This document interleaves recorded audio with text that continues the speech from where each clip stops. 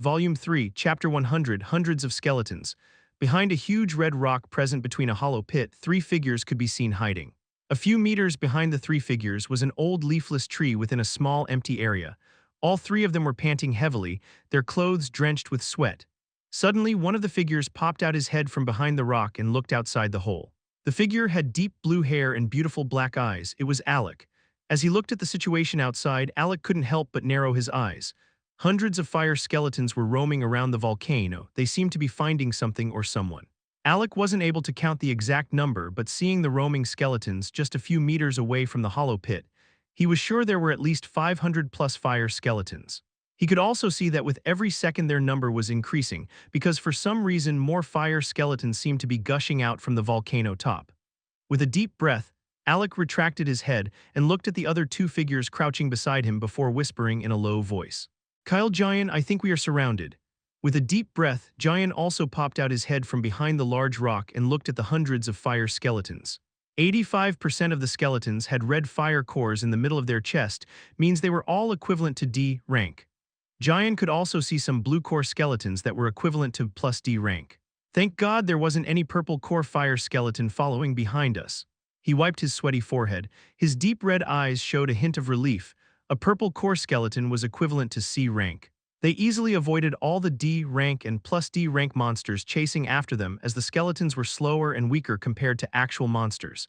Giant was not weak himself, as he broke through to D rank 2 days ago. On the other hand, sensing Alec's powerful aura, he was sure Alec was almost on the verge of breaking through to plus D rank. Suddenly, Giant looked at Kyle. He wasn't able to sense Kyle's rank, but seeing him running with speed even higher than Alec's, he was sure Kyle was also at least D rank. If not for this hollow pit they discovered while climbing the volcano, they would have probably perished under the ruthless pursuit of hundreds of fire skeletons. All three of them looked at each other, their mind racing as to what to do next. While they were crouching behind the rocks, pondering about their next actions, a creepy red core skeleton with hollow eyes appeared at the edge of the pit. The skeleton's empty eyes shone with a dim flicker of light as it looked at the pit. With a loud whistling sound, the skeleton immediately rushed inside the pit, shocking the three individuals who were crouching behind the large rock. "What the hell?" Giant freaked out as he looked at the fire skeleton who was running toward the crouching trio. With a hurried movement, he jumped backward. Within a second, Alec unleashed the sword hanging on his waist and his figure flashed as he attacked the skeleton. With a fast slash, he severed the skeleton's left shoulder. He wanted to break the core within the skeleton's chest because it would directly kill the skeleton, but he knew from his experience that the skeleton ribcage surrounding the core was harder than the other body part. The skeleton, whose whole shoulder was severed by a single slash, didn't stop at all. Its emotionless gaze was still fixed on the trio. The skeleton opened its mouth wide and threw out lava on Alec, who sidestepped and easily dodged the incoming lava attack. Kyle, who was standing a few centimeters away from Alec, threw 2 thunder arrows at the skeleton chest, aiming for its core. The skeleton ribcage cracked a little, taking advantage of the momentum. Alec slashed at the skeleton ribcage. He wanted to take out this skeleton without causing any commotion. With a small sound, the skeleton ribcage cracked completely and fell to the ground. At the same time, Giant hurriedly formed and threw a fireball at the skeleton's red core, which was now bare, and the rest of the skeleton's body slumped on the ground. Both Alec and Kyle looked back at Giant with dark eyes. They did all the work and he stole the kill. With an innocent expression, Giant hurriedly looked away. Internally, he was laughing because his kill count increased from 198 to 199. While Kyle and Alec were staring at Giant, a loud rumble shook the ground. All of them abruptly looked in front and their eyes almost popped out. More than 20 skeletons were looking at the trio who were standing in the middle of the hollow pit. Without even waiting for a second, the skeletons immediately charged inside the pit. "Shit," Giant cursed. Now they were surrounded from all sides. Alec and Kyle were also sweating buckets of water. Due to the commotion, all the nearby skeletons also charged toward the pit. Within a minute, the entrance of the pit was flooded with fire skeletons who were staring daggers at the trio. Kyle took a deep breath and looked at Alec, who was standing beside him. "Do your best to stay alive." Alec looked back at Kyle seriously before both of them charged at the incoming skeletons with their swords. Giant was standing behind the duo because he was a mage. He grabbed the plus SS rank wand he got from the 6th floor and started throwing different spells on the skeletons. The wand was blue. There was also a green gemstone embedded in the middle of the wand.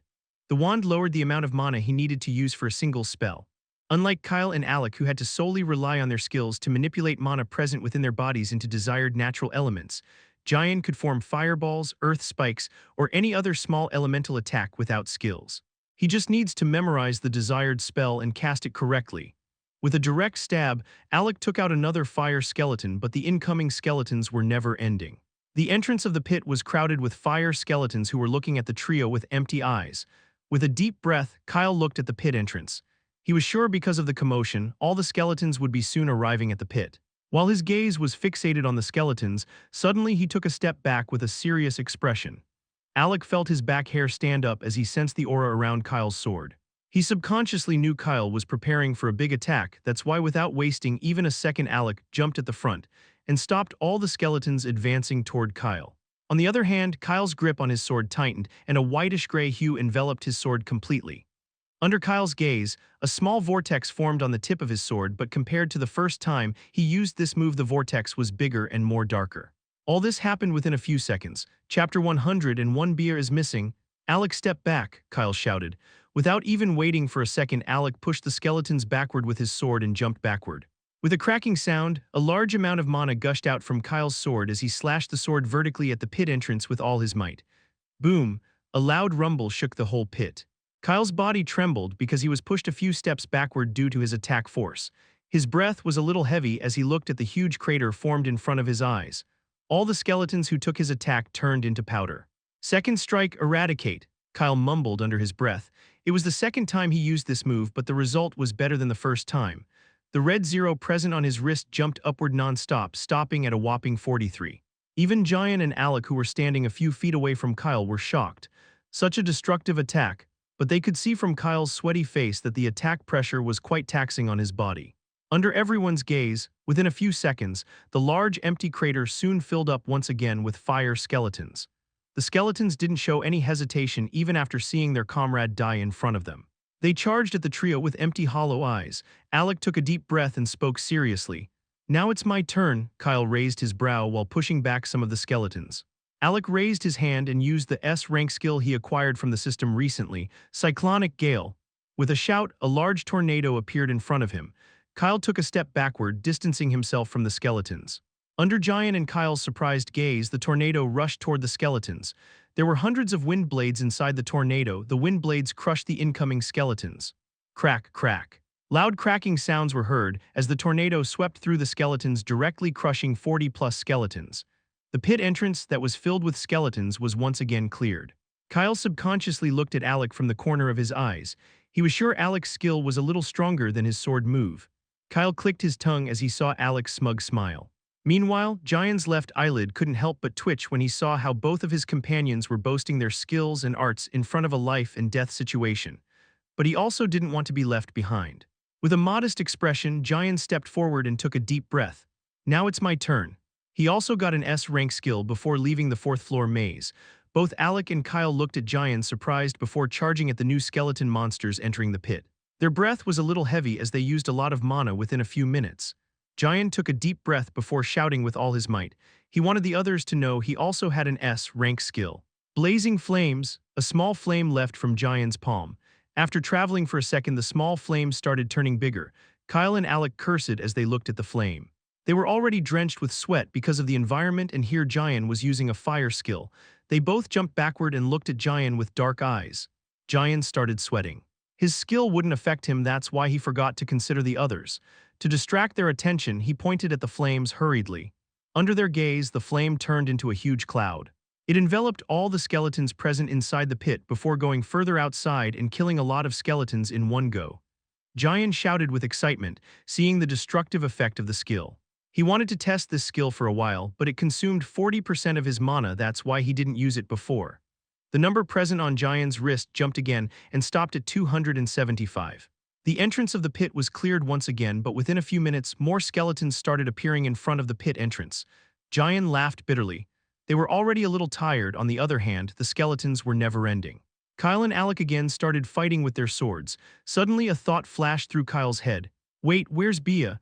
As he thought about the person who should have been present with him during this life-and-death battle, Kyle's face darkened. He immediately shouted in his head, Bia, where the hell are you? A lazy yet innocent voice replied to him after a few seconds.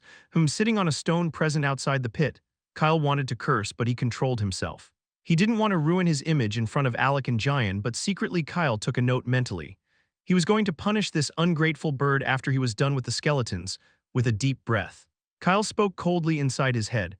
I think you want to stay hungry for a few months. Bea, who was sitting outside the pit, shuddered when she heard Kyle's cold voice. She knew he was dead serious. I am killing the skeletons from outside. How can you do this to me?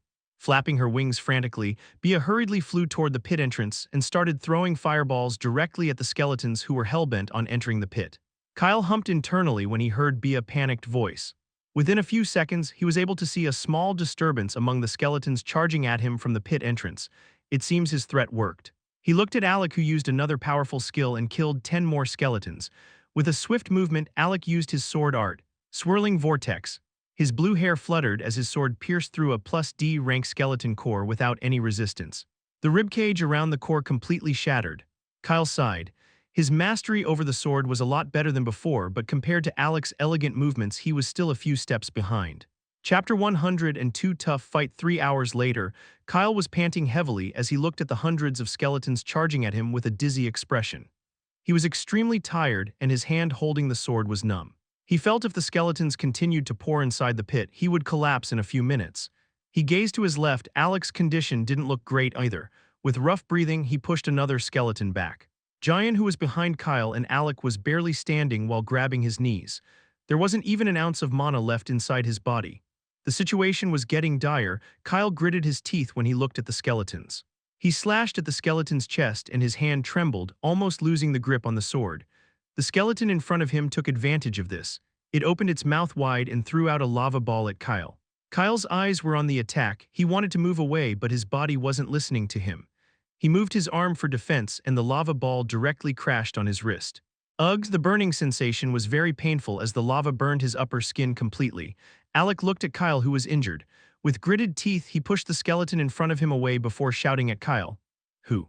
Ha, be careful. Kyle gazed at the skeletons in front of him. One of them was ready to throw another lava attack. He moved back a little to avoid the attack range. He took out the last remaining potions from his storage ring and threw 2 mana recovery potions at Giant, who just collapsed on the ground. Alec gazed at Kyle. His vision was getting a little blurry because a few minutes ago a lot of blue core, +D rank skeletons entered the pit, and he used the system double power skill. Kyle threw an energy potion toward him. With gritted teeth, Alec kicked the skeleton in front of him and caught the potion. Tha, NKS. His voice was barely audible as he gulped down the liquid present inside a small vial. Some of his energy was immediately restored as the potion effect started to kick in. Both Alec and Giant were grateful toward Kyle because whenever any one of them was on the verge of collapsing, Kyle would take out some mana recovery, energy recovery, and healing potions. Though why are the last ones? Hearing Kyle's words, Alec laughed bitterly. Potions were expensive. He wondered where Kyle got so many. Even he had very few. He could buy more from the system shop, but he used all his points on the system double power skill. Also, Alec could feel that now even the potion effects were dimming because his body was too tired. Kyle gulped down a healing potion and the burn on his arm started to heal slowly. Now he doesn't have any potions left. He threw the glass vial at the skeleton head standing in front of him before engaging in combat again. He would thank the old man properly for the potions if he survived today. Giant also gulped down the mana recovery potions Kyle threw toward him. Slowly but surely his mana started to recover. He had some potions before, but he and Kelvin used those potions on the lower floors. With heavy breathing, he stood up and used his wand to form some earth spikes before throwing them at the skeletons. It was good the pit entrance was narrow. That's why only 10 or so skeletons could enter inside at a time, or else Giant knew they wouldn't have survived for so long. Suddenly a tired voice sounded inside Kyle's head. Hoo-ha, Kyle, I can't carry on. I drain all my mana if I continue another second. I will faint. Bea tried her best to distract the skeleton's attention toward her, but the skeletons didn't even budge from the pit entrance. They were hell-bent on entering the pit. She gazed at the skeletons underneath her. There were at least 500 plus skeletons, and like sea waves, more and more skeletons were coming toward the pit entrance. Juice, what the hell is happening? Bea's voice trembled as she gazed at the volcano top. Unlike Kyle, she could see the situation outside. Another large batch of skeletons was coming out from the volcano top, and because of the commotion happening in front of the pit entrance, all the skeletons were heading straight toward the pit without hesitation. Go and rest, a deep voice sounded inside her head. She looked at the pit entrance that was crowded with skeletons. She wanted to help more, but she didn't even have the energy to continue flying as her wings were aching. With a worried expression, Bea looked at the pit. She could vaguely feel Kyle's condition. He was even more tired than her, and maybe within a few minutes he would probably faint from exhaustion. Suddenly her body staggered. With a serious expression, she flew toward a large boulder and her small body slumped on the boulder. She wasn't affected by the heat, but because of tiring her mana and body, she was panting profoundly.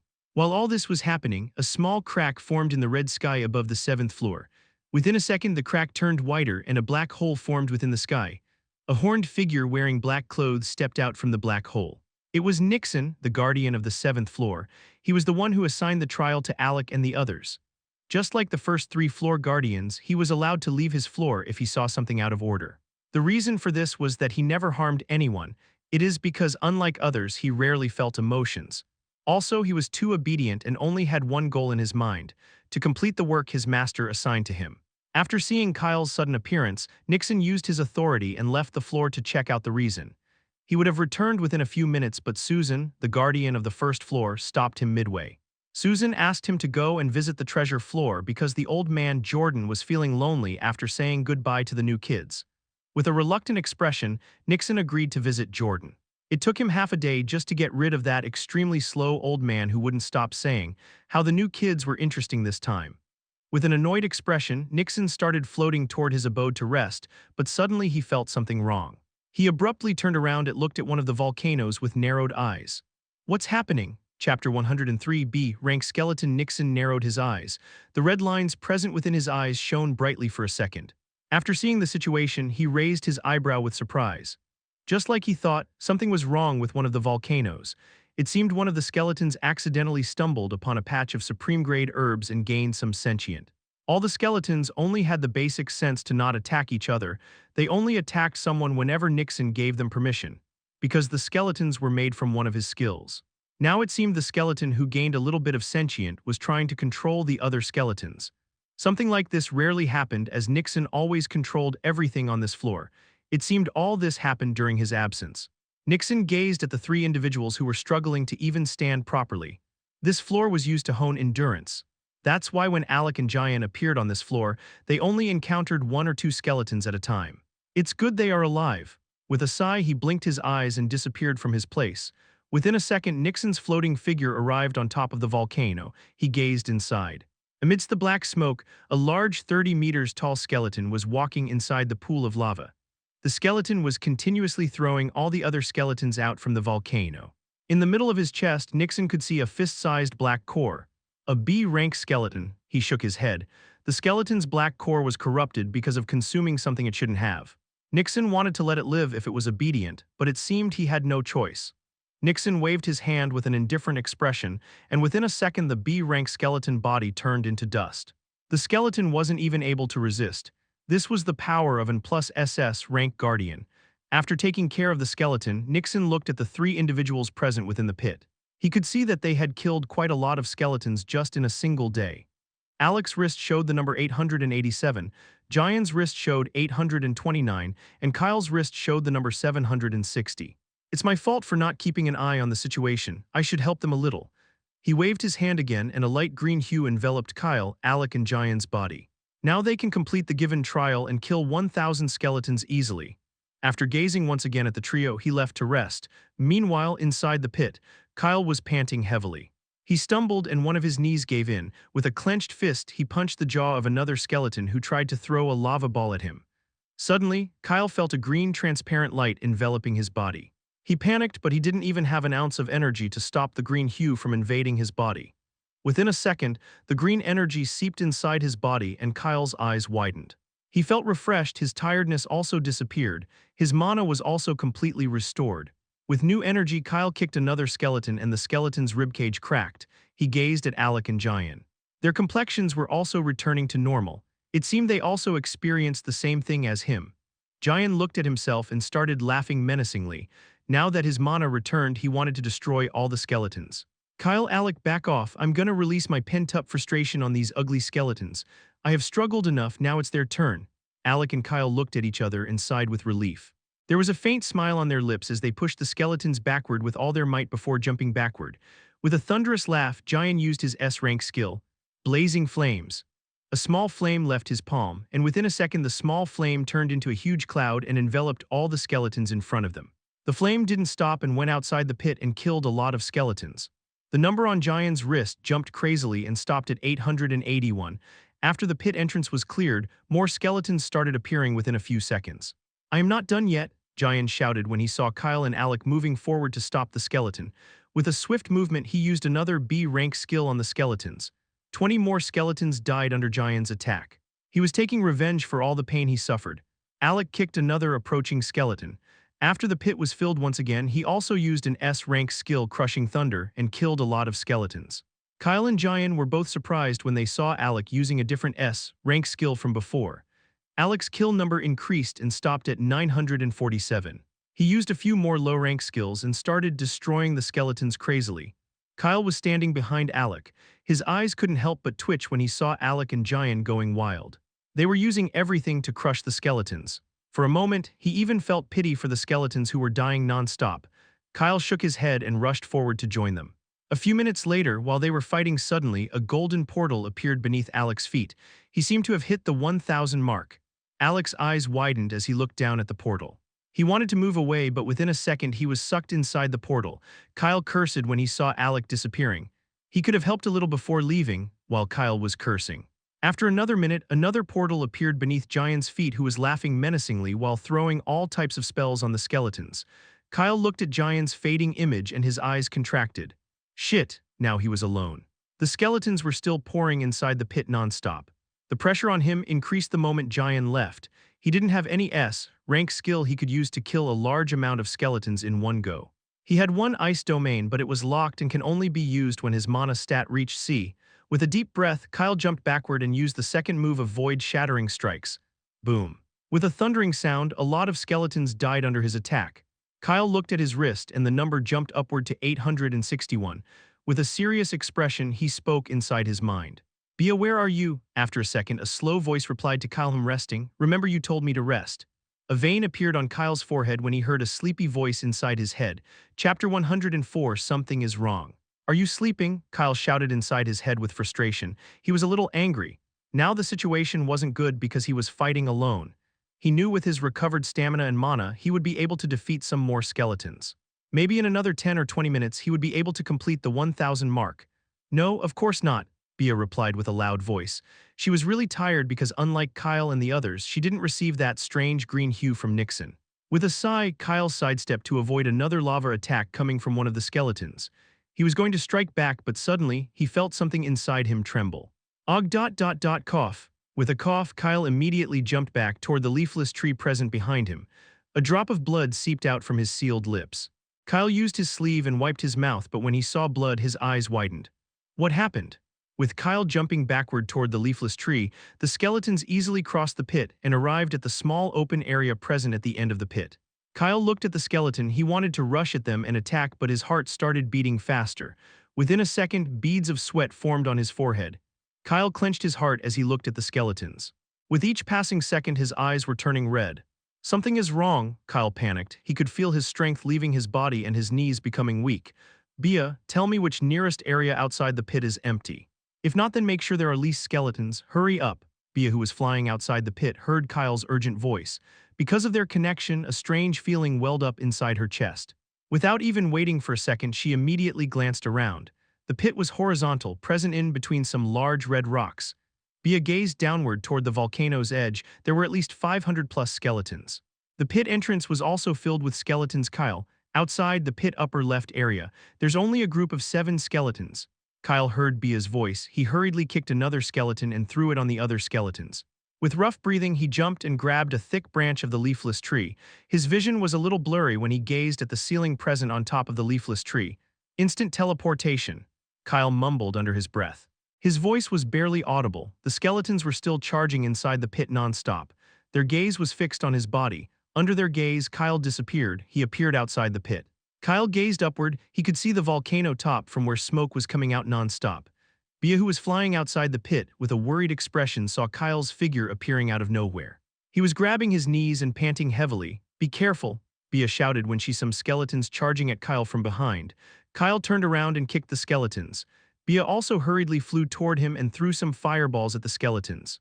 After kicking the skeletons, Kyle gritted his teeth and started running in the opposite direction.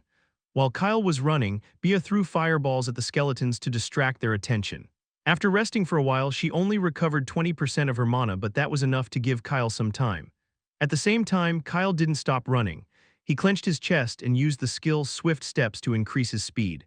Kyle only had 10% mana left inside his body after he used instant teleportation. After 3 minutes, the remaining mana inside his body depleted and Kyle stopped running. He stumbled as his knees gave in. With a deep breath, he looked around and saw a large red boulder a few steps away from him. Dragging his feet toward the boulder, Kyle hid behind the boulder. Who? Kyle started taking deep breaths to relax his agitated heart, but no matter what he did, his heartbeat didn't slow down. What the hell is hap? Cough. Kyle spoke with frustration, but then again he stopped midway and coughed up blood. He wasn't in pain, but for some reason, Kyle's body turned cold. A chilled thought continuously resounded inside his head. Something is going to happen. While Kyle was struggling to breathe, Bia took care of the few skeletons following behind her. With a serious expression, she hurriedly started looking around for Kyle. After a few minutes, she saw him sitting behind a large boulder. His face was incredibly pale and blood was coming out from his nose and mouth. Bia panicked. She flapped her wings and hurriedly arrived in front of Kyle. Kyle's expression was blank. She could see red veins inside his eyes. With a teary expression, Bia hurriedly buried her head inside his hair. "Kyle, what's happening?" "Kyle," Bia shouted. After getting no reply, she started flying around Kyle with worry. "What should I do?" Suddenly, under Bia's gaze, Kyle clenched his hair and started shouting. He could feel it. Just now something started spinning inside his heart. The pain was unbearable. A loud tearing sound resounded within his body, like someone forcefully tore a piece of his soul. Kyle was shouting nonstop as blood started coming out from his head and eyes. Bia looked at Kyle's condition and started crying. Due to their connection, she could feel just how much pain he was going through right now. While Kyle's mind went black due to extreme pain, his heart stopped beating. In the middle of his heart, a nail-sized, drop-shaped red crystal was spinning nonstop. The energy around the crystal danced with joy because it had just tasted a very delicious thing. After tasting the host's soul once, the crystal increased its speed and started to spin with more vigor. It wanted to eat another piece, but suddenly it trembled. From Kyle's veins, hundreds of tiny blue sparks hurriedly rushed at the crystal. The tiny sparks surrounded Kyle's heart and immediately moved toward the red crystal. Before the tiny sparks could touch the red crystal, it stopped spinning and hurriedly went dormant. The blue sparks moved around the crystal. After a few seconds, the sparks moved back with confusion because they were unable to sense anything from the crystal. Chapter 105, SSS, Rank Talent. Meanwhile, when Kyle's heart stopped beating, Bia felt the connection present between both of them dimmed. Her body trembled as she looked at Kyle with tears. At the same time, Kyle's hands slumped on the hot ground and he stopped shouting. He was breathing, but his heart stopped beating. After a few seconds, Kyle's motionless body moved. He blinked his eyes and looked at Bia, who was flying in front of him. Bia looked at Kyle, who was gazing at her. "Are you all right?" Her childlike voice trembled as she tried to stop her tears. Kyle didn't reply. Even if he wanted to, voice didn't come out from his lips. Now that some of his senses returned, he could feel something was happening within his body. While Kyle was looking at Bia, the blue sparks present within his body shone brightly before they moved toward his soul. They appeared inside a small white void. In the middle of the empty void, a transparent body was floating vertically. The body was completely golden, and its facial features were similar to Kyle's. The body wasn't complete because its whole left shoulder was completely gone. Its eyes were closed, but an extremely painful expression could be seen on the body's face. The blue sparks approached the golden body and surrounded the golden body. All the blue sparks slowly started merging with the body. Within a few seconds, half of the blue sparks disappeared, but the painful expression present on the body's face also disappeared. After absorbing the blue sparks, the body became complete once again. Also, now it was shining more brilliantly than before. The remaining blue sparks lost their radiance. With a wave, they returned inside Kyle's veins. If Kyle could see his stats now, he would be able to know that his bloodline was temporarily unlocked, but because of his condition, he wasn't able to see it. At the same time, Bia, who was looking at Kyle, narrowed her eyes. The beautiful green shade present within his eyes disappeared. His hair also started changing color. The corner of his hair, which shone brightly with silver color before became ash gray, the brightness present within them disappeared. Under Bia's gaze, suddenly Kyle gasped and clenched his chest. After a second, his heart started beating normally. The pain also disappeared. He moved his hand and sighed with relief. With a deep breath, Kyle wiped the sweat from his forehead. His body temperature also became normal. Hundreds of questions roamed inside his head. Was this because of his bloodline? But no one could answer his questions, even he himself knew nothing. Kyle didn't like it, how he had no control over his own body. If something like this happened again, he would probably die because of the unbearable pain. Seeing him moving, Bia slowly flew toward Kyle. Kyle looked at her. Bia's eyes were completely red, it seemed she cried. With a light smile, Kyle grabbed Bia and creased her fur. He knew even though they quarreled and cursed at each other a lot, she was worried about him. "I am fine," Kyle said. With every second, his pale complexion was turning normal. "It's just I felt. I lost a big part of my strength."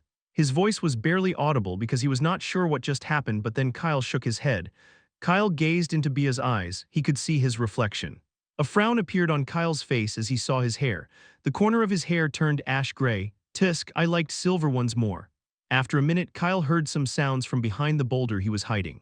"Hey, can you stop crying? My sleeve is getting wet." Bia looked at Kyle with dark eyes. She was so worried about him, and he was worried about a damn sleeve. With a cold hump, she hurriedly left Kyle's hand and started flying. Kyle chuckled at her reaction. He stretched his legs and stood up with caution. "Who's behind the boulder?" Bia looked at Kyle with a serious expression. "Two red core D rank skeletons are standing behind the boulder, also I can see more approaching. It seemed they heard when you were shouting." Kyle nodded and took out his sword from the storage ring. He was a little angry because of all the pain he had to suffer. Now he was going to take out all his frustration on these skeletons. Bia looked at Kyle, who took out his sword, and became a little worried. "Are you really fine now?" "I am fine. No, actually I feel more energized than before." Suddenly Kyle raised his brow. He hurriedly looked at his stats from the corner of his eyes. Stats: name Kyle, bloodline celestial, locked, rank D, strength D, mana plus D, agility D, talent SSS, rank suppressed, luck a, skills fireball F, rank. Kyle's eyes widened when he looked at his rank. "I broke through," he said with shock. Just a few weeks ago Kyle broke through to D rank. He knew it would have taken him a few more months before he broke through again. Bia also became surprised. She hurriedly tried to sense Kyle's rank, but then clicked her tongue because after Kyle wore that strange earring, she wasn't able to sense anything from him. On the other hand, Kyle's shock increased as he looked at his talent. "What the hell?" he mumbled under his breath. It was SSS rank. Kyle recalled that after the Phoenix helped him, his talent was SS rank, but now it's showing SSS rank. Also, it's still suppressed. But then Kyle suddenly thought about the pain he suffered a while ago. He shuddered. There was no way he wanted to experience that much pain again. "Does it mean whenever my bloodline awakened a little, I have to suffer pain?" Kyle's thoughts were disturbed when one of the red skeletons standing behind the boulder popped out his head to look behind the boulder. With an annoyed expression, Kyle crushed the skeleton's skull with a single strike. Crack! Kyle jumped out from behind the boulder and looked at Bia. "How many more skeletons are coming?" A simple question, but Bia didn't reply. "Bia," Kyle shouted her name and attacked another skeleton present in front of him. "Maybe 400 or something." Kyle almost tripped when he heard Bia's words. In the end, after killing another skeleton, Kyle turned around with a blank expression and started running in the opposite direction. "I don't care about releasing frustration. My life matters more." Chapter 106. Red crystal. At the same time, when Kyle was feeling extreme pain, in an empty dark place, the black-haired man who was sitting cross-legged behind the huge white color orb suddenly opened his eyes. His golden pupils shone brightly within the darkness as he gazed at the floating red crystal in front of him. Under the man's gaze, the trembling crystal started spinning. The man raised his brow when he saw the crystal spinning. "Is it time?" A hoarse voice resounded everywhere as the man looked at the crystal with anticipation. To be more specific, it wasn't a crystal. It was a god-grade artifact. The black-haired man stole it from his enemies who conquered and enslaved his home planet. After acquiring the artifact and binding it with himself, the black-haired man knew it was sinister because the artifact absorbed soul energy from a host and converted it into divine energy. The artifact would then provide the energy to the owner. Divine energy was very precious even in the upper realm because it could give godly powers to anyone. That's why the person whose soul would be consumed by the artifact would never be able to reincarnate. The artifact was overpowered, but there were some problems. It had many restrictions and took a lot of time to activate. One needs to place it inside a compatible young host, and only after 10 or 15 years later will it activate. After running away from his home planet, the black-haired man was injured. He was also chased around by his enemies, and during a life-and-death battle, he lost a big part of his strength. While he was running away, he accidentally crossed an invisible wall and saw a small yet beautiful planet. At first, the man was shocked because the planet was hidden from the outside. Even after standing in front of the planet, the man wasn't able to sense its presence. Without thinking much, the man entered the planet, but he was shocked once again because the small planet was filled with natural resources. The man was delighted when he saw the planet native. They were weak like ants. After thinking for a while, he decided to heal himself by absorbing some energy from the planet's core. He knew it would take many years for him to heal completely. That's why before going toward the planet core, he found a random host for the artifact. He knew it was sinister, but he didn't care. He needed power for revenge. That's why he didn't care even if he destroyed the whole planet. In the end, even if he was injured, the natives were too weak to do anything with him. While the black-haired man was thinking, a melodic ting rang out inside the darkness. The crystal shone brightly with golden light, and with a delightful hum it started spinning with more vigor. The black-haired eyes widened looking at the crystal. Shouldn't it return to me after absorbing the host's soul? He questioned with shock and disbelief. His emotionless eyes trembled with excitement when he saw the spinning crystal in front of him.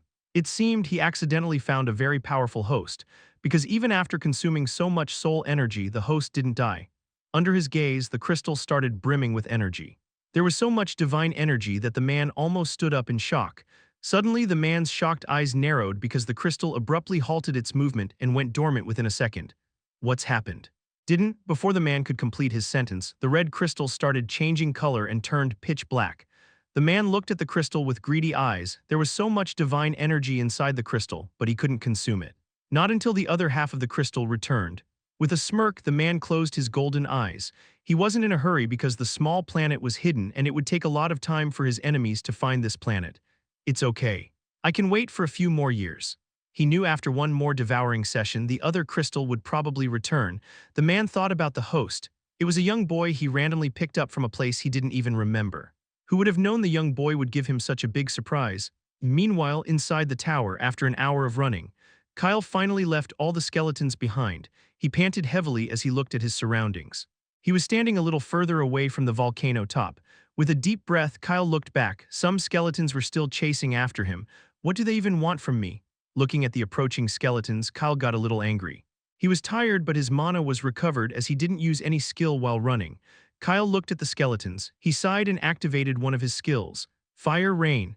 Kyle mumbled under his breath, and a huge black cloud formed on top of the incoming skeletons.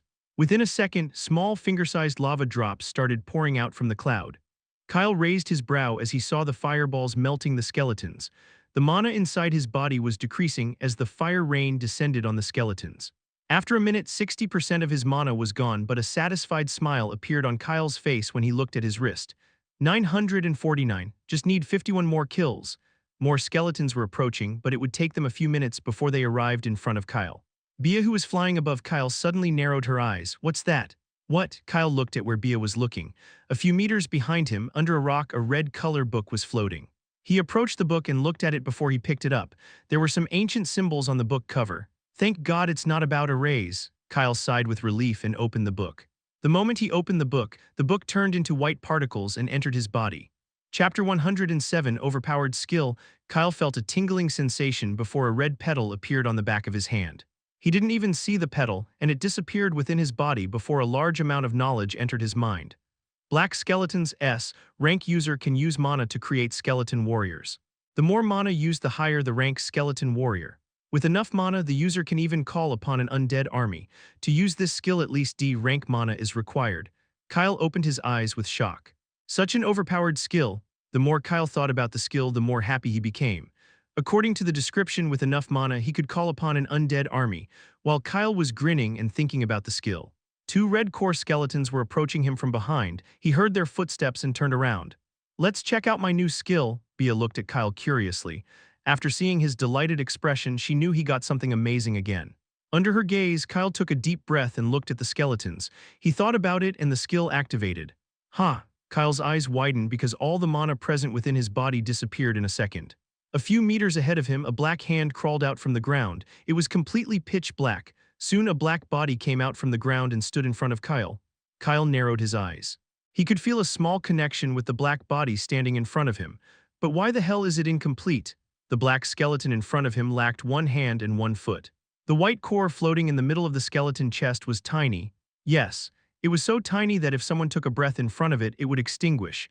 Bia looked at the skeleton standing in front of Kyle and started laughing. Haha, what an overpowered skill. Kyle ignored Bia. What do you know? The skeleton's power is hidden inside its broken body. He ordered the skeleton to move and attack the two incoming skeletons. The tiny core skeleton moved and took a step forward. Crack, and its body broke and turned into black dust. Kyle looked at the black dust. His left eye was twitching nonstop. Bia gazed at the black dust and looked at Kyle with a consoling expression. It's okay, sometimes it's happened. Kyle heard Bia and the tip of his ears turned slightly red. He was embarrassed. Just now he boasted in front of her, but the skeleton he created didn't even take a step forward. With a serious expression, he attacked the incoming skeletons. With a slash, he broke one of the skeleton's ribcage and destroyed its core before kicking the other. While Kyle was fighting the skeletons, a horned figure was floating in the sky. The figure looked at Kyle. It was Nixon. While he was sleeping, he suddenly heard a loud shout. He immediately arrived at the volcano, only to see Kyle shouting in pain. He observed Kyle for a while. Susan did tell him about Kyle's circumstances, but he didn't think much about it. When Kyle's heart stopped beating, Nixon thought he died, but to his surprise, Kyle's heartbeat returned after a few seconds. He found my signature skill, Nixon mumbled under his breath and shook his head. It was the first time someone found his skill, that's why he was surprised. Should I leave now? I am bored anyway, let's watch a little more. With an expressionless face, Nixon started following behind Kyle. At the same time, Kyle killed the two skeletons and the number present on his wrist increased once again. After killing the skeletons, he started walking in a random direction. After an hour, Kyle was standing at the edge of the volcano. The number on his wrist showed 997. 3 more to go. His gaze darted around, but he didn't see any skeleton nearby. There's some skeletons a few meters ahead. Bia's voice resounded inside his head. Kyle nodded and started walking again. While walking, his gaze landed on another patch of flowers. They were purple in color. Without much thought, Kyle plucked the flowers and threw them inside his storage ring. Seeing Kyle's casual actions, Nixon, who was floating above in the sky, almost lost his balance. Be gentle. The flowers were supreme grade. Nixon mumbled under his breath and looked at Kyle's figure. He took a deep breath to calm down. Within an hour, this was the 4th natural treasure Kyle found randomly. Just in a single day, Nixon had felt so many emotions that sweat appeared on his expressionless face. He wasn't worried about treasures because he could just put some more, but Kyle was finding natural treasures that even he didn't know were present inside his floor. I can't watch anymore. With a jealous expression, Nixon immediately turned around and disappeared. It was a big mistake when he decided to follow Kyle. On the other hand, Kyle appeared in front of the skeletons. He used the skill Fire Rain and killed a group of skeletons in one go. The number present on his wrist reached 1,000, and a golden portal appeared beneath Kyle's feet. Bia flew toward Kyle before sitting on top of his head. Kyle looked at the portal and his figure disappeared from the 7th floor. After a while, Kyle opened his eyes only to find himself inside pitch-black darkness. The place in front of him was dark, and his body was floating. No matter where he looked, there was nothing. Even Bia, who was sitting on top of his head, was nowhere to be seen. Bia. He called out Bia's name inside his head because even though he could feel their connection, he wasn't able to converse with her. Kyle called Bia's name again, but after receiving no reply, his expression turned serious. With a deep sigh, Kyle started floating aimlessly inside the darkness. He knew he entered the golden portal with Bia, but he appeared in this strange place. Chapter 108 Illusion After floating around in the darkness for a minute, Kyle's vision turned blurry and he lost consciousness. His body was still floating in the darkness when a crack appeared in front of his body. A young black-haired woman stepped outside from the crack and stood in front of Kyle's floating body. The woman was beautiful. She gazed at Kyle's body with her crimson eyes. Her clothes were completely white and a brown color flower was engraved on the back of her hand. Bia was sitting on top of her shoulder. When Bia saw Kyle, she approached his floating body and called out his name. Kyle, the woman looked at Bia and spoke in a cold voice. Don't worry, he is fine. Even if he failed the trial, he won't die. Bia sighed with relief after hearing the woman's words. After gazing at Kyle's body once, the woman waved her hand and the pitch-black darkness disappeared. The woman and Bia both appeared inside a white room. The room was vast, filled with multicolor floating books. A single chair and a table were placed in the middle of the room. The woman approached the table and sat down before picking up a floating red book to read. Bia, who was flying, looked at the 3 floating figures in a corner of the room. The figures were Kyle, Alec, and Jayan. All 3 of them were unconscious. With a sigh, Bia flew toward the table and started waiting for Kyle to wake up. Kyle, a familiar voice called out Kyle's name in a worried voice. Kyle opened his eyes and saw the figure calling out his name. Father, a black-haired middle-aged man was standing in front of Kyle. It was Baron Ohan. He gazed at Kyle with worry. How about you play outside with friends until the healer checks your mom? With a confused expression, Kyle looked at his father. The man standing in front of him was definitely his father, but for some reason to Kyle, he looked younger. I feel like I am forgetting something important. Kyle looked at himself. His hands were short, just like a 5-6-year-old child's. While Kyle was thinking, another voice resounded. A black-haired 10-year-old kid looked at Baron Ohan. The kid's pitch black eyes were anxious and showed worry. Father, is mother fine? Kyle looked at the boy. It was Neon. Brother, the boy looked at Kyle and blinked his eyes. Baron Ohen looked at the kids with worry. His wife's condition was critical. The doctors were doing their best. Neon, don't worry, mom is fine. Take Kyle outside to play for a while. Neon looked at Baron Ohan and nodded his head before grabbing Kyle's hand. Let's go outside. Kyle was confused as to what was happening, but he followed behind Neon. Soon they left the corridor and arrived in front of the large gate. After leaving the house, both of them arrived in a park. Their park was not that far from Baron Ohan's household. It was a large open area filled with feet-sized grass. Small kids were playing around the park. Seeing Kyle and Neon, some kids hurriedly surrounded them. Neon wasn't in the mood to play. After leaving Kyle with the kids, he returned home. Kyle looked at Neon's fading figure with narrowed eyes. Suddenly, a 6-year-old kid standing behind Kyle spoke. Kyle, I heard your mother is dead. Is it true? Kyle looked at the kid. He had golden hair and black eyes. There was a playful smile on the kid's face. No, she is just sick. With a serious expression, Kyle replied, but then he frowned. He felt like something was wrong. She is sick, the golden-haired kid snorted and pushed Kyle back. She is dead, just accept it. Why are you lying? You, Kyle was going to reply when a black-haired middle-aged man suddenly descended from the sky. The man was wearing golden robes. With an expressionless face, he looked at the kids. For some reason, Kyle felt like the man's golden pupils were familiar. The man approached the kids and tried to grab one of the kid. All the kids surrounding Kyle panicked. They hurriedly started running away from the park. Kyle looked at the man and narrowed his eyes. He felt like he had seen him before, but he didn't remember. Uncle, do you need something? The man frowned when all the kids ran away. Now only Kyle was standing in front of him. With a cold gaze, he grabbed Kyle by the collar and picked him up. What are you doing? Kyle spoke with frustration. He didn't understand what was happening. With a serious expression, he clenched his small hand into a fist and punched the man's hand. Let me go, the man raised his brow at Kyle's bold actions. He chuckled and forced something inside Kyle's mouth before throwing him away. Cough, cough, what did you feed me? The black-haired man gazed at Kyle's small figure and started walking away. Tusk, be grateful that I chose an ant like you. The man spoke with disdain before he started floating and disappeared from Kyle's view. Kyle was coughing non-stop. He heard the man's words. An ant, suddenly blood started coming out from his mouth and nose. A sharp pain appeared inside his chest. He clenched his chest and a tear came out from his eyes. It's painful. After crying for a few minutes, Kyle stood up and wiped his face. He was feeling strange pain, but it wasn't unbearable. I should tell father. He started walking back home with red eyes. After entering the house gate, Kyle walked inside a beautiful garden. The garden was filled with different flowers because his mother liked flowers. After walking inside the large house for a while, he appeared in front of his father's room. Kyle stopped a little further away from the room door and blinked his eyes. His father and brothers were pacing outside the room. Suddenly, the door room opened and a healer came out from inside. There was a relief expression on the healer's face when he spoke with Baron Ohan. After speaking with the healer for a while, Baron Ohan started smiling. Even Neon and Ray both sighed with relief. After saying goodbye to the healer, all three of them hurriedly entered the room. Kyle looked at the fading healer and started walking toward the room. He stopped at the door and looked inside. The room belonged to his father. There wasn't anything expensive in the room, but it was filled with paintings and some old antiques. Suddenly, Kyle's gaze landed on the bed. His father and brothers were standing around the bed with happy expressions. On the bed, a brown-haired pale woman was sitting. Even though she was pale, she looked beautiful. She laughed and looked at Baron Ohan with warm eyes. I said I am fine, you always worry too much. Look, even the kids are anxious because of you.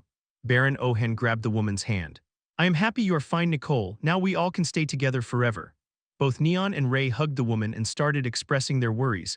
On the other hand, Kyle was frozen in his spot. He started crying while looking at the pale woman. Mom, Baron Ohan looked at the room door. Kyle was looking at the woman with teary eyes. Kyle, come here, Mom is fine now. The woman looked at Kyle warmly and waved her hand. The woman called again, but Kyle didn't move. He was just crying while looking at her. Baron Ohan walked toward Kyle. He bent down and wiped his tears. Why are you crying like a baby? Mom is fine now. She will stay with us forever. Neon and Ray also approached Kyle and started patting his back. Father, he is an idiot, always crying. Neon pinched Kyle's cheek and walked back toward the pale woman. Baron Ohan grabbed Kyle's hand and started walking toward the bed, but Kyle grabbed his hand tightly and didn't move. What happened, Kyle? He looked at Kyle with confusion. At the same time, the woman sitting on the bed smiled and looked at Kyle. Don't you want to hug Mom? Kyle looked at his mom and took a step back. Baron Ohan frowned. Are you gonna let your mom wait? With a deep breath, Kyle wiped his tears with his sleeve and looked at his father seriously. I remember she died today. He pointed at the woman with a trembling finger and spoke with a choked voice. She is dead. Baron Ohan's eyes darkened. He grabbed Kyle's shoulder tightly and shouted angrily. Are you crazy? She is fine. While shaking his head, Kyle repeated his words. I don't know what's happening, but Mom is dead. Baron Ohan's grip on Kyle's shoulder loosened and he fell to his knees. Under Kyle's gaze, like a mirror, everything cracked and his vision turned dark again. Chapter 109 II Illusion II. Meanwhile, after Alec disappeared from the 7th floor, he appeared in front of a beautiful lake. The lake was calm and there wasn't anything else present around it. He gazed around but there was nothing. After walking around the lake for a while, he became dizzy and lost consciousness.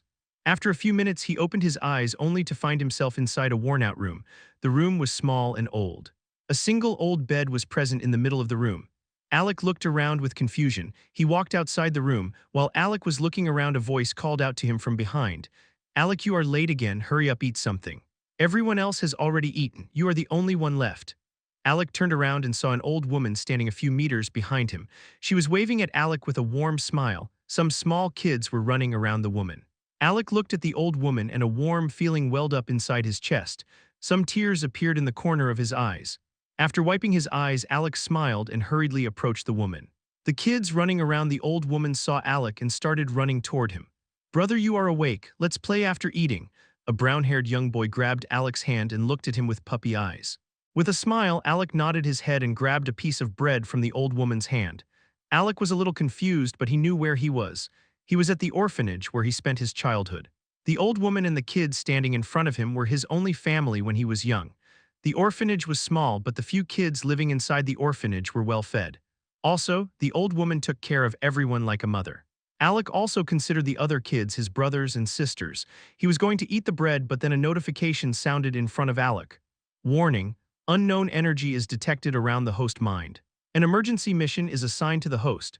Mission, XX break the illusion of the 8th floor guardian. Reward, trial cleared, 1 times subrank increased. Penalty, failed to advance to the next floor, -1 times subrank. Time remaining 7 days. Alec gazed at the system panel and closed his eyes. He was confused, but he somewhat knew it was an illusion, because the old woman standing in front of him was dead.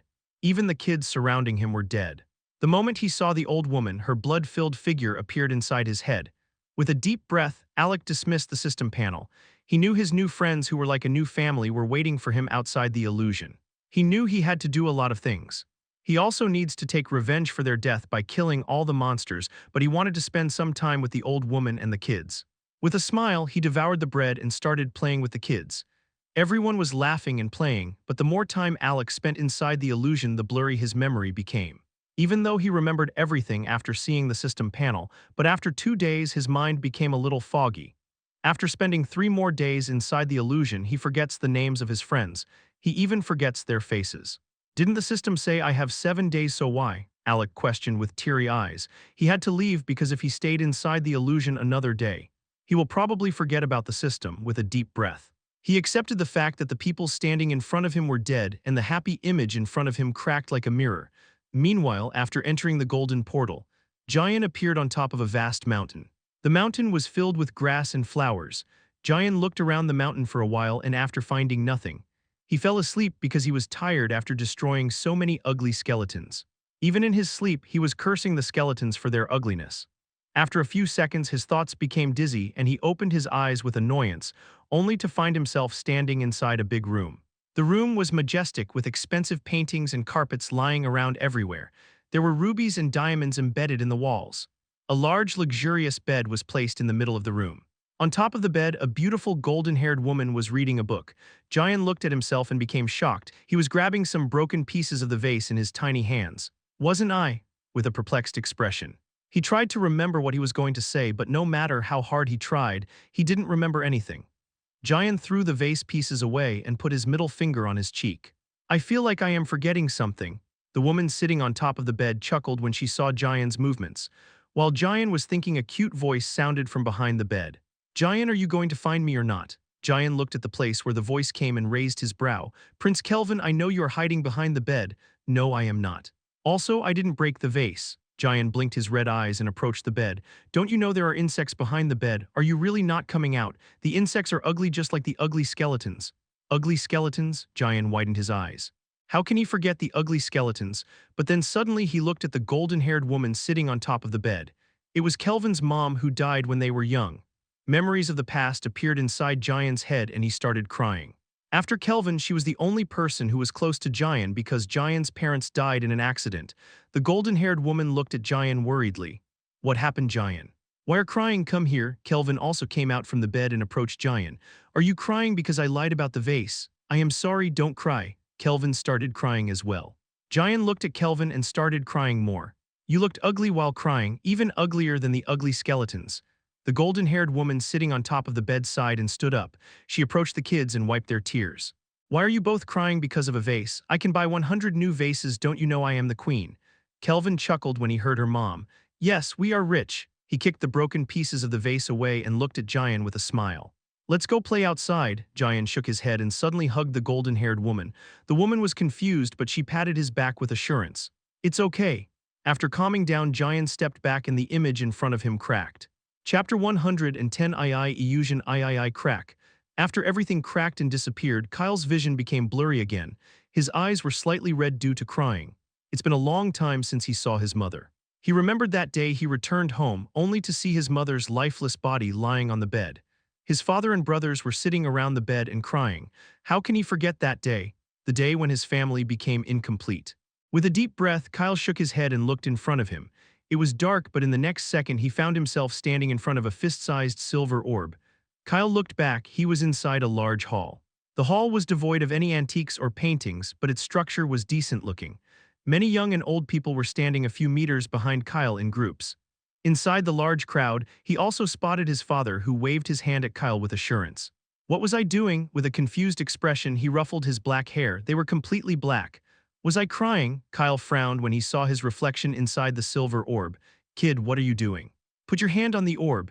An old voice resounded and Kyle looked up. A brown-haired middle-aged man wearing a black robe was looking at him with a frown.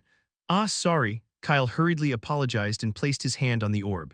The orb shone brightly for a while. The middle-aged man standing behind the orb gazed at Kyle and sighed. He expected a better result, but alas. B-rank talent. The man spoke and asked Kyle to leave the platform so he could test the talent of other kids. The silver orb was used in every small city to awaken talent after the young kids turned 15. Kyle heard the man and nodded. B-rank, it's not that bad. With an expressionless face, he stepped down from the platform and started walking toward his father. Suddenly, a golden-haired kid stopped Kyle midway. Hey, Kyle. There was a mocking smile present on the face of the golden-haired youth. Kyle looked at the boy. It was Sen, his neighbor. When Kyle was young, he played together with him sometimes. But after his mother's death, Kyle stopped playing with him and others his age. Sen's father was a +S rank hunter, that's why they were respected around the city. What does he want? Kyle didn't like Sen at all because his personality wasn't good. I thought your talent would be better than your father's, as you are always wearing a cold expression, but it's trash. Just like your father, it's better you became a merchant.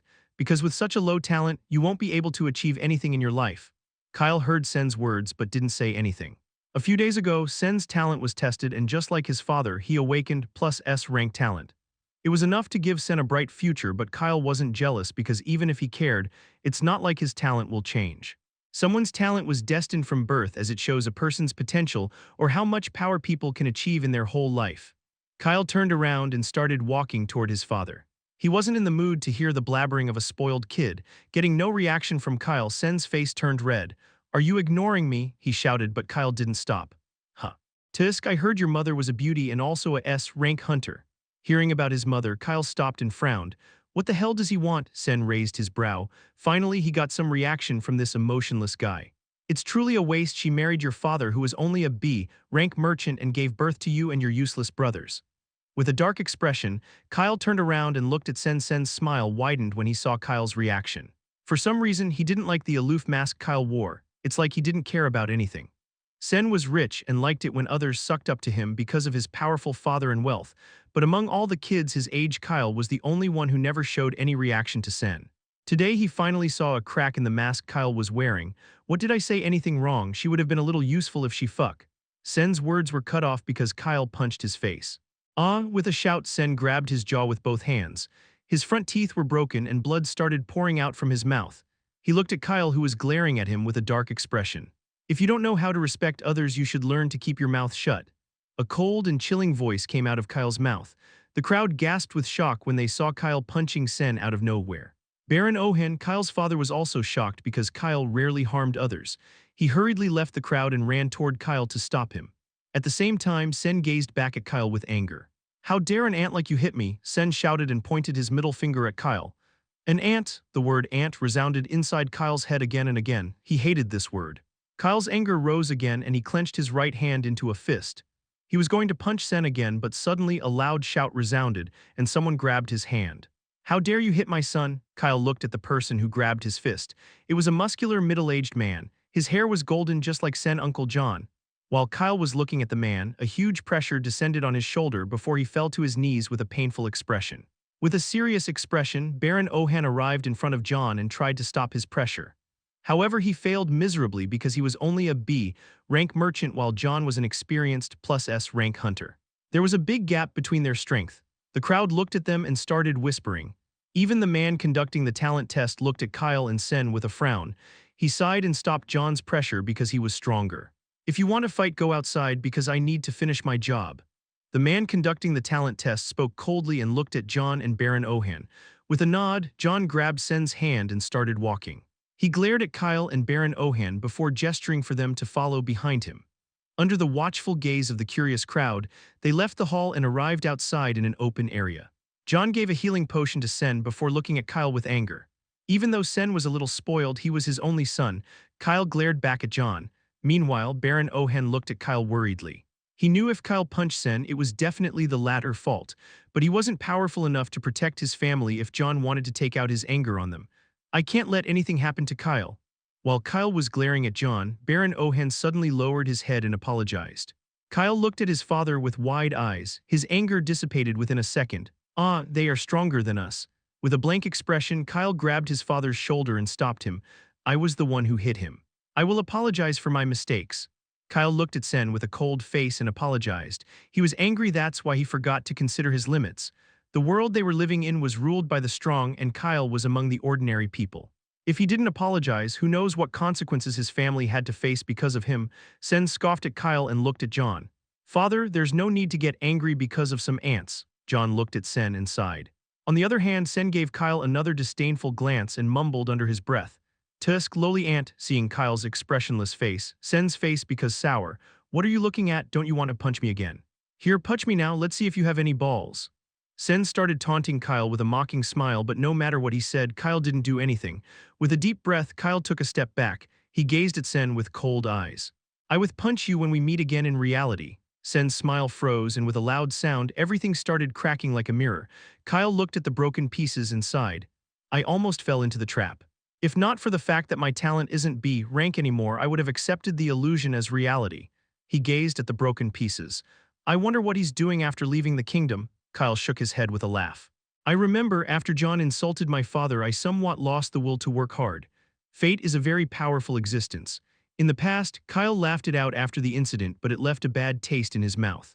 When his brothers asked him to learn swordsmanship in the past, Kyle just lazily said, "The world is not ending nor the kingdoms are waging wars, so why do a B-rank talent like me need to work hard?" Kyle did get beaten up a little after his remarks, but his lazy nature never changed. "So I said I am not jealous, but in the end inwardly I always wanted to become someone strong." He looked in front of him and saw a bright white portal. "So the illusion is finally ending." With a serious expression, Kyle gazed at the broken images one last time and stepped inside the white portal. Chapter 111. What about the reward? Meanwhile, inside the white room where hundreds of different colored books were floating. The red-haired woman who was sitting on the chair and reading a book suddenly gazed at the three unconscious floating bodies. "They are waking up already." Bia's ears perked up when she heard the woman's cold voice. She hurriedly gazed at Kyle and the others to see any reaction. The first person to wake up was Jian. He looked around with his red eyes. "What happened?" The red-haired woman raised his brow when she saw Jian's face. "Only one illusion. It seemed he hadn't suffered a lot in his life." She was right. Jian's parents died when he was 1 year old. That's why he didn't have any memory of them. Sometimes he became emotional because he didn't have any parents, but he wasn't much attached to that feeling. The only people Jian was attached to was the late queen and Prince Kelvin. So after he saw the illusion where the queen was alive, he didn't experience any other illusion. Jian's life was also quite good in the royal palace, that's why he didn't face too many bad experiences. However, unlike Kyle who found the white portal immediately after the illusion finished, it took Jian a whole week just to find the exit portal. Jian ruffled his red hair and looked at Kyle and Alec. Just like him, both of them were floating. With a serious expression, he gazed around the white room with interest before his gaze landed on the red-haired woman. Hello. Jian waved his hand nervously at the woman because her eyes were too cold. He could feel she was powerful enough to crush him with a single finger. The woman nodded his head and pointed toward a corner. Jian looked to his left and saw a golden portal. You passed the trial. You can advance to the next floor whenever you want. The woman spoke in a cold voice and again became engrossed in her book. Jian blinked his eyes and didn't immediately rush inside the portal. What about the reward? He questioned inwardly. Each floor had a reward, but this cold woman was just kicking him out after the trial. Jian wanted to protest but gulped down his words when he saw the woman's cold face. With slow steps, he approached Bia, who was sitting at the table, and silently stood beside her. He wanted to wait for the others to wake up because the others were more courageous than him. They will probably ask the red-haired woman for a reward. After an hour, Alec also woke up with a drowsy expression. His black eyes were moist because he cried a lot inside the illusion. With a serious expression, he looked around the white room. The woman gazed at Alec coldly and pointed at a corner while speaking some familiar words. You passed the trial. You can advance to the next floor whenever you want. Alec blinked nervously when he gazed into the woman's deep and cold eyes. For some reason they were scary.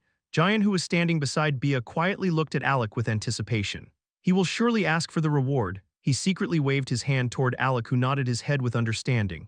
Yes, Jian shouted inwardly with excitement. The next moment, Alec approached Jian and quietly stood on his left side.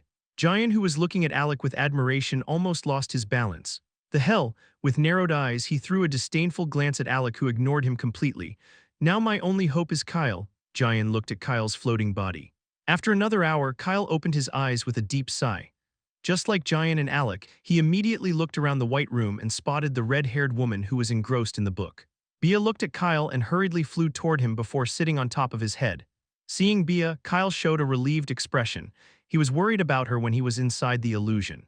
How long did I sleep for? He questioned Bia inside his head and looked at Alec and Jian, who were standing together beside the table present in the middle of the room. You slept for 2 whole days. For some reason, Kyle felt like Jian and Alec both were looking at him strangely. With a confused expression, Kyle waved his hand at them. Hey, what's up? The red-haired woman looked at Kyle and again pointed at the corner. You passed the trial. You can advance to the next floor whenever you want. Kyle felt a cold sensation coursing through his body when he heard the woman's voice. It was even colder than ice. He gazed at Alec and Jian. For some reason now he had an idea why they were looking at him with puppy eyes. After throwing an apologetic nod at Alec and Jian, within a second Kyle grabbed a brown-color floating book from the white room and jumped inside the golden portal. Alec and Jian's eyes almost popped out of their sockets when they saw Kyle's actions. Both of them looked at Kyle's fading image and cursed inwardly. Bastard! The red-haired woman's eyes also widened slightly before she stood up. At the same time, the duo standing beside the table started sweating. They were tricked. Now gods know what will the woman do to them. They never even dared to imagine that one day both of them would want to kill someone so badly. With a nervous expression, Jian gazed at Alec, who was wearing a dumbfounded expression. There was shock, disbelief, and confusion within Alec's black eyes. After taking a deep breath, Jian stepped forward. I remember I had something important to do on the next floor, so I think it's better if I leave. His sentence was cut off by the red-haired woman. Wait, Jian shuddered and almost went to his knees to apologize. I swear I don't have any connection with that thief, he exclaimed inwardly, but then the woman sighed and spoke up again. Both of you can also take 1 book before leaving. Jian looked at the woman, and without waiting for even a second, he grabbed a book and entered the golden portal. Alec also snapped out of his daze, and after grabbing a book he followed behind Jian. After they left, the red-haired woman chuckled slightly. The books floating around the room trembled with happiness because while smiling the red-haired woman looked beautiful enough to be mistaken as a fairy. The woman picked up another book and started reading again. This time no one knew when she would laugh again. Chapter 112, The Last Floor. On the other hand, after stepping inside the portal, Kyle appeared within a vast plain. He looked far and wide but saw nothing except empty land. With a frown, Kyle looked at the brown book he borrowed from the red-haired woman. Demons, Kyle mumbled. It was the first time he heard this term. He flipped the book pages. It was filled with information regarding the strange race called demons.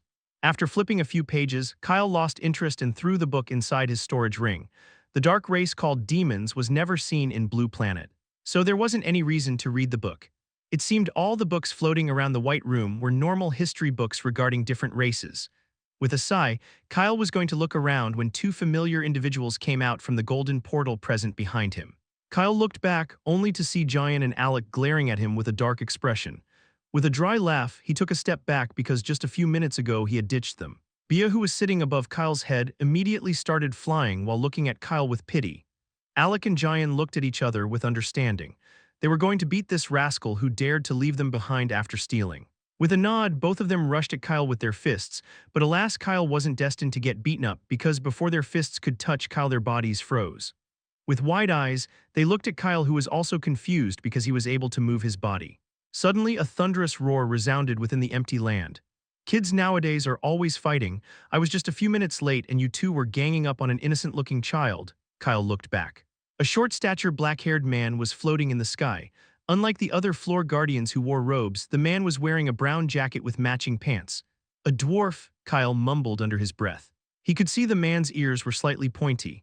In an instant, the floating man landed beside Kyle and patted his back. "Kid, are you all right? I saw the other two kids were beating you." Kyle almost coughed out blood because the light pat given by the dwarf rocked his internal organs. On the other hand, Alec and Giant, who were frozen like statues, were on the verge of crying. They didn't even touch Kyle's hair but got punished. Was this even fair? Kyle hurriedly stepped back so the dwarf wouldn't pat his back again.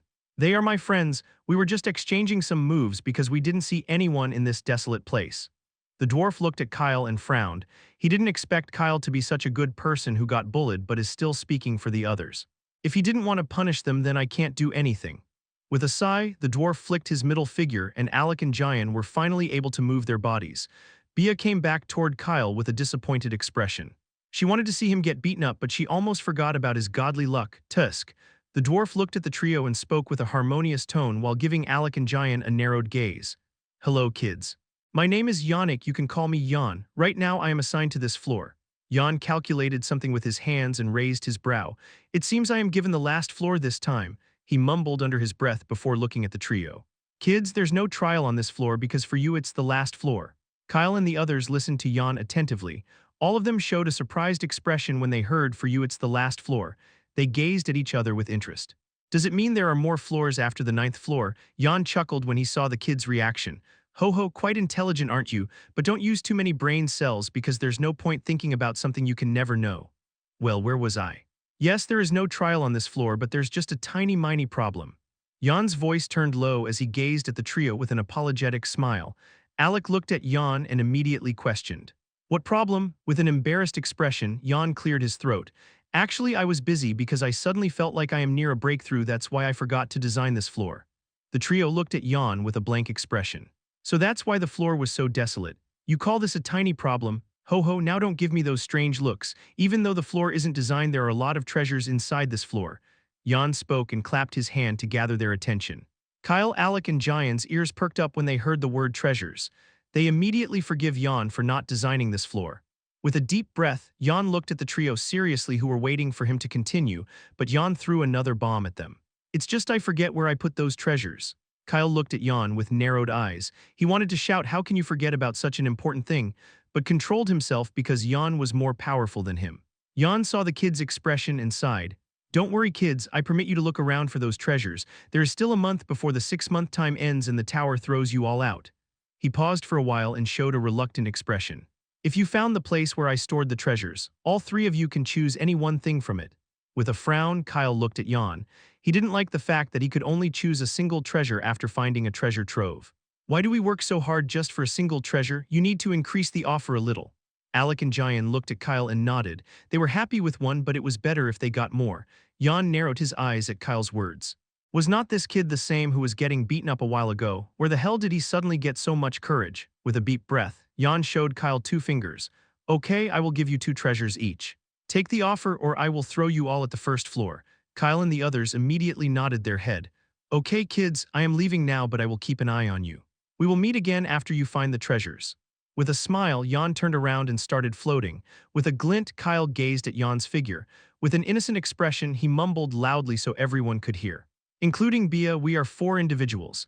That means he will give us a total of 8 treasures. It's not a bad deal." Jan, who was floating, almost tripped in his flight when he heard Kyle. How the hell did he forget to consider such a big loophole? While floating, he turned around and gazed at Kyle. He also saw the little bird sitting on top of Kyle's head. "I thought you were an innocent lamb who was being bullied, but turned out you are a wolf in sheep's clothing." With a deep breath, Jan disappeared into the clouds.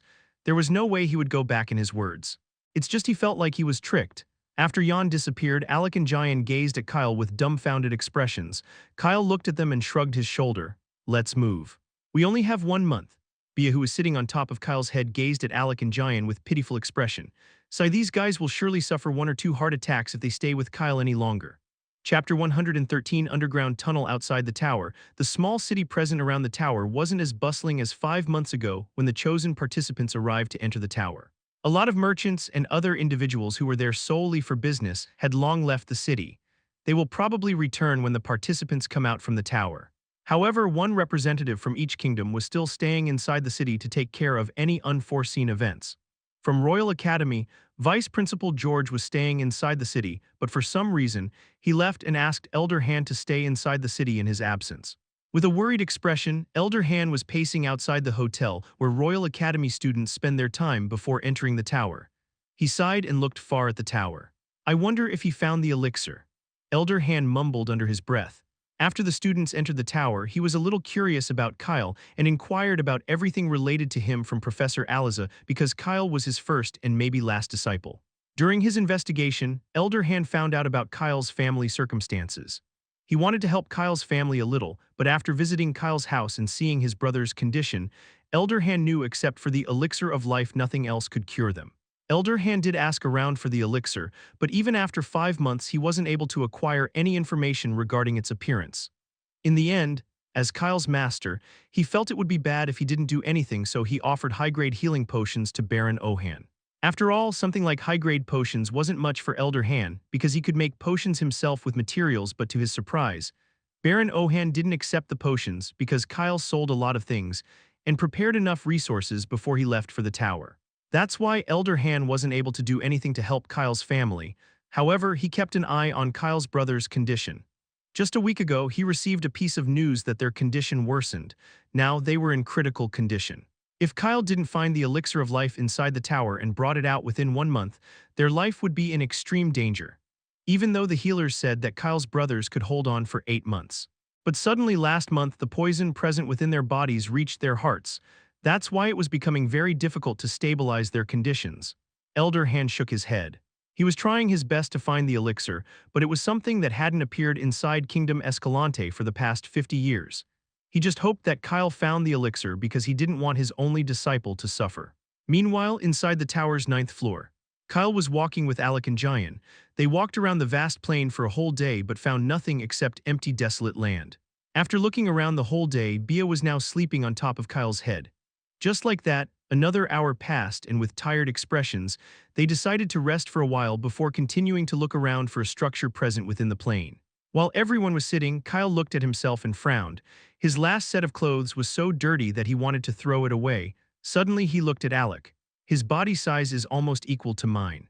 Should I ask for some spare clothes? He thought inwardly, but then raised his brow. He wasn't able to sense Alec's aura. He is probably 1 or 2 subranks higher than me, Kyle exclaimed inwardly. He didn't expect Alec to advance so quickly. Even though Kyle himself was D rank, he gave all the credit to the old scroll he acquired from the strange dwarf. Does that mean Alec is D+ rank or C rank? Kyle's eyes widened slightly. Such a fast speed, reaching C rank at such a young age was definitely amazing, but he was just speculating and didn't know Alec's actual rank. While Kyle was looking at Alec curiously, Alec gazed back at him.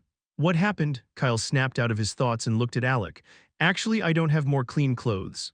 Do you have some extra? Alec blinked his eyes while looking at Kyle before taking out 2 sets of clothes and giving it to Kyle. He bought a lot of clothes before entering the tower, so he still had some left. Seeing the clothes, Kyle's eyes lit up. He didn't like being dirty. He grabbed the clothes from Alec and hurriedly untied the small bag from his waist. Alec and Jayan, who were sitting in front of him, gazed at the round cloth bag. They were curious as to what was inside because Kyle had been taking care of this cloth bag for a while now. Kyle looked at the duo sitting in front of him and narrowed his eyes. Are they going to watch me undress? I want to change. Can you both turn around for a while? Both Alec and Jayan gazed at Kyle and nodded before they turned around to look at another place. Kyle hurriedly changed his clothes and finally felt comfortable. He looked at the blue top and pants he was wearing. They fit me perfectly. After the 3 of them ate something. Alec and Jayan were curious about what was inside the cloth bag, but Kyle didn't open it. In the end, they looked away with disappointment. After an hour of resting, they started walking again. Bia also woke up and started flying again. There's something present a few meters ahead. With narrowed eyes, she looked at a large rock present within the plane and immediately informed Kyle. With a nod, Kyle gestured for Alec and Giant to walk toward the rock. After 5 minutes, they were standing in front of the rock. It was circular and looked like a huge boulder, but because the rock was the only thing present within the desolate plain, Kyle and the others hurriedly looked around the large rock in the hope of finding something. "There's nothing," Giant exclaimed with a sigh after looking around the rock. He gazed at Alec, who also shook his head. On the other hand, Kyle was looking at the rock with a serious expression before he spoke with hesitation. "How about we move it?" Alec and Giant both looked at Kyle and nodded. All of them got ready to push the huge boulder, but the moment they gave it a little push, the circular boulder rolled back, making them surprised. "There are stairs leading underground," Giant exclaimed with excitement when he saw a tunnel after the boulder rolled back. Inside the dark tunnel, a narrow stone stairway was leading underground. "Finally. After seeing the desolate land, I thought we wouldn't be able to find anything from this floor," Giant said before all three of them immediately entered the underground tunnel. Chapter 114 Yawns abode. Chapter 114 Yawns abode while Alec, Kyle, and Giant entered the tunnel. The guardian of the ninth floor, Yawn, was sitting on a large cloud bed hidden between the clouds. He saw them entering the tunnel and almost spit out the tea he was drinking. "They already found my abode," he exclaimed with shock and disbelief, when Jan said that he forgot the place where he put the treasures he was lying. He indeed didn't design this floor because he felt like he was near a breakthrough, but he was a SS rank warrior. How could he have such a bad memory? Even though he was the weakest among the guardians of the tower, he had a very good memory. When Kyle and the others arrived on the ninth floor, he was going to design the floor, but then he had an idea and asked them to find the treasures. "I thought they wouldn't be able to find my abode, and after a month when they are leaving the tower, I will just give them one treasure each. I didn't expect them to find my abode in just a single day," Jan exclaimed loudly. The ninth floor was shorter than the first three floors, but it was hundreds of kilometers wide. Just how the hell did they find it within a single day? Jan questioned himself inwardly. His worldview was changing, but then he smirked. "It doesn't matter even if they found my abode. There are thousands of rooms and traps present inside. There's no way they will be able to find the room where I placed the treasures." With a laugh, Jan waved his hand and a large transparent screen appeared in front of him. Inside the screen, three figures could be seen. The figures were Kyle, Alec, and Giant. After pushing the rock, they were going underground with caution. Jan gazed at the figures with interest-filled eyes. He wanted to see just how far they could travel inside his abode. At the same time, after Kyle and the others stepped inside the tunnel, the large rock that was previously rolled back moved and closed the tunnel entrance. Giant widened his eyes and he hurriedly tried to move the rock, but it didn't even budge from its place. "Damn, we can't go outside now." Alec also tried to push the rock, but after a while he also gave up. "Now that we can't go back, let's continue moving downward through the stairs," Alec said, and both Giant and Kyle nodded. It's not like they had any other choice.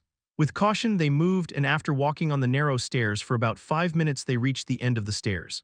Giant was the first to leave the narrow tunnel. He became a little shocked when he came out of the tunnel. Alec and Kyle also showed shocked expressions. In front of them was a huge hall that spanned around 100 meters. The ground of the hall was devoid of any dust and was sparkling with various multicolored tiles. A lot of different statues were present around each side of the hall. Bia started flying around the hall while looking at the statues with curiosity. Among the trio, Kyle was the first to step inside the hall. He casually moved a few steps and gazed at the statues. There were a total of 15 statues belonging to different races. 3 statues showed figures similar to demi-humans, 3 elves, 3 dwarfs, and 3 statues showed human figures. When Kyle looked at the last 3 statues, he frowned because it was a race he hadn't seen before. Their bodies were exactly shaped like humans. They had pointy ears just like the elves' race, similar horns and tails like the demi-humans, but their pointy nails were large enough to be mistaken as a weapon.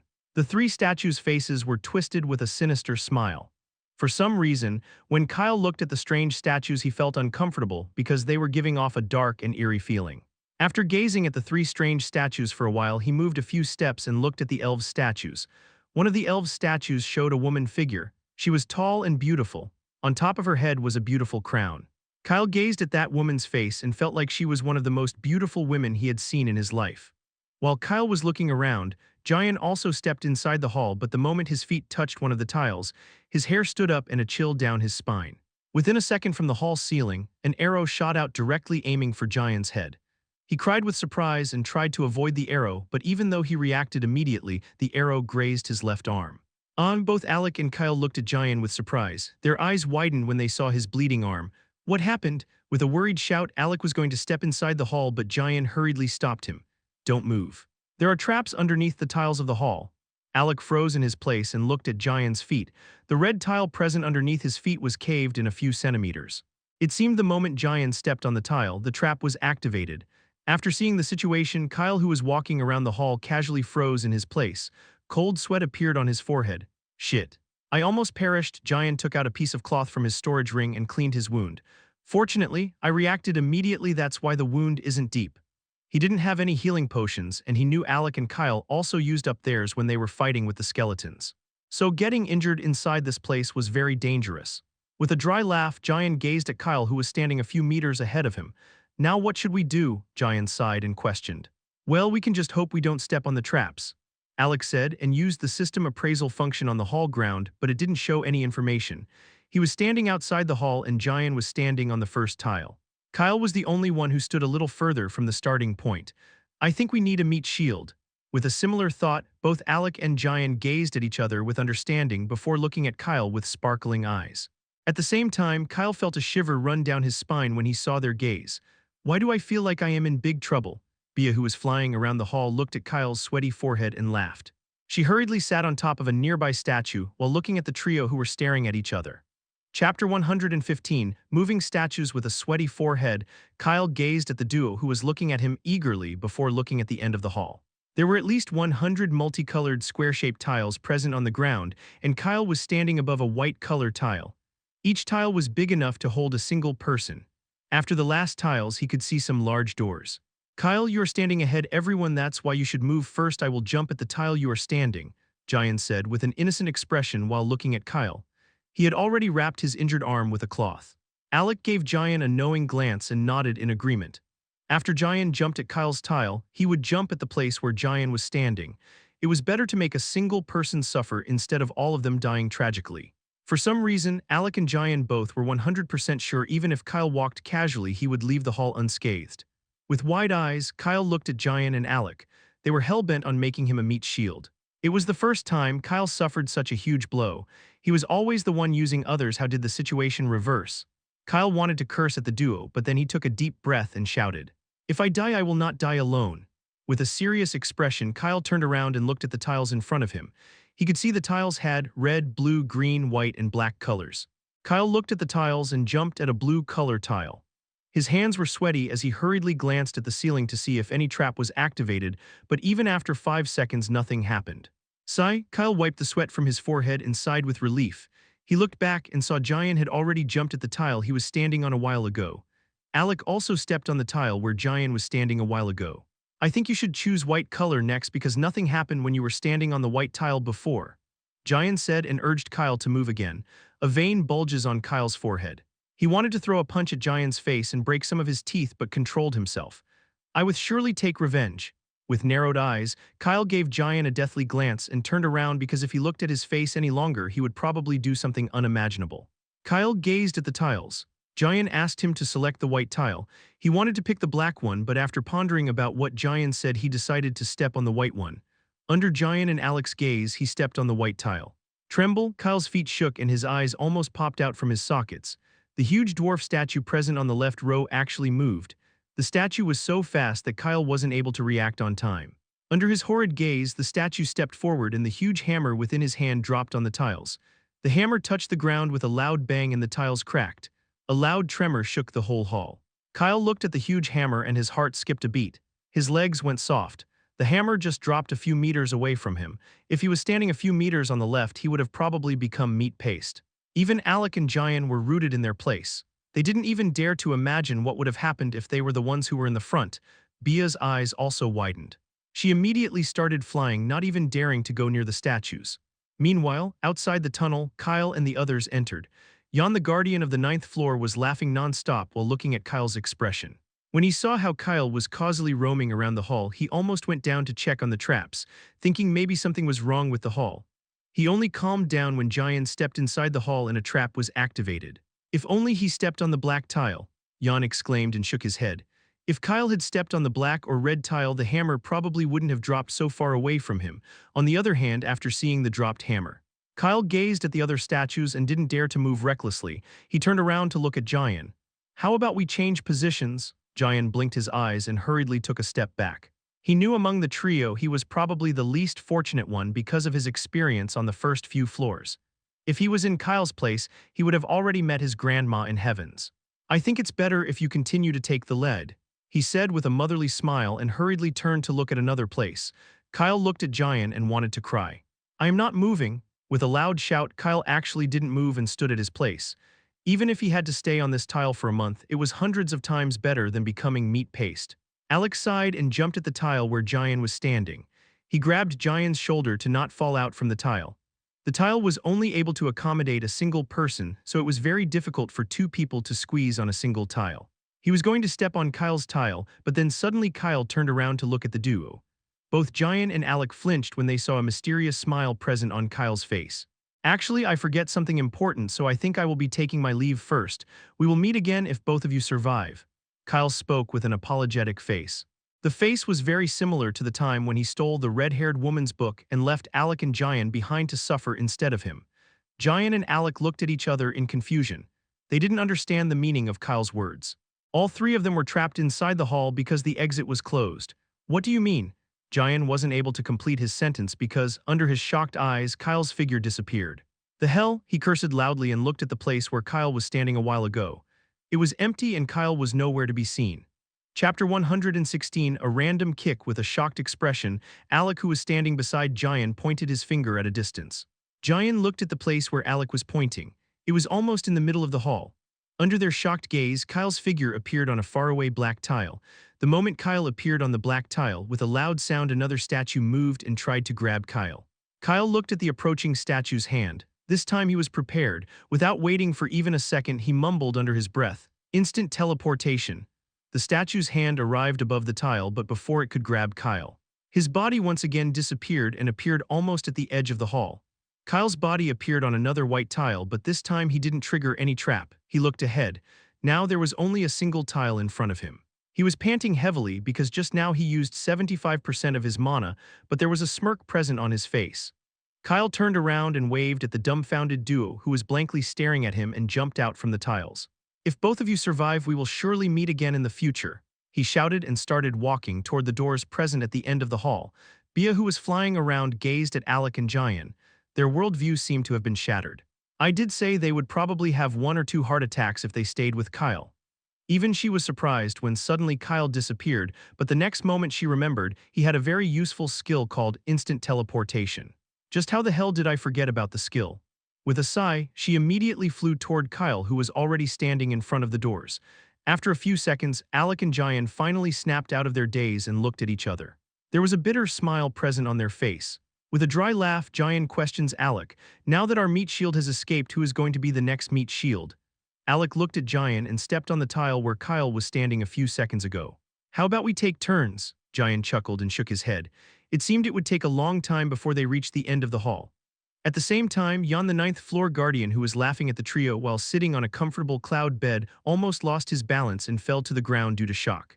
"How the hell?" he questioned and looked at Kyle's fading image with wide eyes. I need to calm down. It's not a big deal, he just used a skill." Jan took a deep breath and dismissed the fact that Kyle easily crossed the hall. It was just a coincidence that he had a teleportation skill. This skill was useful in the hall, but it wouldn't be much useful inside the next rooms, right? On the other hand, after leaving the tiles, Kyle stood in front of the doors. There were a total of 6 doors. All of them were similar in shape and structure. After thinking for a while, he lightly pushed the left door. With a creaking sound, the door opened and Kyle looked at what was inside. It was an empty large room with a large stone table present at the end. He stepped inside the room with Bia flying beside him. When Kyle took a few more steps towards the stone table, the door present behind him closed. Kyle looked back and tried to open the door, but no matter what he did, it didn't even budge from its place. With a sigh, he approached the stone table and saw some herbs and square-shaped rocks present on top of the stone table. He didn't think much about the herbs and rocks and immediately grabbed everything and threw it inside his storage ring. He didn't even leave the rocks. After sweeping the stone table, Kyle looked at the wall behind the stone table. Unlike the other brown walls, it was silver. There were also some weird symbols engraved on the wall. He walked toward the wall and his feet collided with something. Kyle looked down and saw some broken pieces of vase. "What's that?" He bent down and picked up the pieces, but then suddenly his eyes narrowed because some wet droplets dropped on his back. He hurriedly gazed at the ceiling and saw water droplets coming out from a small hole present on the ceiling. What the hell? Kyle frowned and stepped to the left to avoid damping his clothes, but then suddenly Bia's surprised cry rang out inside his head. Kyle, what happened? Kyle turned around and his eyes widened. Not just the ceiling, water was coming out from each hole present within the room. He looked down and panicked. The room was slowly filling up with water. That means if he didn't find a way to leave this room quickly, then he would be in trouble. With a deep breath, Kyle calmed down and seriously looked around the room. Bia also started looking around the room, but even after a few minutes, they didn't find anything. In the end, Kyle stood in front of the silver wall. It was the only thing that was out of place. He first gently knocked the wall, but after getting no response, he punched it, but nothing happened. The water filling the room was already touching his legs. With a frustrated expression, Kyle kicked the stone table present in front of the silver wall, and to his surprise, instead of flying away, the upper part of the table slid down like a lid and revealed a tunnel. Kyle gazed at Bia and both of them immediately entered the tunnel with relieved expressions. Meanwhile, Alec and Jayan both took turns to step on the tiles. They triggered some traps, but they survived because the traps were not life-threatening. Jayan did trigger a trap where he almost perished, but Alec used the system's double power skill and saved him on time. After suffering some minor injuries and spending 2 hours inside the hall, both of them arrived in front of the doors with heavy breathing. They looked at each other and immediately chose the door where Kyle entered. After they entered the empty room, their gaze landed on the stone table present in the middle of the room. The upper part of the table was slid off, revealing a dark tunnel. While they approached the stone table, the door behind them closed, but unlike Kyle, who panicked after seeing water coming out from the holes present within the room, they immediately entered the tunnel. It seemed Kyle accidentally cleared the path for them. Meanwhile, Jan almost coughed out blood when he saw Kyle entering the tunnel. He grabbed his head and looked at the screen with a blank expression. Didn't he just kick randomly? Chapter 117, Lava Lake. After Kyle entered the tunnel, he arrived in another room, but it was completely different from the last room. In front of him was a giant black door. All the walls of the room were also completely black. If not for the hundreds of candles hanging on the walls, Kyle wouldn't have been able to see anything. He stepped forward and gazed at the black door. There were a lot of strange shapes carved within the door. Kyle touched the empty shapes, and after a minute he raised his brow with surprise. It's good I picked up those broken vase pieces. He took out the vase pieces he picked up from the last room and placed them inside the empty shapes present on the door. With a click, the vase pieces merged with the door and the black door turned silver. Isn't it going to open? Kyle questioned with a frown because the door just changed color and didn't open. After a few seconds, suddenly the door lit up and a large board came out from the door. With wide eyes, Kyle hurriedly jumped back and the whiteboard landed in front of the door. Kyle gazed at the board with caution. Bia also stopped flying and landed on Kyle's head to look at the board. It was square-shaped, just like a small square platform. Just like the door, there were many carved shapes present on the board. Also, a lot of differently shaped, colorful pieces were scattered on top of the board. Bia narrowed her eyes. There were at least 100 pieces. I think we need to place the pieces in the right place, Kyle said with a sigh. He didn't expect to see another puzzle after he placed the vase pieces inside the door. It's going to take a lot of time just to sort out all the pieces. Bia gazed at the pieces and started flying before landing on top of the whiteboard. She started flipping the pieces with her feet curiously. Kyle also sat down in front of the board. With a serious expression, he picked up a puzzle piece, and after finding the right carved shape present on the board, he placed the piece on the board. With a click, the piece merged with the board, indicating that Kyle placed it in the right spot. It was hard to find the correct place for the puzzle pieces, but after looking at the shapes of the puzzle pieces, Kyle soon got the hang of it. After a few minutes, he became engrossed in solving the puzzle presented on the board because he felt like it was interesting. Now, he was looking forward to the picture the puzzle would show him after he placed all the pieces in the correct place. Soon, Bia, who was playing around with the puzzle pieces, also started helping Kyle because she was getting bored. While both of them were engrossed in the puzzle, 2 hours passed within the blink of an eye and Jayan and Alec arrived at the same room. They looked around and immediately spotted Kyle's figure sitting in front of a large board. Alec was going to call out Kyle's name, but Kyle stood up and exclaimed with a smile. It's finally complete. Kyle's hands were aching, but he was smiling while looking at the board. After all the pieces were placed on the right spot, the board showed a beautiful picture of a flower vase. In the next moment, under everyone's gaze, the board started floating. The picture of the vase present on the board shone brightly, and the board merged with the silver door. With a click, the large silver door in front of Kyle opened, revealing another path. Good job, Jayan exclaimed with a smirk and placed his hand on Kyle's shoulder, who was staring at the open door. Kyle blinked his eyes and looked at the duo who just arrived. Why do I feel like they got the benefits from my hard work? Kyle exclaimed inwardly and shook his head. It's good both of you are alive, he said with a light chuckle because just a few hours ago he left them behind, while Alec, Giant, and Kyle were standing in front of the door. Bea flew inside the door, but within a second she returned with a serious expression. Hey Kyle, I think we should return from where we came from, she said inside her head before hurriedly sitting on top of Kyle's head. Kyle looked at Bea's strange behavior and started walking toward the open door. Alec and Giant also followed behind Kyle. They entered the door and their eyes widened. Giant's jaw almost dropped. What the hell? He exclaimed loudly. In front of them was a large lava lake. Various steam bubbles were pooping out from the lake. A narrow bridge was present on top of the lake, but hundreds of fire snakes were jumping around the bridge. Kyle took a deep breath and hurriedly calculated the size of the lava lake, but after a minute his expression turned sour. I can't use instant teleportation, it's too far away. The lava lake was double the size of the hall Kyle crossed previously. He was thinking of leaving the duo behind again, but it was impossible now. Also, the fire snakes present inside the lake were giving off terrifying auras. They were all D rank. With a sigh, Alec looked at Giant and Kyle. It seems if we want to reach the end of the lake we have to work together. Giant nodded, but then he looked at Kyle. Only if someone doesn't disappear in the middle. Kyle looked back at Giant. He knew very well who was this someone. Don't worry, even if the someone you're talking about wants to, he can't, Kyle said and shrugged his shoulders. He was indeed thinking of leaving them behind, but unfortunately, because of the large distance, he wasn't able to use the skill. Alec looked at Kyle and Giant and started moving toward the bridge present on the lava lake. Let's not waste time then. Chapter 118 Lava Lake. After the trio stepped onto the bridge, the door behind them closed with a loud bang. They looked at each other and started walking on the narrow bridge in a straight line. All of them held their weapons tightly and looked at the surrounding snakes seriously. Alec was in the front while Giant was walking between Kyle and Alec. Alec looked back at Kyle and Giant. Why am I leading? Kyle gazed back at Alec with a deep expression. It's because you are the strongest. Alec wanted to refute but closed his mouth because he was indeed the strongest, but then he gazed at Kyle with suspicion. Am I really the strongest? He questioned inwardly as he didn't know Kyle's rank because of the white earring Kyle was wearing. Bea was sitting on Kyle's shoulder to not become the food of the long fire snakes who were jumping inside the lava lake. They crossed the first few steps without much difficulty, but after they crossed the starting point of the bridge, one of the fire snakes jumped out from the lake and attacked Alec, who was standing in the front. With a loud hiss, the snake opened its mouth, and a large lava ball came crashing into Alec. Alec could have dodged the attack, but Giant and Kyle were standing behind him. That's why he clenched his sword and blocked the lava ball. He was pushed back a little due to the impact of the attack, but the lava ball didn't injure anyone. After attacking, the snake went back inside the lava lake. Alec sighed and started walking again. Kyle was walking behind the duo. He seriously gazed at the long fire snakes jumping inside the lava lake. While he was looking around, from his left, a fire snake came out, but this time instead of a lava ball. The snake opened its huge mouth to bite off Kyle's head.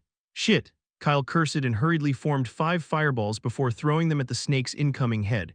With a hiss, the snake backed off, but instead of going back inside the lake, the snake attacked Kyle again because the fireballs didn't affect it at all. At the same time, another snake came out from Kyle's right side and attacked. Kyle's eyes widened. He immediately used the Thunder Arrow skill to form 2 thunder arrows and attack the 2 snakes. This time after getting hit, the snakes retreated, but then 2 more snakes came out from the lava lake. Kyle hurriedly threw some more thunder arrows at the snakes. With a hiss, one of the snakes opened its mouth and tried to bite off Kyle's arm. Kyle gazed at the incoming snake and slashed his sword vertically on the snake's head. A large gash appeared on the snake head, who shouted painfully and immediately entered the lava lake.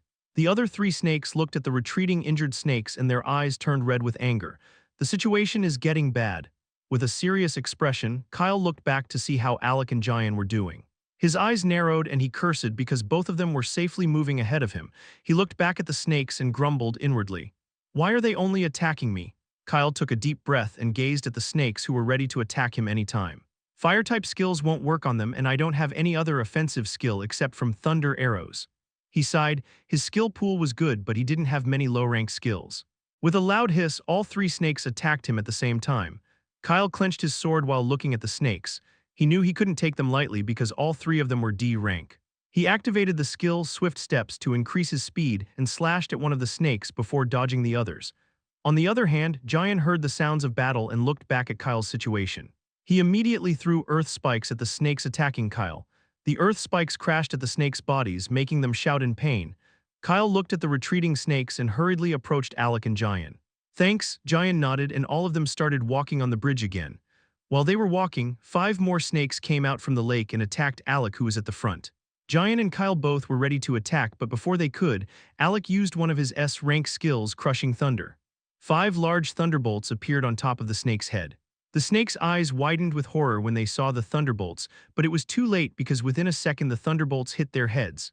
After getting hit by the thunderbolts, all the snakes cried out miserably, and a large amount of blood gushed out from their heads. Within a second, their bodies dropped back inside the lava lake. Alex sighed and again started walking. After fighting with the snakes for 15 minutes, they finally reached the end of the bridge, but then suddenly a large snake came out from the lava lake. The trio was frozen when they saw the snake. It was different from the other D-rank snakes because its body was covered with black scales and its eyes were completely pitch black. The snake gazed at the trio with its pitch-black eyes and a huge pressure descended on them. C+ rank. Alec mumbled and gazed at the snake with gritted teeth. Kyle and Giant's expression also turned dark when they saw the black snake. Kyle looked at the snake. He really had the urge to use instant teleportation and leave the bridge, but he didn't do it because if he abandoned the duo again, Alec and Giant would probably beat the hell out of him the next time they saw him. Even though the snake was powerful, Kyle was sure if he worked together with Alec and Giant they could defeat it. At the same time, the snake gazed at the trio like it was looking at lower beings. After giving them a disdainful look, it went back inside the lava lake. Alec, Giant, and Kyle looked at the retreating snakes and sighed with relief. I almost thought we were going to become the snake's food," Giant said and hurriedly left the bridge. He didn't want to see the snake again. Alec and Kyle also left the bridge. Bia, who was quiet all the time, finally released her breath when Kyle left the bridge. She flapped her wings and started flying before gazing at the trio. Their condition wasn't good at all because various burn marks could be seen on their bodies. Also, their clothes were tattered. They looked just like beggars, she exclaimed inwardly while looking at the trio pitifully. Chapter 119, Forest. Inside a room, Kyle sensed Bia's gaze and narrowed his eyes. "You want a beating?" Bia blinked her eyes. There was pity within them, but after hearing Kyle, she turned around and started flying toward the large doors present in front of everyone. With a sigh, Kyle looked at himself. The condition of his clothes was indeed pitiful. "I just borrowed the clothes from Alec, now what?" He shook his head and looked at the different doors in front of him. Alec and Giant also gazed at the doors. There were a total of 5 doors present in front of them. All the doors were similar wooden doors. "They all look similar. Which one should we choose?" Giant said and approached the doors. "How about the middle one?" He looked back at Kyle and Alec for their opinions. Alec shrugged his shoulders. "I will just go inside the one both of you picked." Kyle looked at the door and after pondering for a few seconds he pointed at the door present on the right. "How about the first one?" Giant looked at the door Kyle pointed at and without even waiting for a second he agreed because if it was chosen by Kyle then it was probably the right one. All of them approached the door together and Alec was the one who pushed the door. With a creak, the door opened. The trio looked inside, but it was dark, that's why they were unable to see anything. Giant looked at Alec and Kyle who were seriously trying to look inside the door. "The strongest should enter first," Giant exclaimed with a righteous expression and took a step back so the duo standing beside him could enter first. Kyle narrowed his eyes when he heard Giant. He looked at Alec and with a knowing gaze both of them turned around and grabbed Giant. "Hey, what are you two doing?" Giant panicked, but Alec and Kyle grabbed his arms tightly and dragged him inside the room. Bia looked at the trio and started flying behind them. After they entered the room, a strange dark color hue enveloped their bodies and the vision in front of them changed. "What the?" Alec exclaimed with wide eyes.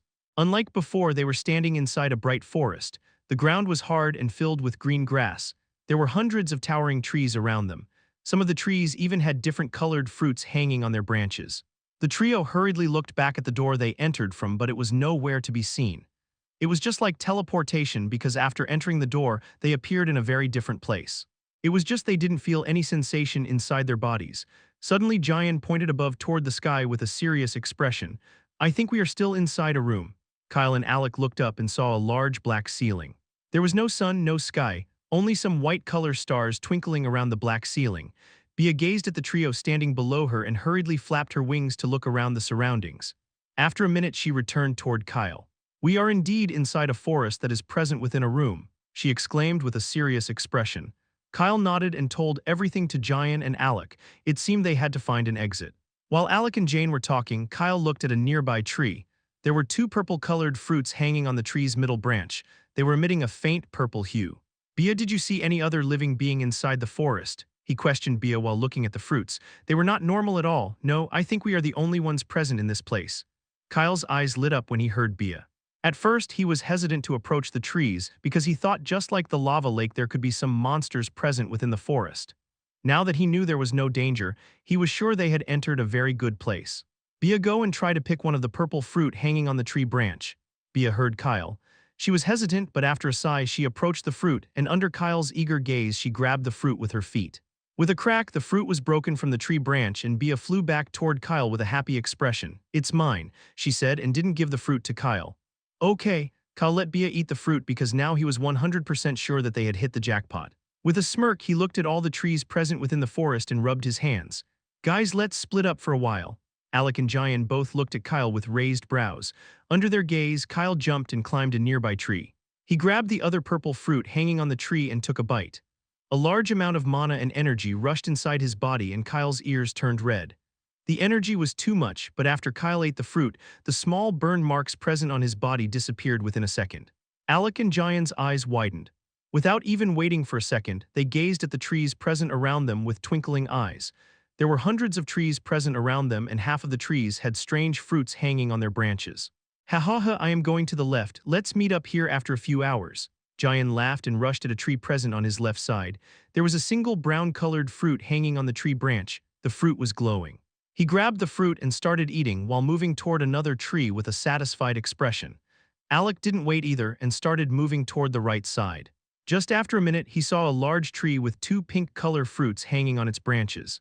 Kyle looked at the fading image of Alec and Jayan, and with a smile, he also started looking around for more fruits. At the same time, after eating the purple fruit, Bia laughed loudly and gazed at the trees with her round eyes. "Kyle, I am going to look around as well," she said and started flying to look around for more fruits to eat. "Okay. Just be careful." Kyle looked at Bia's figure and after she left, he jumped at another tree. After a minute, he found a relatively small tree. Two yellow-colored fruits were hanging on the tree branches. Kyle gazed at the fruits and after plucking them, he placed them inside one of his storage rings. Chapter 120, Yan's Precious Garden. On the other hand, Yan, the guardian of the 9th floor, was sitting on the clouds with a blank expression. His left hand was trembling non-stop as he looked at the screen in front of him. A white-haired old man wearing silver robes was sitting beside him. The white-haired old man looked at Yan and sighed before tapping on his shoulder. "It's okay, Yan, you will get used to it pretty soon." Yan gazed at the white-haired old man. It was Susan, the tower's first-floor guardian. Susan was here to punish Yan because he didn't design the floor. Susan looked at the screen present in front of Yan. Inside the screen, he could see Alec, Jayan, and Kyle relentlessly plucking all the fruits present on the different trees. "My garden," a low voice escaped Yan's trembling lips. He wanted to rush and stop the trio from doing more damage, but because of Susan's presence, he could do nothing but watch as his precious garden was destroyed. "It took me more than 100 years to grow all those trees. They are just taking everything without any care," Yan cried inwardly and took a deep breath. He never thought that the trio would find his garden. The garden was a different space he created with a lot of hard work. He looked at the screen and groaned when he saw Jayan breaking a whole branch of a tree accidentally. "At least don't harm the trees." Yan screamed inwardly when he saw his precious trees being broken down one after another. Susan sighed. Originally he was here to punish Yan, but now he could do nothing but pity the latter because he knew Yan put a lot of effort into growing those trees. After thinking for a while, Susan looked at Yan seriously. "Yan has already told him about the mission he gave the trio. I think you should send them to the treasure room, or else they will probably find the rooms where you placed your different collections of antiques," and Susan wasn't able to complete his sentence when Yan stood up. "No, I can't let them find my precious collections." With a resolute expression, Yan looked at Susan. "I will give them their rewards and kick them out from this floor." Susan replied with an "oh" and left the floor with a chuckle. After Susan left, Yan also disappeared from the clouds because the more time he wasted, the more his precious collections would be in danger. Meanwhile, Kyle plucked a lot of fruits without any restraint. He wasn't able to eat all those fruits, but he just threw everything inside his storage ring. "I can sell them." While moving, he arrived in front of a small pink tree. It was different from the other trees because instead of leaves, the tree only had pink color branches. Kyle jumped down from the tree he was sitting in and looked at the pink tree. The tree size was hardly reaching Kyle's shoulder. With a serious expression, Kyle grabbed the tree trunk and plucked the whole tree before throwing it inside his storage ring. With a satisfied expression, he left the place and started moving toward another direction. If Yan had seen Kyle's action, he would have probably coughed up blood because Kyle was doing the most damage. After 3 more hours, Kyle was standing in front of a black wall. He seemed to have reached the end of the forest. With a sigh, he started walking back to where he came from. After a few more hours, Kyle arrived at the place where he parted with Alec and Jayan. To his surprise, Jayan and Alec were already waiting for him at the place. Only Bia was absent. Kyle looked at Alec and Jayan. "You broke through?" he questioned and gazed at Jayan, who was wearing a smug expression. "Yes, I am a D-rank mage now." Jayan laughed and released his aura to show Kyle his strength. Kyle nodded and gazed at Alec. "What about you?" Alec shook his head, but there was a smile present on his face. "Not yet, but I think I will break through to C rank within a month." Kyle looked at Alec. He already guessed Alec was somewhere near D+ rank, but hearing it directly from his mouth was still a little surprising. Jayan looked at Alec with awe. He thought his speed was already fast enough, but Alec was even faster than him. With a sigh, Jayan shook his head and gazed at Kyle. "Hey, what's your rank? It's not fair that only you know ours," he grumbled. No matter how Jayan tried, he wasn't able to sense Kyle's rank. It was like something was blocking his perception. Alec's ears also perked up because he was also curious about Kyle's rank. "Oh," Kyle raised his brow. It seemed they weren't able to sense his rank. "Is it because of the earring?" He looked at the duo and released his D-rank aura. "D-rank," Juan exclaimed with surprise. Kyle shrugged his shoulders. If there was someone else, he would have never told the latter his rank, but after spending a whole month with the duo standing in front of him, he somewhat trusted the both of them. "Now that we are done here, let's go toward the right side because I saw a huge door present at the end," Alex said and gestured for Jayan and Kyle to follow behind him. While they were walking, Kyle looked around with a frown. "Bia, where are you? We are leaving." After a second, Bia's reluctant voice resounded inside Kyle's head. "Huh, so soon? I am not full yet. Come back now or else I am leaving you behind." "How can you leave this precious me behind?" "Wait a minute, I am coming." After 10 minutes, Bia's flying figure arrived on top of Kyle. She landed on Kyle's head with a grumpy expression because she wanted to eat some more fruits. After walking for an hour, Kyle, Alec, and Jayan arrived in front of a large black door. Alec gazed at the duo standing beside him and hurriedly pushed the door. Before when he discovered the door, he didn't approach it rashly. The moment he pushed the door, with a loud bang the door opened, the trio gazed inside the door and their eyes widened with shock. Chapter 121, The Treasure Room Eye. Jayan's mouth was opened wide as he gasped and looked at Kyle and Alec, who were also staring inside the open door with wide eyes. Bia also looked at the white room with shock, but after giving a long glance she seemingly lost interest. In front of them was a white room filled with mountains of gold, silver, artifacts, and all kinds of weapons. Hundreds of different colored skill cores and books were floating inside the room. "Are you done staring?" A thunderous voice resounded and the trio finally snapped out of their daze and looked up. In the middle of all kinds of treasures, a black-haired dwarf was floating. It was Jan, the ninth-floor guardian. He was wearing a silver jacket with black pants. Jan sneered when he saw the trio's dazed expression. He was in a hurry to set up the treasure room, that's why he didn't bring a lot of treasures, but the trio was dazed only after seeing this much. Kyle looked at Jan and felt a little disappointed. After seeing so many treasures, he was actually thinking of taking everything, but it seemed they had reached the treasure room. Jan was wearing a serious expression as he landed on the ground. His playful demeanor was nowhere to be seen. "Kids, if you're going to stand at the door the whole day, I will close the door," he said and looked at the trio who was staring at the treasures with twinkling eyes. Without even waiting for a second, Kyle and the others hurriedly stepped inside the room and approached Jan. Their gaze was darting around, but after arriving in front of Jan, they stopped looking around and waited patiently. "Now that the three of you have found the treasure room, I will give you 2 hours to choose 2 treasures each from this room. Remember, you can only take 2 each, and after the 2 hours is over I will send you out from this floor because there isn't anything else you can do on this floor." Jan spoke and gazed at the trio. All 3 of them were listening to him with serious expressions. Suddenly Kyle raised his hand with nervousness. Jan looked at Kyle with a frown. "What?" "Ah, well, I remember we talked about 4 people. So that means Bia can also pick 2 treasures, right?" Kyle pointed at Bia, who was sitting on top of his head. "Also, if you send us out from this floor, where will we go next?" Kyle said seriously while gazing directly at Jan. He wanted to take as many treasures as possible. Jan raised his brow. This kid was really fearless, but then he chuckled and the serious atmosphere vanished within a second. "Right, your bonded beast can also take 2 treasures, and about where you will go after leaving this floor, that's a secret you will naturally find out after 2 hours." Kyle's eyes lit up with surprise. Originally, after seeing Jan's serious expression, he thought the other party wouldn't agree, but it seemed the guardians of the tower were really generous. He was a little worried about where they would go next after leaving this floor, but he immediately threw the matter at the back of his head and looked at all the treasure present around him. Alec and Jayan, who were standing beside Kyle, looked at him with envy. "Damn, he got double the amount we are getting," Jayan mumbled bitterly inside. Jan saw Jayan's bitter expression and shook his head. He somewhat knew what the other party was feeling. "All right, kids, don't waste any more time. After you are done selecting treasures, come back to this place." he said loudly and clapped his hands. Within a second, a white chair formed behind him. Jan gazed at the trio before silently sitting on top of the chair with closed eyes. He wasn't worried that they would take more than 2 treasures because even if the trio wanted to, they couldn't. Kyle looked at Alec and Jayan with excitement. "I am going to the left side," he said and hurriedly left the duo behind. Alec and Jayan looked at each other and also scattered to look for some good treasures. Kyle walked around the room, and after a minute he arrived in front of one of the gold mountains. There were different shaped gold coins with some strange golden color artifacts within the mountain, but because Kyle wasn't sure about their usage, he didn't grab anything randomly. "Hey Bia, why are you so quiet?" After giving another glance to the gold mountain, Kyle started walking toward the weapons mountain while speaking with Bia inwardly. Bia, who was sitting on top of Kyle's head, gazed at the gold mountain and all the artifacts with a bitter smile. "Everything present here is useless to me. I can't use gold or weapons, nor can I absorb the skill core floating inside the room. I think the 6th floor where we climbed the golden stairway contained more precious treasures than this floor." Oh, Kyle stopped for a while. It was true Bia wasn't able to absorb skill core because she inherited all her skills from the Phoenix. She can only absorb normal preserved fire-related cores, but on this floor, all the cores flying around the room were skill cores.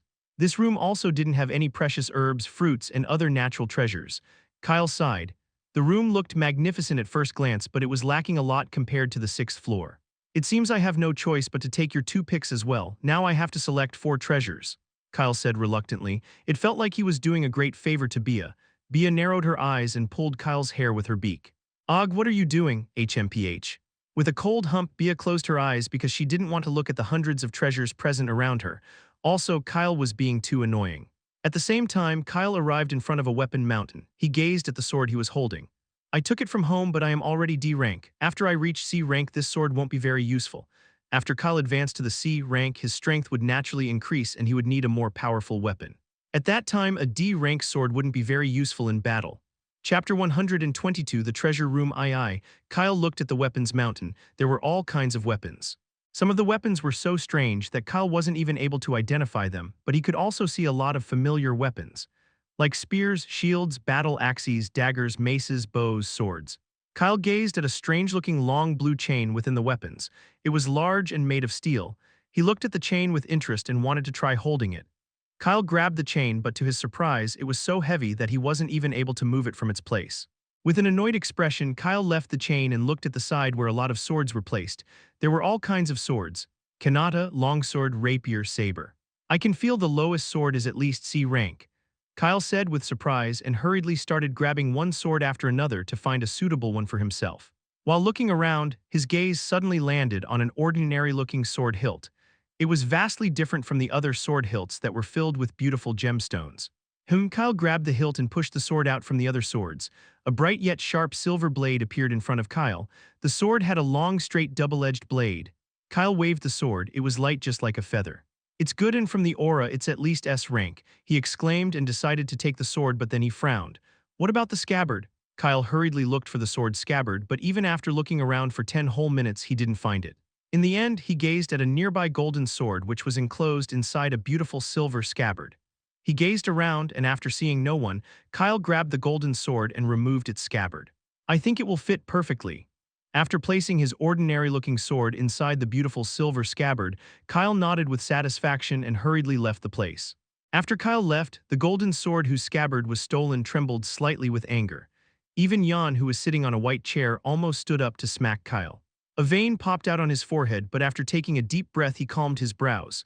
"It's okay, it was just a SS rank scabbard. I will find another one for the golden sword." On the other hand, after leaving the weapons mountain behind, Kyle arrived in front of the artifacts. He started looking around, and after a few minutes he found a white color bracelet. It was beautiful and gave off a terrifying aura. "Sigh, the only problem is that I don't know what it is used for." He threw the bracelet away and gazed at the floating skill cores. "It's better if I pick some offensive skills." He left the mountain of artifacts behind and started grabbing the floating skill cores. He didn't absorb them and only sensed the description of skills present within the skill cores. Kyle was surprised to find out that the highest rank skill present inside the room was only A rank. The lower floors had so many high-rank skills, but this floor actually didn't even have a single S-rank skill. He mumbled and gazed at the place where Jan was sitting with narrowed eyes. According to him, the other party was being too much because he hid all the high-rank skill cores, while Kyle was looking at the description of the skills. The white bracelet he tossed away without any care slowly started crawling like a snake. It observed Kyle for a while, and after a minute crawled inside his pants. Kyle, who was busy looking at the skill cores, suddenly felt a chill and immediately looked back, but after seeing no one he blinked his eyes with confusion. Was it my imagination? He shook his head and again started looking around for suitable skills. After 1 hour he picked 3 skill cores with careful consideration. Ice Armor B rank. With the usage of mana, this skill allows the user to enclose himself in an invisible veil of ice, granting the user resistance to both physical and magical attacks. The user can also absorb the ice armor into his body, using the magical ice to repair minor wounds. Ice Spear B rank. With the usage of mana, this skill allows the user to form large ice spears. The ice spears will shatter into fragments after hitting the enemy. The scattered ice fragments will injure all enemies within a few meters of range.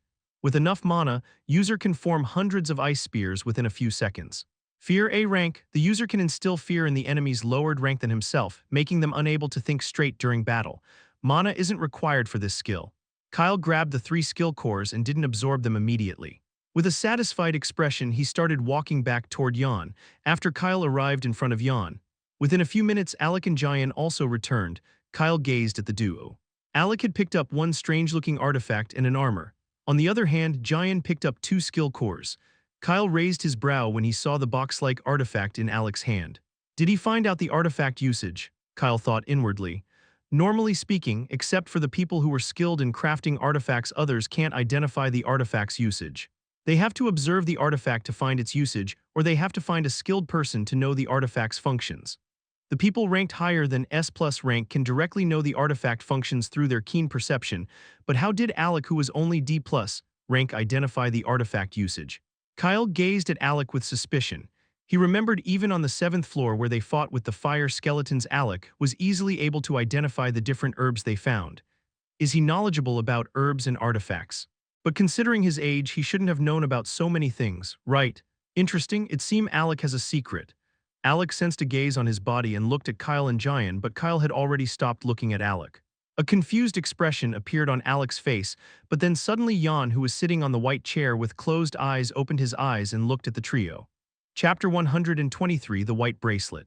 Jan stood up from the white chair and gazed at the trio with serious eyes. He knew what treasures they took because he kept an eye on the trio, but when his gaze landed on Kyle's body, he frowned because there was something else present on Kyle's body.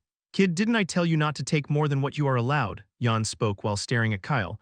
There was anger present in his voice. He already gave him 4 treasures and now Kyle was being too greedy. Kyle's body tensed up when he saw Jan's gaze. He looked at the skill cores and sword he was holding. What is he talking about? I didn't take more than what was allowed. He frowned, but then Kyle's eyes suddenly landed on the sliver scabbard he removed from the golden sword. Is it because of the scabbard? Bia also woke up hearing Jan's loud voice. Alec and Jayan also looked at Kyle, who was wearing a confused expression. Kyle hesitated, but then removed the silver scabbard from the ordinary-looking sword he picked. The other party was already giving him so much, so even if he wasn't allowed to take the scabbard, it didn't matter. He would find a better one in the future. I will return the scabbard. Jan narrowed his eye. He wasn't able to sense the thing clearly, but he was sure it wasn't something that belonged to Kyle. I am not talking about the scabbard, he spoke and waved his hand. Kyle felt something move within his clothes, and under his confused gaze, a white bracelet flew out from his collar. Kyle was stunned. It was the white bracelet he saw when he was looking around the artifacts mountain. He hurriedly rubbed his neck and immediately shouted. I didn't take it. Jan looked at Kyle's expression and raised his brow, but then suddenly the white bracelet inside Jan's hand trembled and directly jumped at Kyle. Kyle was frightened when he saw the white bracelet jumping at him. He immediately moved back to avoid the bracelet. Even Alec and Jayan were stunned. The bracelet jumped so suddenly that Jan wasn't able to catch it, but because Kyle stepped back, the bracelet fell to the ground. After the white bracelet hit the ground, it released a terrifying aura because it was enlarged. Except Jan, everyone else started sweating. Even Bia was affected. She gazed at the bracelet and immediately cried out inside Kyle's head. Don't let it touch you, I can feel it isn't something good. Just now the aura released by the artifact wasn't something clean, it was filled with bloodlust. Even though the bloodlust was hidden within the white bracelet, aura, Bia was able to sense it. Kyle's expression darkened and he hurriedly moved back to avoid the bracelet, but then the bracelet's body moved like a snake. After glancing around, it immediately started crawling toward Kyle. Jan was stunned for a moment, but after sensing the artifact aura, he hurriedly grabbed it and the pressure around the trio finally disappeared. The artifact wriggled in Jan's grip, but he didn't let it go and gazed at Kyle with a serious expression. "You really know how to cause trouble, don't you?" With a frown, Jan gazed at the artifact, seemingly trying to see what was it used for. After a few seconds, Jan's frown deepened. "How the hell I didn't notice it before? Was it dormant? All the artifacts and weapons present within the tower were collected a long time ago, that's why it was natural he didn't know about all of them.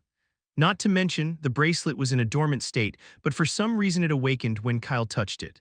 Jan sighed while looking at the bracelet. No matter how much he probed, he wasn't able to sense the artifact rank.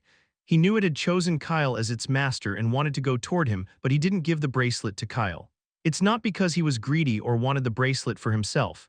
It's because after looking through the artifact with his perception, Jan somewhat knew it wasn't something good. The artifacts were clearly divided into two categories.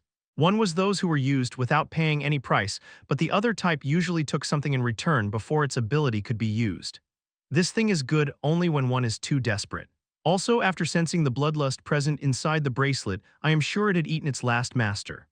Jan waved his hand, and a golden portal appeared behind the trio, who was staring at the artifact present inside his hand with a dazed expression. "Now that you are done, Jan can leave." Jan spoke with a serious expression and gestured for the dazed trio to enter the portal. Kyle was the first one to snap out. He hurriedly nodded, and after throwing the ordinary-looking sword and the skill cores inside his storage ring, he jumped inside the golden portal. He felt a little uncomfortable because of the bracelet. Also, he was scared that Jan would take the scabbard from him if he stayed any longer. Jayan and Alec were stunned. Kyle left them behind again. With a bitter smile, the duo also entered the portal and left the treasure room. After the trio left, Jan waved his hand and another portal appeared in front of him. He stepped inside the portal and arrived in another white room.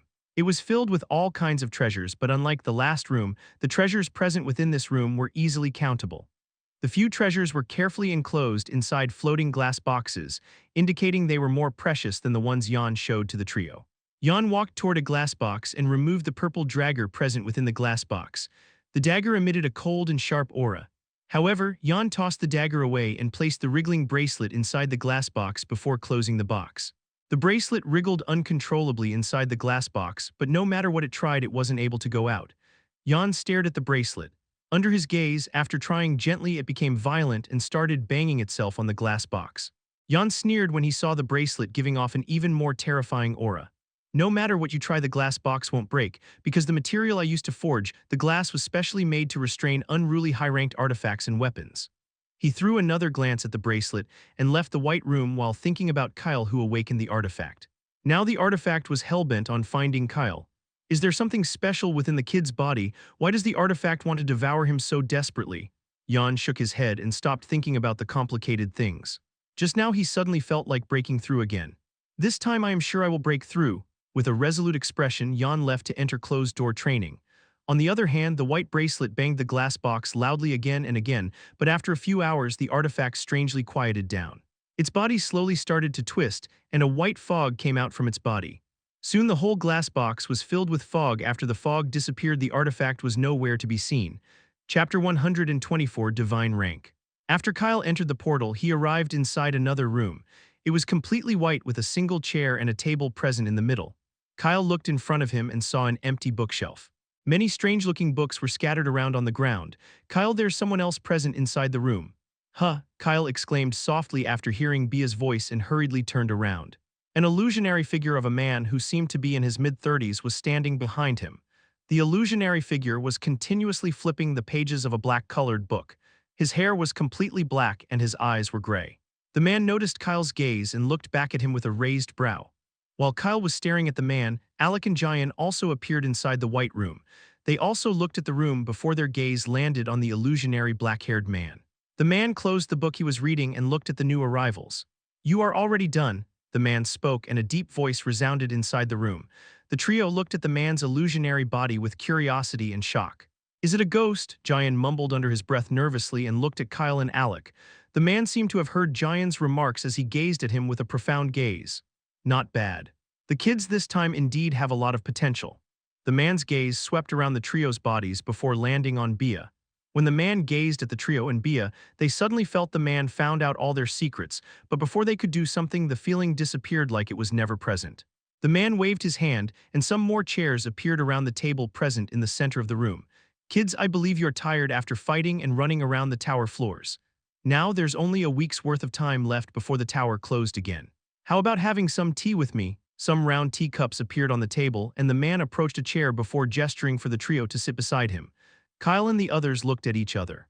They were hesitant, but they felt like the illusionary man in front of them wasn't someone they could offend. That's why they quietly approached the table before sitting on the empty chairs. With a serious expression, they looked at the black-haired man sitting in front of them. Even Bia was looking at the man with vigilant eyes. There were a lot of questions inside their minds, but no one said anything. The black-haired man picked up a teacup and sipped the tea present inside before looking at Alec. No, more specifically, he was gazing at something present around Alec's body. "So how's my old friend doing?" Alec looked back at the man with confusion. Seeing his confused expression, the black-haired man gazed at Alec with his deep eyes. "Did it just give you the tea without telling about anything else? Is something going to happen?" "Why is it interfering?" the man spoke. After his true body left, he wasn't able to gaze at the future. On the contrary, the friend he was talking about was a lot more powerful than him. That's why if his friend was meddling with the mortals, something was definitely wrong. Alec looked back at the man with shock. He was so shocked that he stood up. His hands were slightly trembling as he gazed at the man. "How did you?" A small voice escaped his mouth before he gazed at Kyle and Giant, who were wearing confused expressions. "I am not allowed to tell anyone about the system. Also, who is the friend he is talking about?" He screamed inwardly while looking at the man with a sweaty forehead. The man seemed to have guessed what Alec was thinking as he shook his head. "Don't worry. They can't hear us."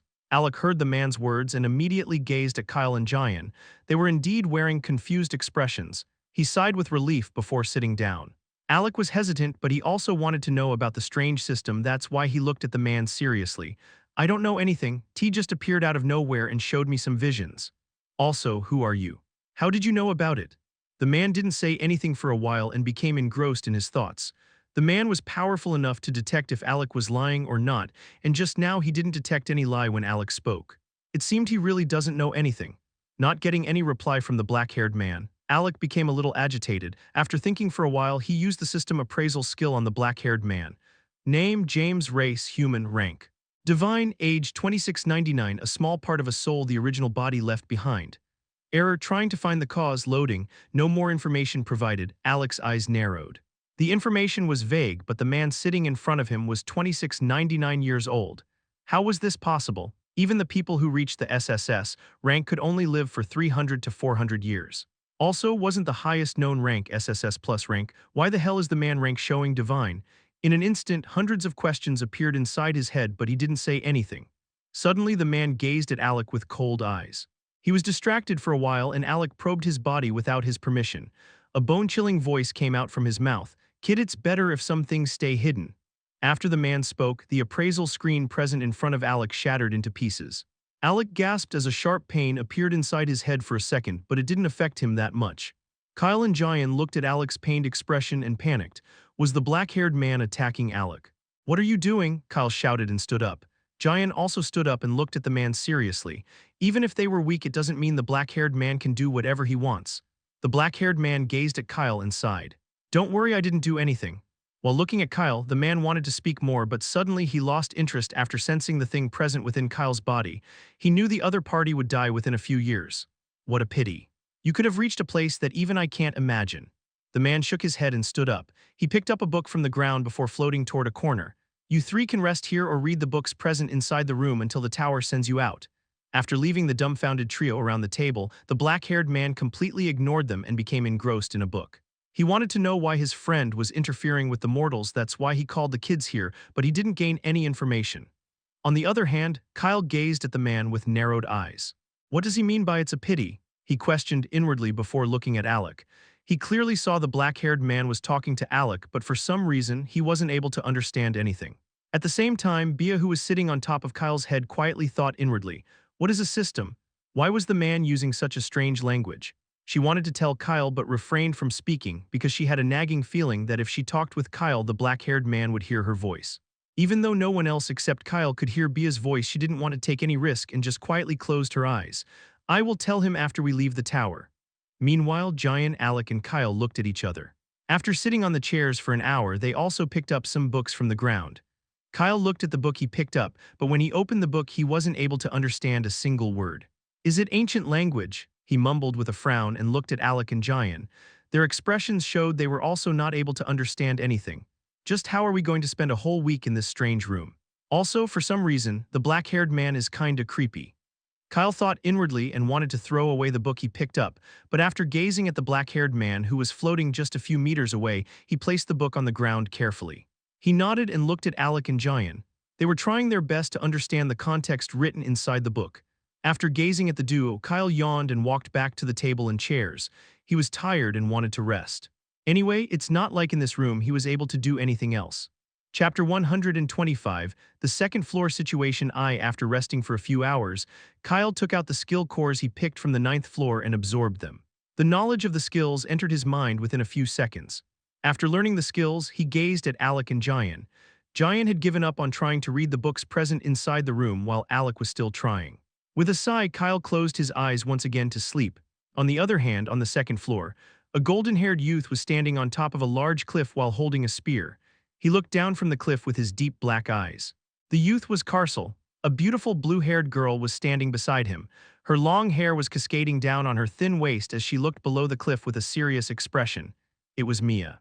After leaving the first floor again, both of them met up on the second floor a few weeks ago and started moving together. Some more humans were standing behind the duo. They were all holding their weapons. Among them, Blaine, the second-year senior from Royal Academy, was also present. Blaine approached Mia and Carcel and looked below the cliff with a sigh. "Are you sure we can defeat it?" Carcel looked at Blaine and nodded. "I think we can if we all work together." Mia also gazed at Blaine and nodded. Below the cliff, a lot of large green trees were present. Among the various green trees, one tree was emitting a chilling aura. More than 10 blue-colored fruits were hanging around the cold tree branches. After finding the tree, they wanted to obtain the fruits, but a C+ rank ice lizard was sitting in front of the tree. The lizard was 7-8 meters large, and its body was completely covered with ice scales. Carcel broke through to D rank a week ago, while Mia was D rank. Both of them were the strongest among the team. Only a week was left before the tower sent them all out, so their team was crazily looking for treasures to make the most out of the remaining time. Carcel looked back at all the team members and asked them to get ready because they were going to attack the ice lizard after a few minutes. Unbeknownst to Carcel, another team was looking at the same tree from the opposite side. There were only 3 people on that team, 2 elves and 1 human. They have been moving together for a while now and discovered the fruit tree at the same time as Carcel's team. The human yellow eyes sparkled as he gazed at the tree from behind some bushes, but when he saw the ice lizard, his expression turned ugly. He sighed while ruffling his brown hair. One of the green-haired elves sitting beside the brown-haired human looked at him with a frown. "9, I don't think we can defeat it. The 2 of us are only E+ rank while you just broke through to D rank yesterday. There's no way we can defeat a C+ rank ice lizard." 9 looked back at the green-haired elf with a serious expression. "Rowan, are we just going to leave so many precious fruits behind? Even if we only got half of the fruits, they will be enough for all of us to break through to the next rank," he whispered slowly while looking at the green-haired elf. 9 had been quite lucky after returning from the 6th floor and found a few treasures. That's why after arriving at the 2nd floor again with the help of a white stairway, he broke through to D rank easily. Well, mostly he was chased around by a lot of monsters, but for him, the process didn't matter, only the result mattered. With a sigh, Rowan looked at the other black-haired elf sitting behind him. The other elf was a girl.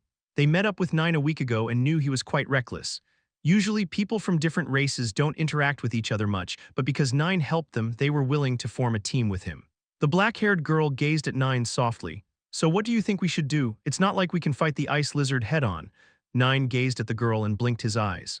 After looking at her, he hesitated for a moment because she was the weakest. He didn't want anything to happen to anyone. "Ellie." He was going to say something when he heard loud sounds of movements behind the bushes. 9 immediately turned around and his eyes narrowed. "What's happening?" Under his gaze, more than 5 humans suddenly rushed down from a nearby cliff. They directly attacked the ice lizard. His eyes widened when he saw the golden-haired youth leading the group of humans. "Carcel," 9 whispered under his breath and his eyes lit up. Ellie looked at 9 and questioned, "Do you know them?" "Of course I do. The one leading the group is my classmate." 9 spoke and stood up. "Rowan, Ellie, let's go help them so we can get a share from the fruits." Ellie looked at 9. "Are you sure if we help them they will give us a share?" 9 gazed at Ellie and started walking toward where Carcel and his team were fighting with the ice lizard. "Don't worry, I know them personally. We need to help or else we won't get anything." Ellie and Rowan looked at each other. They were hesitant because they were elves and all the other people were humans, but when Ellie looked at 9 back, she stood up and started following behind him. With a sigh, Rowan also followed behind 9. At the same time, Carcel and Mia, who were fighting with the ice lizard, also noticed the movement coming from their left. "Who is it?" Carcel shouted and looked at the three individuals who just come out from the bushes. Nine laughed while running toward the ice lizard with his sword. He shouted in a teasing voice, "It's me. I wanted to steal the fruits, but after seeing your innocent face I decided to help." Carcel was stunned for a moment, but when he looked at the brown-haired boy who was laughing nonstop, he smiled. The other humans fighting with Carcel wanted to attack the sudden arrivals, but Carcel hurriedly gestured for them to stop. "Don't worry, I know him." Nine rushed toward Carcel and attacked the lizard together with him. Some of Carcel's team members were not happy because they had to share the reward with three more people, but after seeing 9D rank strength, they didn't say anything. With 9 help, the burden on Carcel lessened. Also, because so many people fought together with the ice lizard, within 5 minutes they killed the lizard. The most damage was given by Carcel, 9, and Mia, but after the lizard was dead, they divided the fruits evenly. After they were done, Carcel looked at 9. "So are you going to follow us or not?" Some people from his team were dissatisfied at his suggestion, but because Carcel was the strongest, they didn't voice their opinions. 9 gazed at Carcel and his team but shook his head before pointing at Ellie and Rowan. "I already have companions." Carcel looked at the two elves who were quietly standing behind 9. "Okay. Only 1 week is left before we leave the tower, just make sure not to die," he said, and left the place with Mia and his other team members. 9 chuckled and shouted at Carcel, who was already a few meters away. "Don't worry about me, I am very thick-skinned. I didn't suffer even after stealing a skill core under the nose of 5 C+ rank monsters. How will I die now?" The humans following behind Carcel were shocked when they heard 9 words. They looked back at 9. Unlike before, now their eyes showed admiration for him. Even Carcel was stunned for a while, but then he shook his head with a sigh because he knew 9 very well. "He is bragging." Ellie, who was standing behind 9, giggled when she saw him boasting. She was with him when he stole the skill core from the monsters, but the monsters were not C+ rank. They were all E+ rank. After Carcel left, 9 and his team also left in the opposite direction. Chapter 126, The Second Floor Situation II.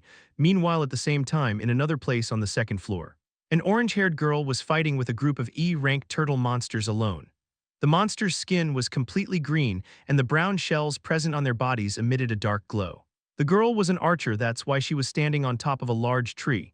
Her black eyes shone with a glint when she used her enhanced vision to see the situation behind the trees in front of her. "More are coming," she whispered, and after releasing another arrow she winced because her fingers stretching the bowstring were aching. "I have been fighting for a whole day. Why are these strange turtles coming toward me non-stop?" The orange-haired girl was Lara. From her aura one could sense she was only E+ rank. While moving around the second floor, she saw 2 E-rank turtle monsters. She killed the monsters easily with the help of her bow, but after the 2 turtles died, the tree she was standing in was surrounded from all sides. "It's good they can't climb the tree." One of the turtles standing beside the tree trunk banged its head on the tree trunk. With gritted teeth, Lara knocked another arrow and directly aimed at the turtle head that was banging the tree. With a whoosh, the arrow directly pierced through the turtle's head and the turtle died on the spot. "Sigh, I am tired. Also, I don't have any more mana present inside my body." Soon, a few more turtles started banging their heads inside the tree and the tree shook violently. Lara, who was standing above a tree branch, almost lost her balance, but she hurriedly grabbed a tree branch and propelled herself toward another thick branch. A curse escaped from her beautiful lips. It was the first time she felt so frustrated. A week ago she saw some elves who asked her to team up with them, but she just left without replying. "I should have agreed to team up. At least I could have avoided this situation," she whispered and looked at the turtles who were banging their heads inside the thick tree trunk. "If they continue to attack the tree trunk, it will break within a few minutes." Her grip on her bow tightened as she gazed at the turtles. She hurriedly knocked another arrow and aimed at the turtles. "Frost arrows." A low voice escaped from her lips before the arrow present inside her hand started emitting a chilling aura. Her sharp gaze was fixed on the turtles. After stretching the bowstring, she released the arrow, and within a second 1 arrow turned into 10 arrows before directly penetrating the heads of a few turtles who were banging their heads on the tree trunk. A painful voice came out from her lips as the tiny bit of mana present inside her body disappeared within a second. While she was coughing, suddenly 2 humans came out from a nearby bush. One of the humans had golden hair while the other had black hair. They looked at the turtles and then at Lara before the golden-haired youth shouted at her. "Hey, are you okay?" Lara looked at the 2 humans who just arrived with narrowed eyes. She didn't know who they were, but she felt the golden-haired youth was somewhat familiar.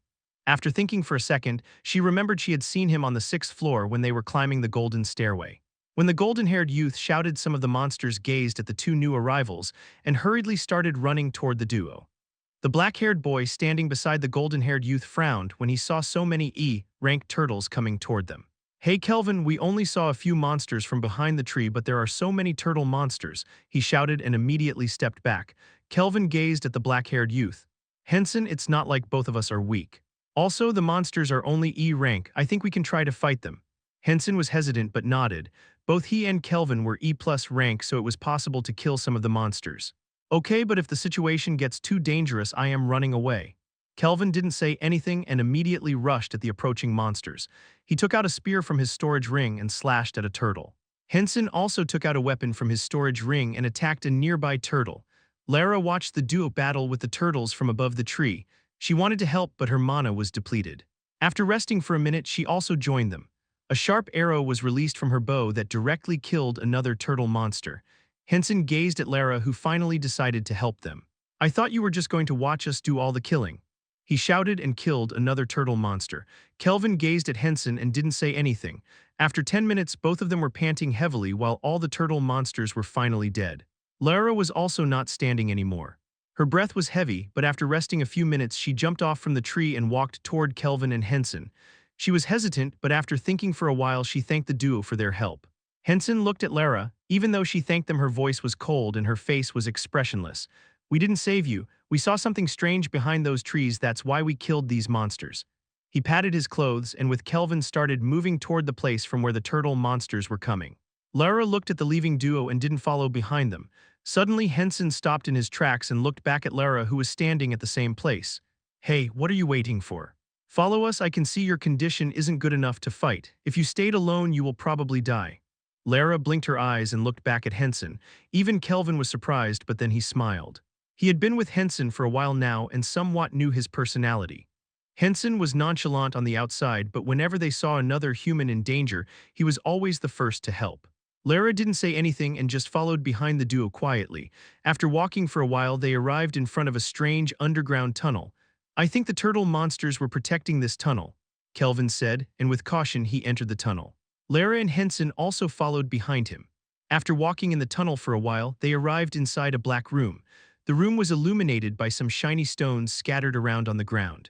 In the middle of the room, 2 skill cores and a white color book were floating. The trio looked at each other. Lara didn't say anything.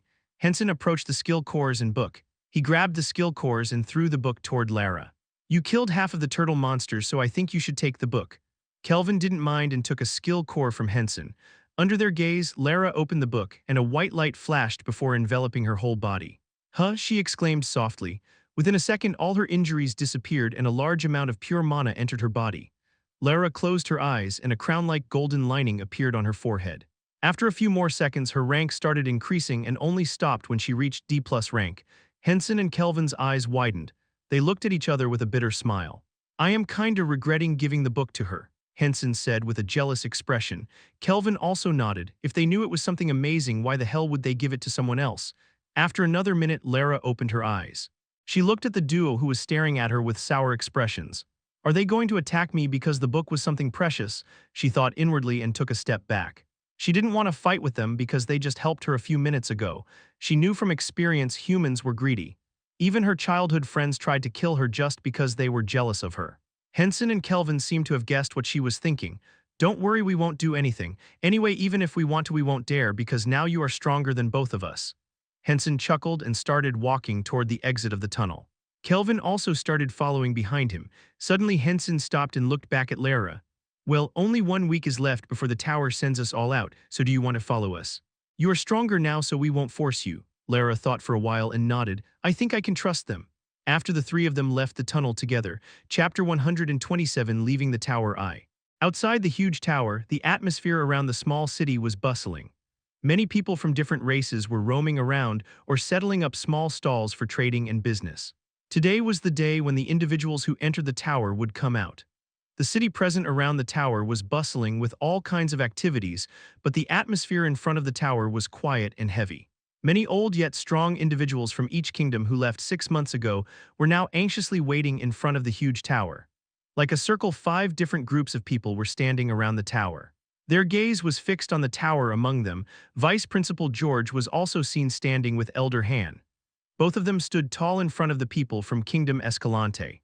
Almost every one of them had a grim expression because they knew a lot of kids who entered the tower would have died, but they were waiting for the ones who would return alive with newfound strength. Those kids were the future of each kingdom because even in the past those who had entered the tower and found some opportunities had always achieved something in their lives. But for some reason, all 5 groups present around the tower looked at the other groups with vigilant.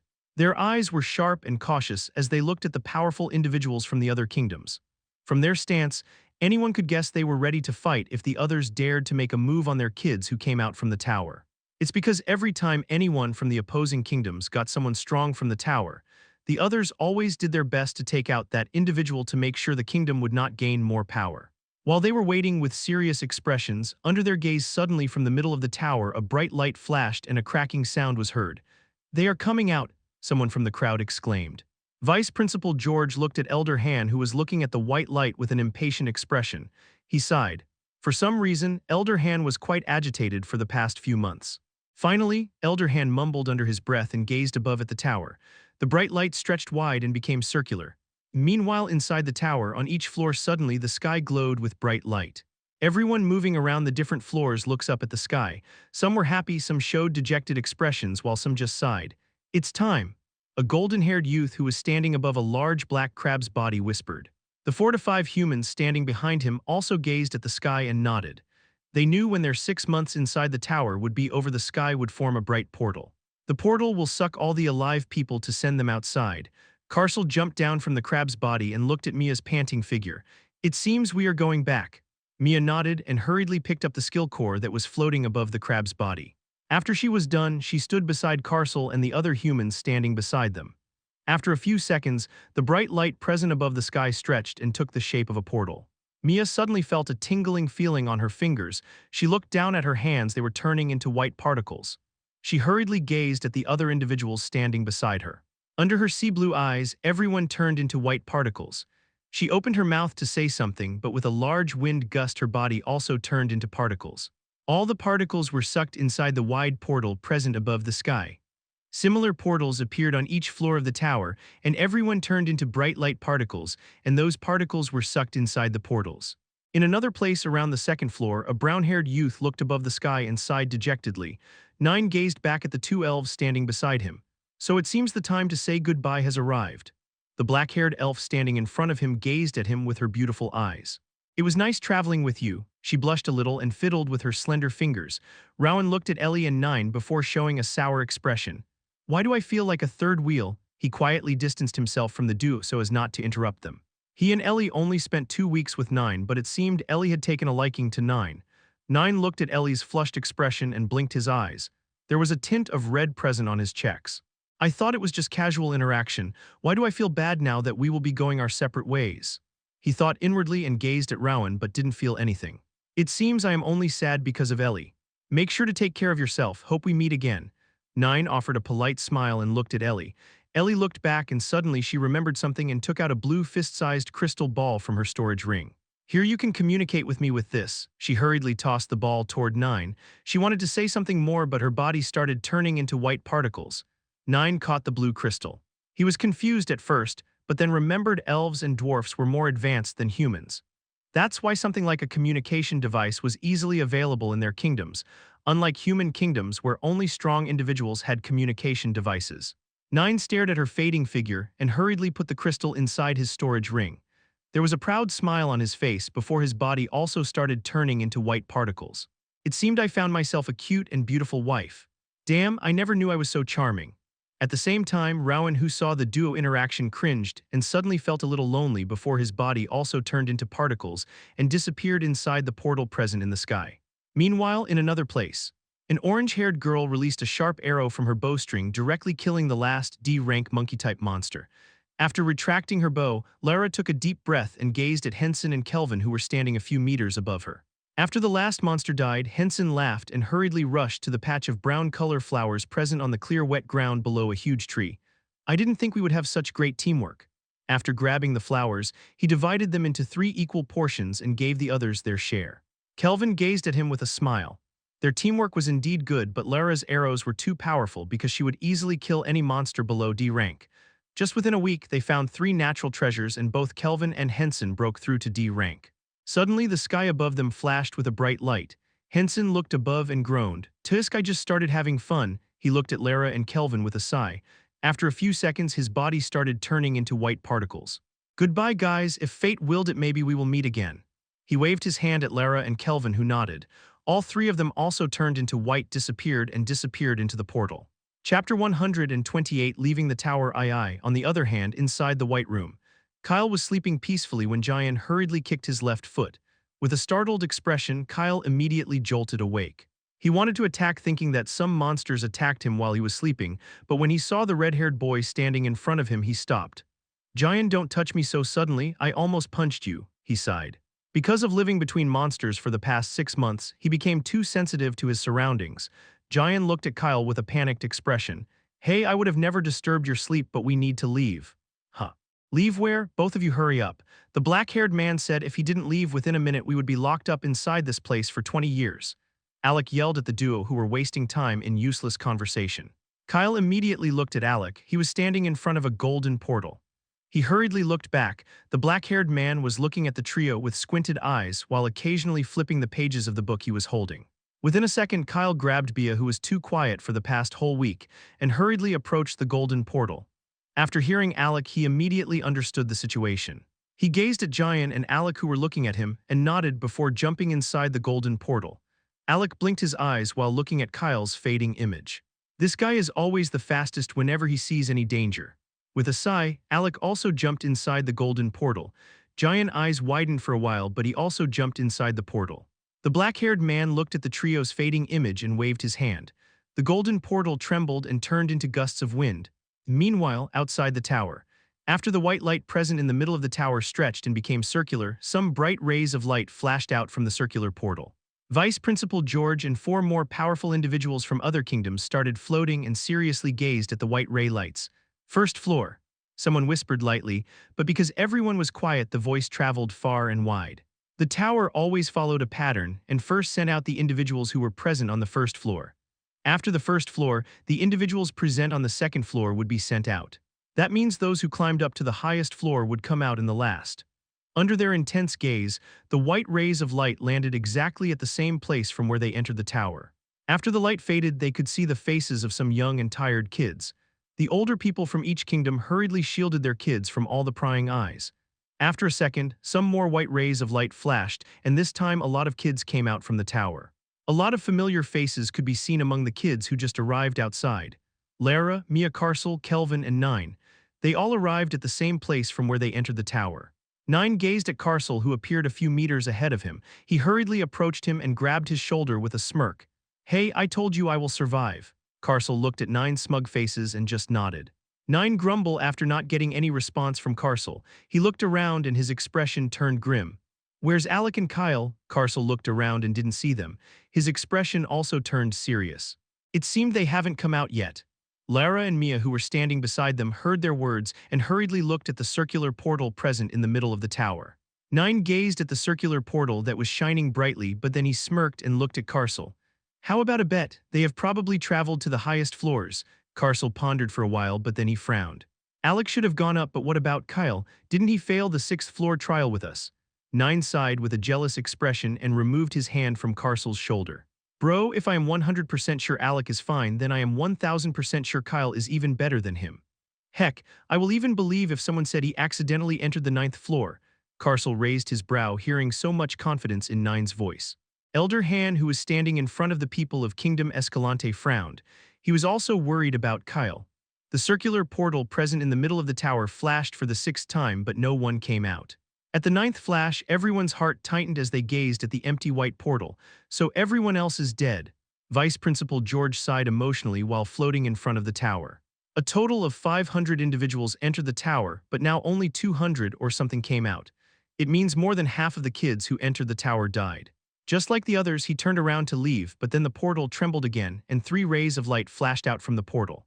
With wide eyes, Vice Principal George hurriedly turned around and immediately fixed his eyes on the 3 rays of light. One of the rays landed among the people of Kingdom Whiteland. The light landed next to Kelvin, who was wearing an anxious expression because he hadn't seen Jian coming out yet. After the light landed, Kevin finally sighed with relief when he saw the red-haired boy appearing beside him.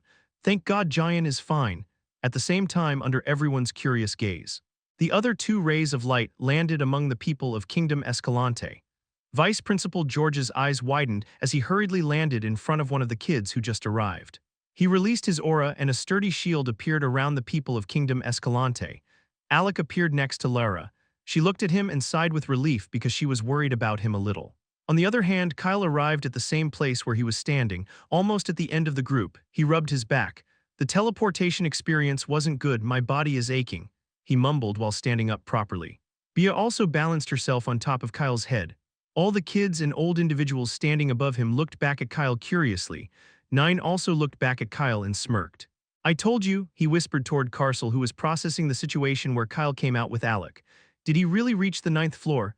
Elderhan looked at Kyle and his tense body relaxed, but after a few seconds his expression changed into horror. While Kyle was moving his legs, he sensed some gazes on himself. He looked in front of him, almost everyone was staring at him. Ah, hello, Kyle said awkwardly, but then suddenly huge pressure descended on his shoulders. His legs gave in and he fell on his knees. Blood oozes out from the corner of his mouth. The pressure wasn't something he could handle. With gritted teeth, Kyle looked at the place from where the pressure was coming from. 4 floating old individuals were staring at him with serious eyes. No, the 4 individuals weren't staring at him, but they were staring at Bia. Kyle, Bia's broken voice sounded inside his head. She was also feeling the pressure. Fuck. Because of that strange black-haired man, I forget about this matter. He cursed inwardly, but then Vice Principal George immediately rushed in front of him and shielded him with his aura. The pressure around Kyle disappeared and he finally took a breath. Vice Principal George glared at the 4 floating individuals with dark eyes. What's the meaning of this? He shouted before looking back at the bird sitting on top of Kyle's head with gritted teeth. Before Kyle, a lot of individuals came out from the tower. They told their elders about the things that happened on the 6th floor. Of course, with his heightened sense, he was able to sense the whispers of those kids. How the hell is this small bird talent SSS plus rank? Naturally, just like him, the powerful individuals from other kingdoms also heard those whispers. That's why the moment they saw the bird present on top of Kyle's head, they immediately tried to probe Kyle and the bird's body. Chapter 129. Is he wearing an artifact? The atmosphere around the tower became heavy, and only loud breathing sounds could be heard. Vice Principal George gritted his teeth and glared at the 4 old individuals floating in the sky. Their gaze was fixed on Kyle and Bia. One of the floating individuals suddenly frowned and looked at the others. Except for rank, I can't sense anything else from the bird's body, but even the rank is surprising. It's D+ rank. The person floating next to him wore a neutral expression. He was an elf with long white hair and beard. There was a subtle shock within his nonchalant eyes when he sensed that the bird was D+ rank, but it disappeared within a second. I can't as well. I can understand that the bird is special, but why can't I see through the kid's body? He whispered and gazed at the other 2 people floating beside him. Seeing their serious expressions, he was sure they were also not able to sense anything from the kid and bird's bodies. The old demi-human floating next to the elf looked back at him. Is he wearing an artifact? The elf didn't say anything and just quietly gazed at Kyle's body. If he's wearing an artifact, then it's a very powerful artifact because even we 4 combined can't see through the artifact. On the other hand, after dispersing the floating individual's pressure, Vice Principal George started floating and arrived in front of them with a dark expression. What's the meaning of this sudden attack? Do you all want to wage war with my kingdom? He shouted with anger and released his SS rank aura. The 4 individuals' faces stiffened when they sensed his aura. One of them suddenly scoffed and released his powerful aura, but his aura was weaker compared to the vice principal's. He was smaller in height as compared to others and belonged to the dwarf's kingdom. George, we were just curious about that little thing. It's not like you are not. Also, a huge disaster is coming our way. No one is crazy enough to start a war at such a bad time. He spoke coldly and flew back with narrowed eyes. George was the strongest among them. He was powerful enough to fight 2 of them at a time, but if all 4 of them attacked him together, they could easily defeat him. The other 3 floating individuals besides the dwarf threw a sidelong glance at Kyle and Bia and also hurriedly went back toward their people. 2 of them even glanced at the round bag hanging around Kyle's waist. They could sense a cold aura around the bag. 2 ice monster eggs. Interesting, this kid seemed to have got a lot from the tower. Now was not the time to fight. After hearing from the kids that the red bird had SSS plus rank talent, they were curious and a little doubtful, but when Kyle appeared, their interest was piqued. That's why they hurriedly probed Bia's body, and to their shock, the little bird was already D+ rank. Instead of fighting and sowing discord with Vice Principal George, it was better to inform their superiors and wait for further orders. While all this was happening, Alec and Nine wanted to rush toward Kyle, but Elder Han hurriedly stopped them. Carcel, Mia, and Lara also looked at Kyle's pale figure with serious expressions. In the end, the figures floating above them were too powerful, that's why they could do nothing but watch with frustrated expressions. Elder Hand gazed at Kyle with a sigh. He wasn't weak, but this kid knew how to attract trouble. George will probably handle everything. From Kingdom Whiteland, Giant and Kelvin also panicked when they saw Kyle being attacked out of nowhere, but their elders didn't let them move from their place. At the same time, some old eyes wanted to probe Alec and Giant's bodies, but because of Kyle's appearance, they were more focused on the red bird sitting on top of his head. Alec and Giant's talent was tempting, but it wasn't useful to them.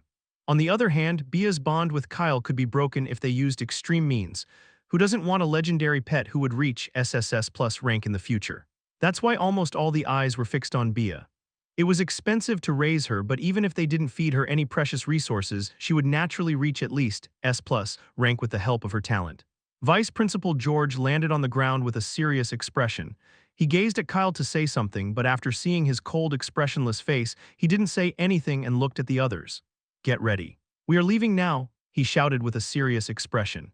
At first, he planned to leave after a day because the kids would be probably tired after staying inside the tower for 6 months, but the situation was too serious for them to stay here any longer.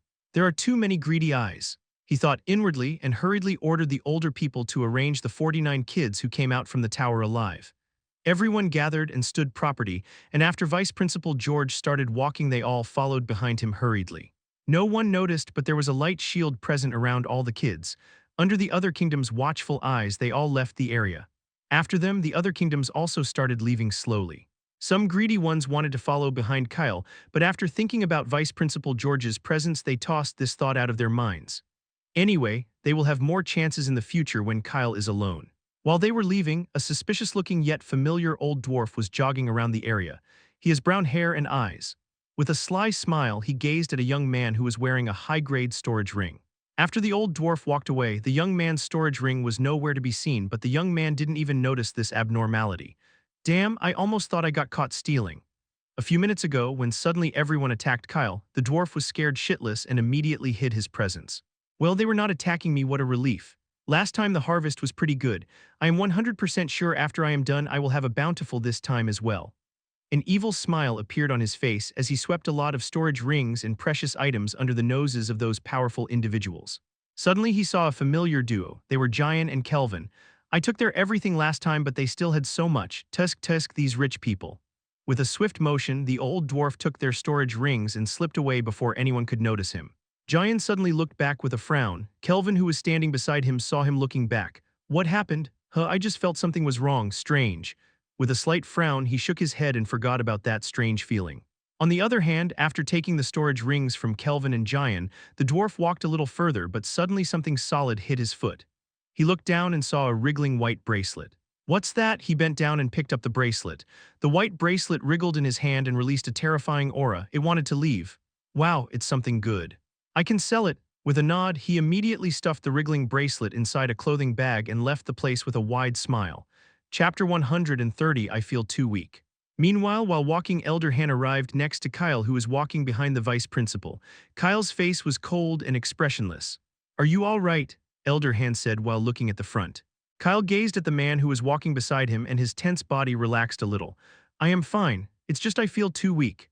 He mumbled slowly and clenched his fists tightly. Just now when those old men attacked him and Bia, he felt powerless.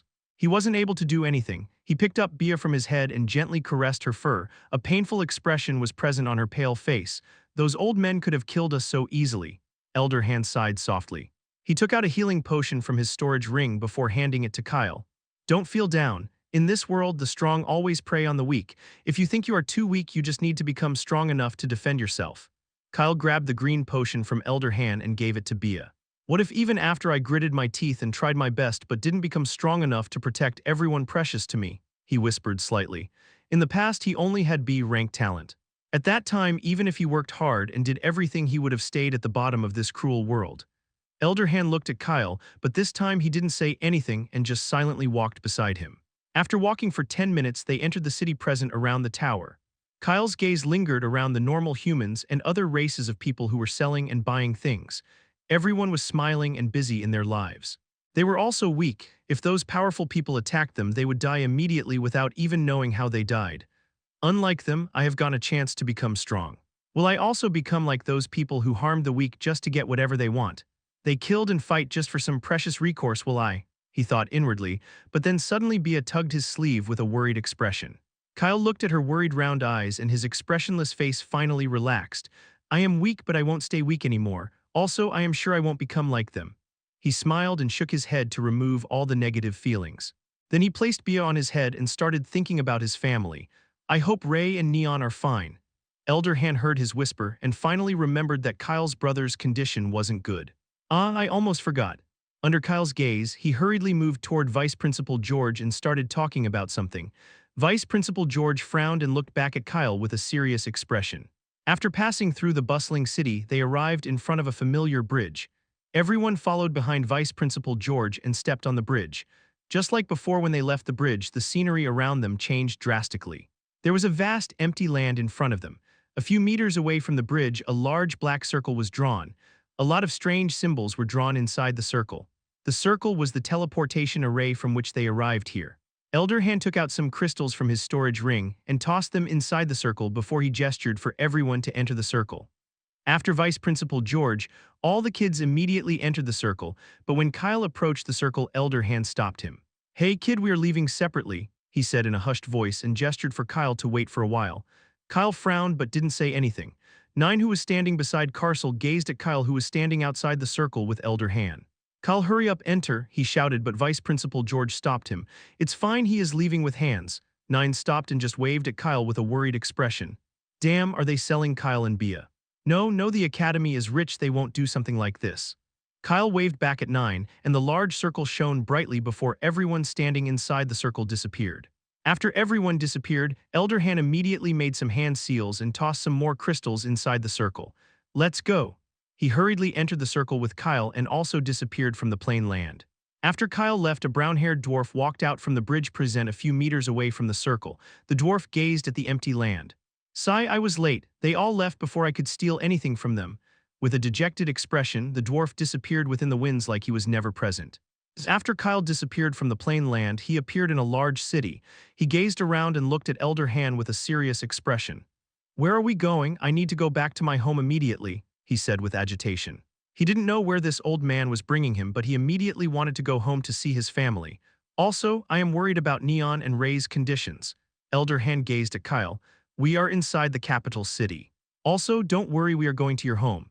After you left, I heard from Professor Aliza about your family situation and kept an eye on your brother's condition. They are fine, but lately their condition has become worse. Did you find the elixir? While speaking the last words, Elder Han's voice became low and his expression became grim. Kyle became anxious when he heard that Neon and Ray's condition wasn't good, but then he gazed at Elder Han with a frown. How did Professor Aliza know about my family situation?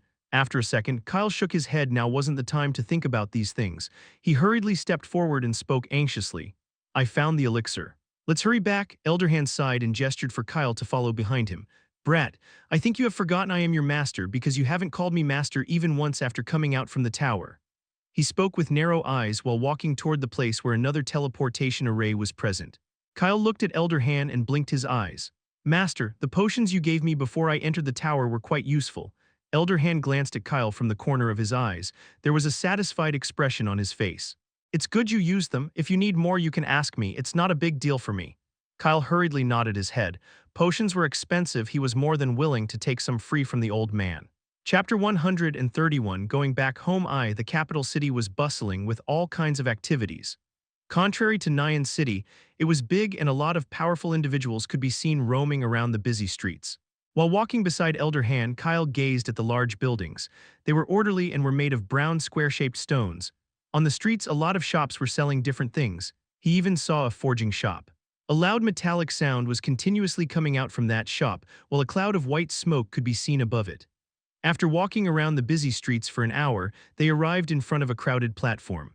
Elder Han narrowed his black eyes when he saw so many people lining up in front of the teleportation array. He gestured for Kyle to wait for a while and hurriedly went to talk with the person in charge. After talking with him for a while, Elder Han returned with a smile. Let's go. Kyle nodded and followed behind him. The people standing in the line gave him furious stares because he was breaking the line, but Kyle didn't bother looking at them and just quietly followed behind the brown-haired old man. Oh, he bribed the person in charge of the teleportation array, Bia said and blinked her eyes. She was feeling a lot better compared to a while ago. She looked around curiously. Some girls standing in the line even squeaked loudly when they saw her cute round eyes. I think those pretty ladies have fallen for my charms. Hee hee, she looked at the ladies waving her way and flapped her wings cutely. Bia, don't attract attention. Kyle frowned when he saw a lot of people looking his way, but fortunately, he arrived in front of the teleportation array. Elder Hand climbed on the round platform and gestured for Kyle to stand beside him. They were the only two who used the teleportation array. Under the envious gaze of so many people, they disappeared after the teleportation array was activated. Kyle opened his eyes and the scenery around him changed. Unlike the unfamiliar capital city, the place in front of him felt familiar. He took a deep breath and hurriedly started walking toward his home. Elder Hand looked at Kyle back inside. He just quietly followed behind him. The area around the teleportation array was crowded because Nyan City only had one teleportation array. As Kyle left the crowd and looked at the place where his house was, he became a little anxious. I hope they are fine. He increased his speed and started taking large steps toward the east side. The houses around Nyan City were smaller compared to the capital city, and there weren't many shops either. After walking around the streets for a few hours, Kyle arrived in front of a familiar large gate. He gazed at the gate and took a deep breath. There was only a single guard standing in front of the gate. The guard was new, that's why he didn't recognize Kyle.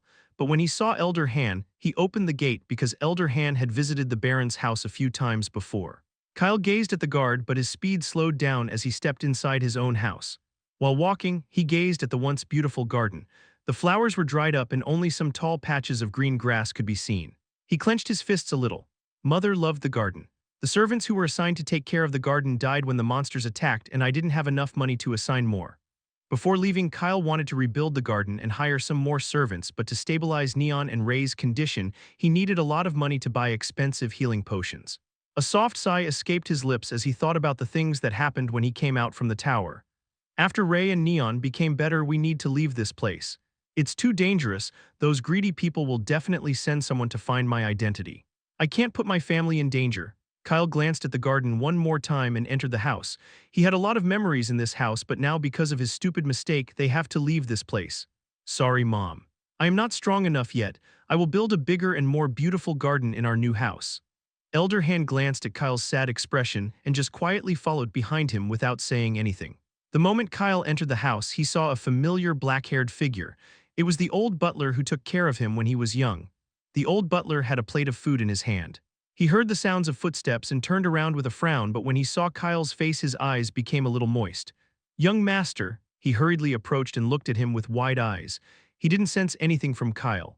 Also, instead of silver, the corner of Kyle's hair was ash gray for some reason, but a wide smile appeared on the butler's face when he saw Kyle. It's really young master, he shouted and immediately turned around to inform Baron Ohan about the good news. When Kyle left for the tower, the old man was very worried because even though the tower was safer than the Black Forest, a lot of people always died inside the tower. Kyle looked at the fading back inside. Bia also gazed at the butler with her round eyes. She could feel Kyle cared about that old man. Kyle walked toward the room where Neon and Ray were present. After leaving the corridor, he arrived in front of the largest room present inside the building. Along the way, he saw that the house was almost empty, devoid of any precious items. Even though they were not rich, their house was beautiful, but now he could only see empty walls and old furniture. I think father and butler Ian sold everything to buy healing potions. He slowly pushed the door of the room and gazed inside. Two healers were running around the room with serious expressions. Soon, his gaze landed on the familiar beds. Among the four individuals lying around the beds, he saw Neon and Ray. He could see long, thick black lines around their whole bodies. Their breathing was rough, and instead of pale, their skin had started turning purple. Chapter 132. Going back home. Kyle took a deep breath to calm his uneasy heart and walked inside the room. One of the healers who had brown hair and an old face saw Kyle and instantly recognized the young man who asked him to take care of his brothers until he returned. The old healer raised his brow. He was going to leave if Kyle didn't come back within a week because the 6-month time was over. He watched Kyle as he staggered toward Neon and Ray with a serious expression. Elder Han walked inside the room behind Kyle and stood in a corner. The old healer sighed and gazed at the other two individuals who were lying on the beds beside Neon and Ray. He saw how Baron Ohan sold everything to buy healing potions. If they didn't take care of these two strangers, they could have saved a lot of money. He didn't understand why even after becoming poor, Baron Ohen asked him to take care of the two strangers. They are too soft. In this world where no one cares about others, they use so much money just to save some people who just gave a helping hand when the monsters attacked the city. He shook his head and gazed at Kyle, who sat beside Neon, and grabbed his hand gently. Suddenly an old and panicked voice sounded from the room door. Kyle. Kyle looked back at the black-haired old man who entered the room and gazed at him with moist eyes. Father, Kyle, my child, it's good you're fine. Baron Ohen hurriedly entered the room and hugged Kyle, who was sitting on Neon's bed. Bia immediately started flying and sat on the bed. She gazed at the old man who was hugging Kyle. Kyle smiled warmly and patted his father's back. I told you not to worry about me and take care of yourself, he whispered slowly. His father had lost a lot of weight, and he could also see a lot of wrinkles on the old man's face. After a minute, Baron Ohen finally let go of Kyle and gazed at his face with a smile. He touched Kyle's head with love and didn't ask about anything else. He was just happy about the fact Kyle returned home safely. Kyle looked at his father, who was now gazing at Neon and Ray with moist eyes. Don't worry, father. They will be fine. Baron Ohen gazed at Kyle, who hurriedly approached the old healer. Kyle stood in front of the healer, who had been watching him for a while. Sir, I found the elixir of life. You can save my brother now. Right? He spoke with hesitation and hurriedly took out a transparent box from his storage ring. The old healer gazed at Kyle with a frown, but when he looked at the transparent box Kyle took out from his storage ring, his eyes went wide. Inside the transparent box, he saw more than 10 colorless flowers. The flowers were neatly placed inside the box. Under each flower there were 9 leaves. This is really elixir of life. He stuttered a little and pointed at the flowers. The elixir of life was a high-grade herb and it was super rare. That's why even finding one was very hard. Even though Kyle asked him to take care of his brothers, he didn't think much about it and was sure the latter would never be able to find the elixir. Now seeing so many within Kyle's hand, his eyes trembled a little. For a second, some greedy thoughts passed through his mind, but a cold, chilling aura appeared behind him. The healer looked back and saw a brown-haired old man standing behind him. It was Elder Han. After seeing Kyle taking out so many high-grade herbs, he was also shocked, but when he saw the drooling expression of the healer, he hurriedly arrived beside the healer. Sigh, the kid is too reckless. The old healer is at least D rank. He should not have taken out so many high-grade herbs in one go. Elder Han sighed and gazed at Kyle, who was wearing an anxious expression. I can't sense his rank, but the situation could have become dangerous if the healer wanted to steal the herbs. Kyle, give me the herbs. I will take care of the patients. The old healer gulped down nervously and hurriedly stepped back. He could feel it. The brown-haired old man who came with Kyle was strong enough to kill him within a second. Kyle gazed at Elder Han and hurriedly gave him the transparent box. Elder Han grabbed the box and flicked Kyle's forehead. Kyle looked back at him with a confused expression. Kid, if you have something precious, never trust others, no matter who they are. It's the first lesson I am giving you as your master. Kyle looked at Elder Han and then at the old healer, who was sweating profoundly. I was too anxious and didn't notice the greedy look present on the healer's face. He nodded his head and looked at Elder Han, who approached the 4 patients with the transparent box. Baron Ohen silently stood beside Kyle, and both of them looked at Elder Han with expectant eyes. Baron Ohen knew Elder Han because he had visited his house a few times and wanted to help, but he didn't take anything from him because he was suspicious. He is your master. Baron Ohen gazed at Kyle and spoke slowly. Kyle nodded his head. He helped me a lot. Baron Ohen didn't say anything more. If Kyle trusted that person, that's mean he wasn't bad. Also, he could feel the other party was very powerful. Under their gaze, Elder Han opened the transparent box and a rosy fragrance gushed out from the flowers. He took out 4 flowers and hurriedly closed the box to not damage the other flowers. He could see the transparent box sustain the flowers' effects. With a wave of his hand, he crushed the flowers and a small floating red flame appeared beneath each flower. After heating the flower's paste, he used a wind spell to cool it down before sending it inside the mouths of the 4 individuals who were lying unconscious on the beds. Elder Han turned around and gave the transparent box back to Kyle, who was looking at Neon and Ray. Don't worry, the elixir had miraculous effects. The poison had damaged their bodies, but they will be fine within a day. Elder Han patted Kyle's shoulder, who nodded absent-mindedly. Baron Ohen asked Kyle to rest because he returned after a long time, but Kyle refused and sat beside Neon and Ray. Their bodies were healing at a visible speed, but they still hadn't woken up. In the end, Baron Ohen also sat beside Kyle to wait for Neon and Ray to wake up. Elder Han looked at the healers and took them outside the room. He gave them some mana stones and asked them to leave. The old healer looked at Kyle and Baron Ohen and sighed. He didn't want to do anything bad, but when he saw so many high-grade herbs, he became a little greedy. With a nod, he took the mana stones from Elder Han and quietly left. Elder Han gazed inside the room and left the family members alone. He followed behind butler Ian, who showed him an empty room so he could rest. Chapter 133. Everything is fine now. Kyle and Baron Ohen sat on Neon and Ray's beds for the whole afternoon. Within a few hours, Neon and Ray's complexions started to become better, and the strange lining on their bodies started to fade. Their purple skin slowly but surely regained its original color. At dawn, butler Ian entered the room and sighed. He urged Baron Ohan and Kyle to eat something and rest for a while, but they were too stubborn. Even though Baron Ohan and Kyle both were strong enough to spend a few days without eating. Baron Ohan hadn't eaten for a week due to stress, and Kyle just returned after a long time. That's why butler Ian was a little worried. After convincing them for a while, they finally agreed with a reluctant expression. With a sigh, Kyle stood up from Ray's bed and was going to follow behind Ian, but suddenly, a low yet hoarse voice resounded inside the room. Kyle was rooted in his spot. He frantically turned around and gazed at the bed he had been sitting on a few seconds ago with wide eyes. A pale black-haired young man was gazing at him with black, drowsy eyes. There was a frown on his face as he confusingly moved his hand. "What are you doing here?" Ray uttered with confusion and tried to sit, but his body was too weak. The last thing he recalled was Kyle left for the Royal Academy, and after a month the city was attacked by monsters. He, Neon, and some more people stopped the monsters' onslaught because the reinforcement was a little late, but he got injured due to the monsters' leader's sudden attack. While Ray was thinking and trying to move his body, Kyle rushed at him and hugged him tightly. Even Baron Ohan, who was standing a few steps away, rushed at the duo and hugged Ray.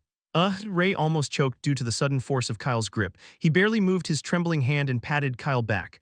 "Are you trying to kill me?" he uttered, and Kyle's grip finally loosened, but he didn't let go. "When the hell did he become so strong?" Ray cursed inwardly, but then sighed and just accepted his fate of being hugged by his younger brother. Baron Ohan also sat behind Kyle and hugged them both. Tears streamed down his old face as he patted Ray back nervously. Butler Han stood beside the bed and looked at the trio with moist eyes. Ray saw his father crying and his confusion increased. His father looked a little older and thinner than he remembered. Kyle, too, looked a little different from his memories. Especially the corners of his hair that were always sparkling with silver color were now devoid of their brilliance. He sighed and patted his crying father back. "I need to know what's happening." After a few seconds, Ray felt something wet touching his shoulder. His eyes widened in shock. "Hey, Kyle, are you crying?" he said with disbelief. Kyle was crying.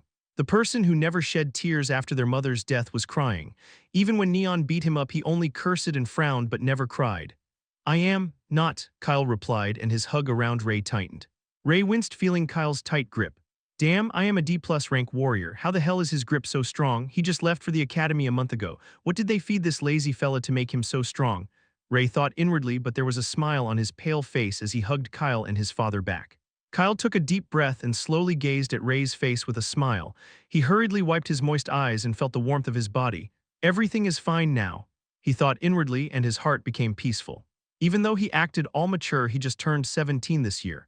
There was no way he would have taken it easily if anything bad happened to Ray and Neon. While they were hugging each other, an irritated and small voice sounded from their left. "What's happening? Why is everyone hugging Ray?" Baron Ohan turned around and saw Neon had also woken up. Unlike Ray, he was able to sit up straight and was looking at the trio curiously. Baron Ohan stood up and hugged Neon with teary eyes. Kyle gazed at Neon from the corner of his eyes. "Idiot," he whispered slowly and let go of Ray, who almost died because of his emotional hug. "What did you say?" Neon gazed at Kyle's approaching figure with angry eyes, but Kyle just shrugged his shoulders and hugged him tightly. Just like Ray, he also suffered from their tight hugs for a few minutes. The two other unconscious people present inside the room also woke up, but they silently watched from the sidelines without interfering.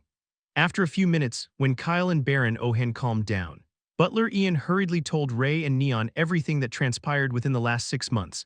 After knowing everything, both of them were shocked beyond words. "The A-rank python poison that injured us was strong enough to kill us," Ray whispered slowly and looked at Kyle with moist eyes. He gestured for him to come sit beside him. Kyle nodded and just sat on his bed. Ray patted his head with a proud smile. "I know the last 6 months were difficult, but you did an amazing job, my lazy brother. Thank you, and I am sorry for being such a useless big brother," he said with a guilty expression. He never wanted Kyle to experience so many things because of him. Kyle was the youngest, and he endangered his life for him. Kyle removed Ray's hand from his head with a frown. "I'm not lazy. Yes, you are not." Ray chuckled and again started ruffling his hair. Neon gazed at the duo. "I think it's because I haven't eaten any real food for the past 6 months, that's why I am hungry." He grumbled and looked at butler Ian, who was standing by the bedside. Ray and Kyle also looked at Butler Ian and raised their hands. Now that you mentioned it, I am also a little hungry. Me too. Baron Ohen gazed at his sons and stood up with a smile. Ian, let's go, I will help you out. Butler Ian chuckled and both of them left the room to prepare something good for the kids. Chapter 134. Everything is fine now, aye. Kyle ate the food inside Ray and Neon's room because they weren't able to move around freely yet. Butler Ian also prepared food for the two other individuals present inside the room. While they were eating, Bia, who had been watching everything for a while, started flying and arrived next to Kyle. After seeing the warm food, she was also hungry. Neon and Ray both were surprised when they saw Bia, but Kyle hurriedly introduced her to his family. When Kyle said she was a phoenix, both Neon and Ray scoffed and gave him strange looks. Neon even placed his hand on his forehead to check if he was all right. Bia was clearly a bird. Kyle slapped his hand away and gazed at Bia with suspicion. Tell me, Bia, were you adopted? Bia narrowed her round eyes, and with a cold hump, she hurriedly went toward Neon and sat on his shoulder. Neon and Ray saw Kyle's sour expression. They looked at each other and started laughing. At night, Kyle left the room with Bia so they could rest. He climbed the stairway and arrived in front of a familiar room. I am tired. With a smile, he pushed open the door. It's the same as when I left for the academy. Kyle gazed inside. The room was clean and tidy. It seemed Butler Ian cleaned his room even though he was absent. There were some paintings present on the walls and a square-shaped wardrobe present in a corner. He gazed at the large familiar bed present in the middle of the room before walking toward the mirror that was present in front of the bed. Kyle looked at himself and touched the corner of his hair. His eyes, which previously gave some hints of green color, were now completely black. I wonder if the changes are good or not. After placing Bia on the bed, he opened the wardrobe. Some of his old clothes were still present inside. I can finally take a proper bath. With a satisfied expression, Kyle grabbed some clothes and hurriedly took a long bath. After a while, he came out of the bathroom while wearing a white shirt and blank pants. His old clothes were a little tight, but he didn't care and just slumped on the bed. Soon, his eyes started closing and he drifted into a deep sleep. Bia gazed at Kyle's sleeping face and also closed her eyes. Next day early morning, due to the magical effect of the elixir of life, both Neon and Ray were able to walk and do normal activities easily. The two other individuals staying inside their room also got a lot better. They thanked Baron Ohen for his help and wanted to offer some money as compensation. Baron Ohen sighed. The amount of money he used on them wasn't something they could pay in a short time, because they were just wandering warriors who gave a helping hand when the monsters attacked the city. He accepted whatever they offered and asked both of them to stay until they recovered completely, but to his surprise, the two of them rejected his offer and left because they were worried about their families. After they left, Baron Ohen and Butler Ian prepared breakfast. Elderhan also woke up early morning and arrived inside the dining hall. Kyle was absent during breakfast because he was sleeping like a log. Even when Neon and Butler Ian knocked on his door and tried to wake him up, he didn't budge from his place. In the end, they left him alone. Unlike Kyle, Bia woke up early, and when Neon tried to wake up Kyle, she just quietly followed behind him to eat. The breakfast was harmonious and a little awkward because of Elder Han's presence. After sleeping for a whole day, Kyle finally opened his eyes with a groan. He grabbed his pillow and looked around the familiar room with a smile. He could see the dim moonlight flicking from the only window present inside his room. It seemed you slept peacefully after a long time. Bia's voice resounded inside his head. He turned around and gazed at Bia, who was sitting beside his pillow. Her stomach was bulging like a fat kitten. Just how much did you eat? Kyle narrowed his eyes and poked Bia's stomach with his finger. Hey, what are doing? Watch your hands. It's Neon and Elder Han's fault. They fed me so many things. It's not like I could reject them. That's why I just reluctantly ate everything. Kyle smirked and hurriedly left the bed. After taking a bath once again, he left the room and arrived inside the corridor. Butler Ian greeted him with a smile and told him that everyone was eating dinner. Kyle nodded at the old man. Damn. I slept for a whole day. He hurriedly arrived at the dining hall. The atmosphere was a little odd because of Elder Han, who was sitting beside Baron Ohen. When Kyle entered, everyone turned around and gazed at him with a smile. Kyle nodded at them and hurriedly sat beside Ray. The table was filled with delicious food. They ate dinner together while talking about some random stuff. Elder Han gazed at the harmonious atmosphere and sighed. I think this kid is forgetting that we need to return to the academy. George is probably gonna throw a tantrum when we return. He shook his head and threw the matter on the back of his head. After dinner, Kyle asked Elder Han to follow behind him. Elder Han was surprised but still followed behind him. After walking for a while, they arrived in the garden. What's the matter, kid? Elder Han frowned when he saw Kyle's hesitated expression. Actually, master, I want to sell some unfamiliar herbs and monsters' eggs, but you said I shouldn't trust others if I have something precious. Also, I want your help to find a new place for my family because I don't want to put them in any type of danger. Those people who tried to harm me because of Bia will surely try to find me and my family." Elder Han raised his brow at Kyle's words. He indeed saw the 2 ice eggs tied on Kyle's waist when he came out from the tower, but they were just some low-ranked monster eggs. Also, just how many herbs did he find inside the tower? 5 or 6? Elder Han thought inwardly and patted Kyle's shoulder while standing beside him. "Kid, you can trust me. I am very rich and didn't need your small treasures," he said and held out his palm so Kyle could show him the herbs. Chapter 135. Shock after shock. Kyle blinked his eyes and looked at Elder Han's palm. With a nod, he placed the 2 fist-sized ice monster eggs on his palm and took a step back. Elder Han raised his brow and looked at the eggs with curiosity and waited for Kyle to take out the herbs. Under his gaze, Kyle fiddled with the storage ring he was wearing. If someone looked closely, he would be able to identify the storage ring was a supreme-grade ring. He waved his hand, and a small mountain of various kinds of herbs came out from the ring. Elder Han gazed at the mountain and his eyes went wide with shock and disbelief. With his mouth wide open, he pointed his trembling finger pointed at the herbs.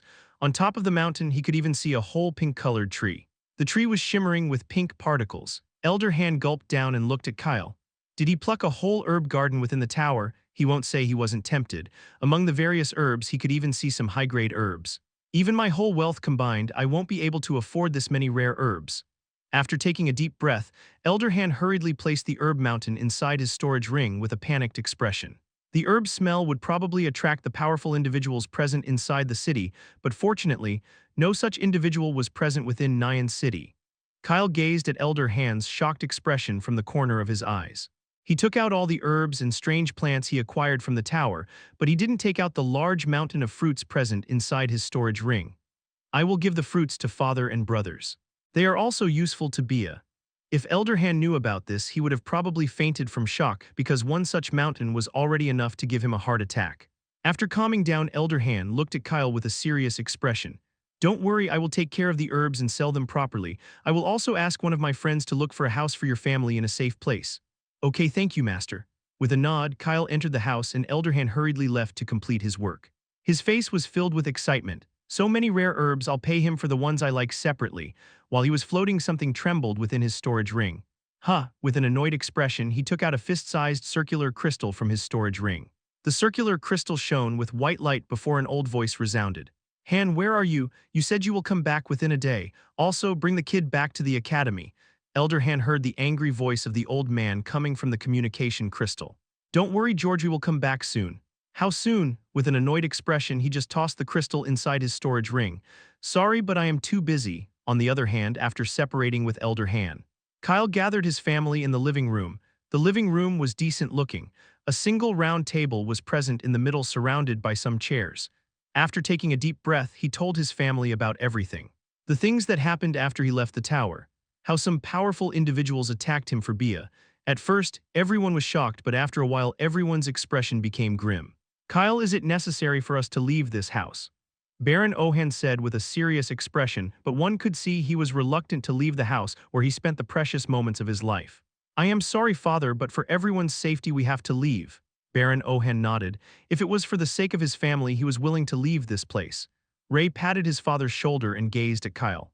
"I just want to know if is it safe for you and Bia to return to the Royal Academy. Won't those people find you there? Isn't it better for you to go with us?" There was worry present in his voice. Baron Ohan and Neon also looked at Kyle worriedly. If it was so dangerous, it was better for Kyle to leave with them. "I am sure those people will find trouble with me, but I think returning to the academy is the best choice. First, if I am with all of you, then it will be dangerous for everyone. And second, the academy has powerful individuals that can protect me," Kyle said with a serious expression. It's not that he didn't think about running away and hiding, but if he did that, those people would probably try to find his family. Ray sighed and gazed at Kyle. "Okay. We will do as you say, but you have to promise that you will stay connected with us." Kyle nodded with a serious expression. Even though he was sending his family away, there was no way he would not visit them. After thinking for a while, Ray gazed at Baron Ohan. "It's very expensive, but I think we should buy a communication device for Kyle." Baron Ohan immediately agreed, but then Neon poured a cold bucket of water upon everyone's head. "I think you all are forgetting we are too poor right now." Ray and Baron Ohan gazed back at Neon. It was true, because of Ray and Neon's special condition, all of their family wealth was gone. Butler Ian, who was standing behind them, sighed. He gazed at Baron Ohan. "Master, how about we sell this house? We need money to buy a new house in a safe place and also buy some other necessary things." He was old and had been living with the Baron family after his wife died in an accident. That's why he was present whenever the family faced any issues. Baron Ohan hesitated for a second. If possible, he didn't want to sell this house, but the situation was bad, so he agreed. "Okay. Let's sell this house." Chapter 136. Shock after shock. I. With a sigh, Kyle waved his hand to gather everyone's attention. In the end, he spoke loudly. "Can anyone listen to me for a second?" He had been wanting to say something, but because they were all too busy, no one heard him out. With a serious expression, Baron Ohan gazed at Kyle, who suddenly took out a few storage rings from his front pocket. Some of the rings were old while some relatively new. "I don't think we need to sell this house. Also, Master said he would look for a good house, so there's no need to worry about that matter as well," he said, and gave the storage rings to Baron Ohan. With confusion, Baron Ohan looked at the rings. He picked up one of the storage rings and placed the others on the table. "It's a high-grade ring," he gasped with shock, and his eyes were fixed on the ring. "What?" Neon and Ray, who were sitting beside him, exclaimed together and also picked up one storage ring each. "This one is also a high-grade ring," Neon exclaimed and gazed at Kyle with shock. Only those rich and powerful people had high-grade rings. It wasn't something they could afford.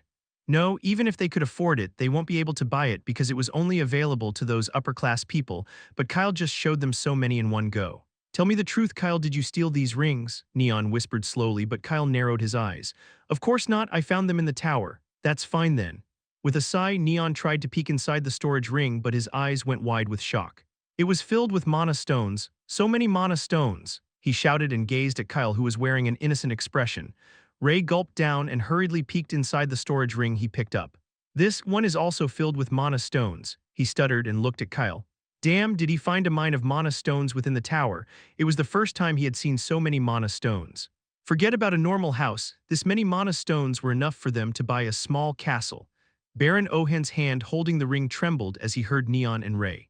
"I think it's better if I don't see what's inside because my fragile heart won't be able to take it." He instantly placed the storage ring he was holding on the table, not daring to look inside. At the same time, Neon and Ray gazed at the other rings. "Are they also filled with mana stones?" Neon pointed at the rings with a dry voice. Kyle was giving them one shock after another. "Oh," Kyle blinked his eyes and gazed at the other storage rings present on the table. "No, they are not filled with mana stones." Neon and Ray sighed with relief. With so many mana stones, their life could very well become dangerous. Ray picked up a glass of water to calm down his fast-beating heart. With an innocent expression, Kyle pointed at one of the storage rings present on the table. "This one is a supreme-grade ring." His sentence was cut short as Ray spit out the water he was drinking. Neon also dropped the ring he was holding. Butler Ian, who was controlling his emotions all this while, almost fell on his knees. "Say again," Baron Ohan questioned, his mind racing. "I said this ring is supreme grade." Supreme grade. These words resonated inside everyone's head. If high-grade storage rings were only available to the strong, then supreme-grade rings were something that even the strong couldn't afford. Now Kyle was saying a supreme-grade ring was present in front of them. No one would be able to take it easily. Kyle glanced at them and continued. "This supreme-grade ring is filled with magical fruits that can help everyone advance in their rank. There are also some healing herbs I am familiar with. The other rings are all empty. You can sell them or take one each." He finished his sentence, but now there was pin-drop silence within the living room. Butler Ian had already sat down because he was sure his old bones wouldn't be able to take it if Kyle threw another bomb at them. Baron Ohan massaged his temple. He was trying his best to stay calm and collected. Ray and Neon just quietly stood up and closed all the windows present in the living room. It was too dangerous. No one would believe it, but it seemed their once lazy brother had swept the Tower of Opportunity very clean. Just how the hell did he find so many things? After giving so many shocks to everyone, Kyle stood up. "I am going to my room to see Bia. I haven't seen her for a while. I will see all of you in the morning," Kyle said softly and left the living room. Even though he slept for a whole day, for some reason he was sleepy again. After Kyle left, Baron Ohan gazed at the other with a serious expression. "So who's going to protect these rings?" Neon and Ray took a deep breath, but then Neon chuckled. "Father, it seemed we aren't poor anymore." Butler Ian also started laughing. "Let's rest, it's late. We need to get ready tomorrow and pack our important stuff because Kyle said his master would find a new house for us," Baron Ohan said with a small smile. Everyone nodded and hurriedly disappeared from the room, leaving alone Baron Ohan and the many storage rings. Baron Ohan blinked his eyes and gazed at the rings present on the table. "You rascals, what if some thieves attack me tonight? How can you throw such a big responsibility on me?" he shouted, but no one heard his old voice. In the end, he picked up the storage rings carefully and hid them inside his clothes. Chapter 137, Returning to the Academy. Next day early morning, Kyle woke up, and after wearing a neat blue shirt and black pants he gazed at the 3 storage rings present on his fingers. 2 of them were high grade while the third one was supreme grade. One of the high grade rings was filled with gold coins and some old weapons he took from the sand castle, and the other was filled with mana stones. I didn't give the gold coins to anyone because their shape is different from the coins used in Kingdom Escalante. He wanted to sell the coins, but decided against it for the time being. The supreme grade ring present on his middle finger had some magical fruits and normal clothes. With a sigh, Kyle gazed at the mirror in front of his bed and blinked his eyes. He ruffled his hair with a frown. "Hey, what happened to your hair again?" Bia's voice resounded inside his head as she flew and sat down on his left shoulder while gazing at the mirror. "I don't know myself," Kyle said and looked at himself. After he suffered the insane pain in the tower, the corner of his hair turned ash gray, but now they are completely black just like when he was young. Well, as long as it's not something bad, it's fine. After taking another glance at himself, he left the room. He roamed around his house remembering the memories of the past. Some were sad and some happy. While walking, he arrived in front of his father's room. The room door was open, that's why Kyle peeked inside. With an open wardrobe, Baron Ohan was picking out some old things and placing them on the bed. Everyone is packing and getting ready to leave, Kyle thought inwardly, and after gazing at his father, he just walked around the house before sitting inside the living room with Bia. He took out a fruit from his storage ring and started eating while waiting for everyone to gather. He just simply sat there and did nothing. Just like that, he once again fell asleep while sitting. After a few hours, an old voice woke him up from his slumber. Kyle's eyes snapped open and he gazed at the brown-haired old man standing in front of him. "Master," it was Elder Han, he seemed to have returned. "Why are always sleeping whenever I see you?" Elder Han said with a frown, but then he took out a storage ring and threw it toward Kyle. With a swift motion, Kyle grabbed the ring. There are mana stones present inside the ring. "I sold some of the herbs, but it will take some time to sell all of them. Also, I contacted one of my friends. He had a decent house in the capital city. The house is near the king's castle, so it's very safe." Kyle listened to Elder Han and nodded his head seriously, but then he remembered Ray's words. "Master, actually my family is a little worried, that's why I need a communication device." "Oh, I have an extra, you can take it." Elder Han took out 2 crystal balls and tossed them toward Kyle before sitting on the chair opposite him. While they were talking, Baron Ohan and all the others arrived in the living room. After eating something together, they all left the city following behind Elder Han. At night, they arrived in front of a double-story house. As Kyle pushed the metal gate and everyone entered the house, they could see a small flower garden. The garden was well kept because all the flowers were booming under the moonlight. After entering the house, one could see a large empty hall. There were a total of 5 rooms present inside the house, 2 on the ground floor and 3 on the second floor. Lastly, on the west side, a dining hall that was attached to the kitchen was present. The house was small compared to their old house, but it was good enough. Also, just like Elder Han said, it was almost at the center of the bustling capital city. The king's castle was relatively close, which is why one could see many royal guards roaming on the busy streets. "The location is very safe," Kyle said with relief. He was very worried about his family's safety, but now he could rest easy. After everyone was done looking around at the house, Kyle wanted to pick an empty room to sleep, but Elder Han arrived in front of him with narrowed eyes. "Huh?" Kyle gazed at Elder Han with confusion. He wanted to sleep. Why was the old man stopping him? But suddenly a thought appeared inside his mind. "Wait, why am I feeling so sleepy nowadays? I was relaxed after Neon and Ray became healthy, but something didn't feel right. My hair color changed as well overnight. Strange." While Kyle was thinking, Elder Han grabbed his collar and lifted him from the ground. Kyle looked at him with shock but didn't move at all. "Kid, I think you forget you are a student and need to go back to the academy. George said he is coming himself to beat both of us if we don't return until tomorrow morning," Elder Han said with a sigh. Just a few minutes ago, Vice Principal George called him and told him to return immediately. "I am 100% sure he needs some free potions. Damn, he is ordering me like a slave.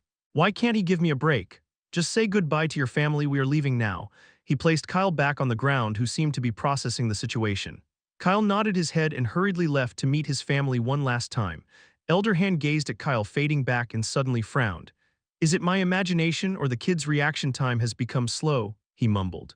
Just now when he picked up Kyle, the latter wasn't able to react on time. No, Kyle didn't even see his hand until he grabbed his collar. When Kyle came out from the tower, he was immediately able to react to the attackers who tried to probe his body, but now he was slow. It's like his mind wasn't focused. Elder Han shook his head and just threw the matter to the back of his mind. I think it's because he is feeling relaxed after experiencing so much for the past few months. At the same time, Kyle hurriedly gathered everyone and told them he was leaving for the academy. Baron Ohen gave him a warm hug and asked him to stay safe. Neon gazed at Kyle and ruffled his hair. Just be sure to take care of yourself, lazy brother. I wanted to have a 1v zone with you, but it seemed you won't be getting beaten up by me very soon. Sigh, what a pity. Kyle gazed at him with narrowed eyes. With a smirk, he released a little of his D-rank aura. Are you sure I will be the one getting beaten up? I feel like I should stay for a day and take revenge for the beatings you gave me when I was weak. Neon sensed his aura and his eyes widened. Within less than a year, Kyle advanced from F rank to D rank. How is this even possible? If someone told him this thing a year ago, he would have scoffed and just laughed it out as a joke. Damn. I forget he got so many treasures from the tower. There's no way he would be weak. Neon himself was D rank, but he had already completed his academy years. With a serious expression, he rolled up his sleeves. Let's see who's going to get beaten up. Kyle looked at him with an innocent expression. Brother, now I am not alone. With a wide smile, he pointed at Bia, who was sitting on a nearby table. Neon looked at Bia and blinked his eyes. She is D+ rank. The moment these words left Kyle's mouth, Neon hurriedly straightened his sleeves. Haha, I was just joking. Why would I fight with my dear little brother? He laughed and hugged Kyle. Everyone else present inside the living room also burst into laughter. Ray tapped Kyle's shoulder and hugged him as well. Butler Ian approached Kyle and gave him a light tap on the back. After saying goodbye, Kyle suddenly remembers something. I almost forgot. He took out a crystal ball from his storage ring and gave it to his father. It's a communication device. You can contact me with it. Baron Ohen nodded and carefully placed the crystal ball on the table. They all left the house together and arrived in the garden where Elder Han was waiting for Kyle. With a slight smile, Kyle waved his hand and left with Elder Han. They traveled through teleportation arrays and within a few hours arrived in front of the academy gate. Kyle gazed at the familiar, magnificent gate. It was already past midnight, that's why except for some guards no one else was present around the gate. The guards instantly recognized Elder Han and hurriedly opened the gate. After walking inside the academy for a while, Elder Han said goodbye to Kyle and disappeared, leaving him behind alone. With a serious expression, Kyle hurriedly arrived in front of the boys' dorm. After entering the building, he gazed at the door present next to his room. 9 must be sleeping. Kyle looked inside his storage ring and took out a key to open his dorm room door. He walked inside. The room was the same as he left, a small wardrobe in a corner and a single bed in the middle. He gazed at the only table and chair present inside his room. Bia flew inside the room and sat on the table. With slow steps, Kyle approached the bed. There was some dust present on the bed. After dusting the bedsheets, he slumped on the bed. I am sleepy again. As he gazed at the ceiling of the room, his eyes started closing with heaviness. Bia, who was sitting at the table, suddenly remembered something important and gazed at Kyle with a curious expression. Kyle, what is a system? Her words were cut off because Kyle's eyes were already closed and he was sleeping. Hey, Bia flew on the bed and tried to wake him up, but he didn't even budge from his place. He is already sleeping. Bia gazed at Kyle's sleeping figure and just sat on a nearby pillow. She wasn't worried because she could feel he was fine. Well, I will just ask him about the system thing later. While Kyle was sleeping, within his blood, some dim blue sparks slowly started to regain their color, but the process was very slow. It's like the sparks were recovering the energy they lost. Chapter 138, He is going to fail. As the morning light shone brightly upon everyone's head, all the students present inside the academy were seen leaving their rooms. Some diligent students were wearing the academy's special blue color uniforms, but others were just roaming around in regular clothes because wearing a uniform wasn't mandatory. The uniforms of each year were basically the same. A long-sleeved blue-colored shirt with black pants, but unlike the first year's plain shirts, the second-year students had 2 straight white lines present on their chest, while the third-year students had 3 lines. Just like any other diligent student, Alec woke up early and after wearing his uniform he left his room, but instead of going to the classroom he arrived in front of the library. If one looked closely, he could see dark circles under his eyes. He stepped inside the library and saw the black-haired old librarian who was different from the one he saw a few months ago. The old librarian sitting in the reception present on the first floor of the library gazed at Alec and just nodded with a wry smile. The dark circles present beneath his eyes were even darker than Alec's. He was just assigned to the library 2 months ago and had to maintain the whole library himself, without any help. That's why he hadn't slept properly for the past 2 months. At first, he was happy to get a good job inside the famous Royal Academy, but his happiness vanished when he arrived at the academy. The academy was huge, but the staff was ridiculously low. Sometimes he wondered how the hell the old librarian took care of such a huge library alone. Alec nodded back at the old man. He didn't go to the higher floors of the library because he wasn't there to buy any skill core or art book. After passing through the different lines of bookshelves, he arrived in front of a large rectangular-shaped table. Around the table, many chairs were present, and for some reason, all the chairs were occupied. Among the people sitting around the table, he saw a lot of familiar, tired faces. "Alec is here." A tired voice sounded from behind a large pile of books. The person popped out of his head. He had brown hair and beautiful yellow eyes. Nine gazed at Alec, and after pushing the various books present in front of him aside, he made a crying expression. "I am so tired that I feel like dying. We suffered so much inside the tower, now we have to suffer through midterms. It was fine if they took a practical assessment, but why are they taking a written exam?"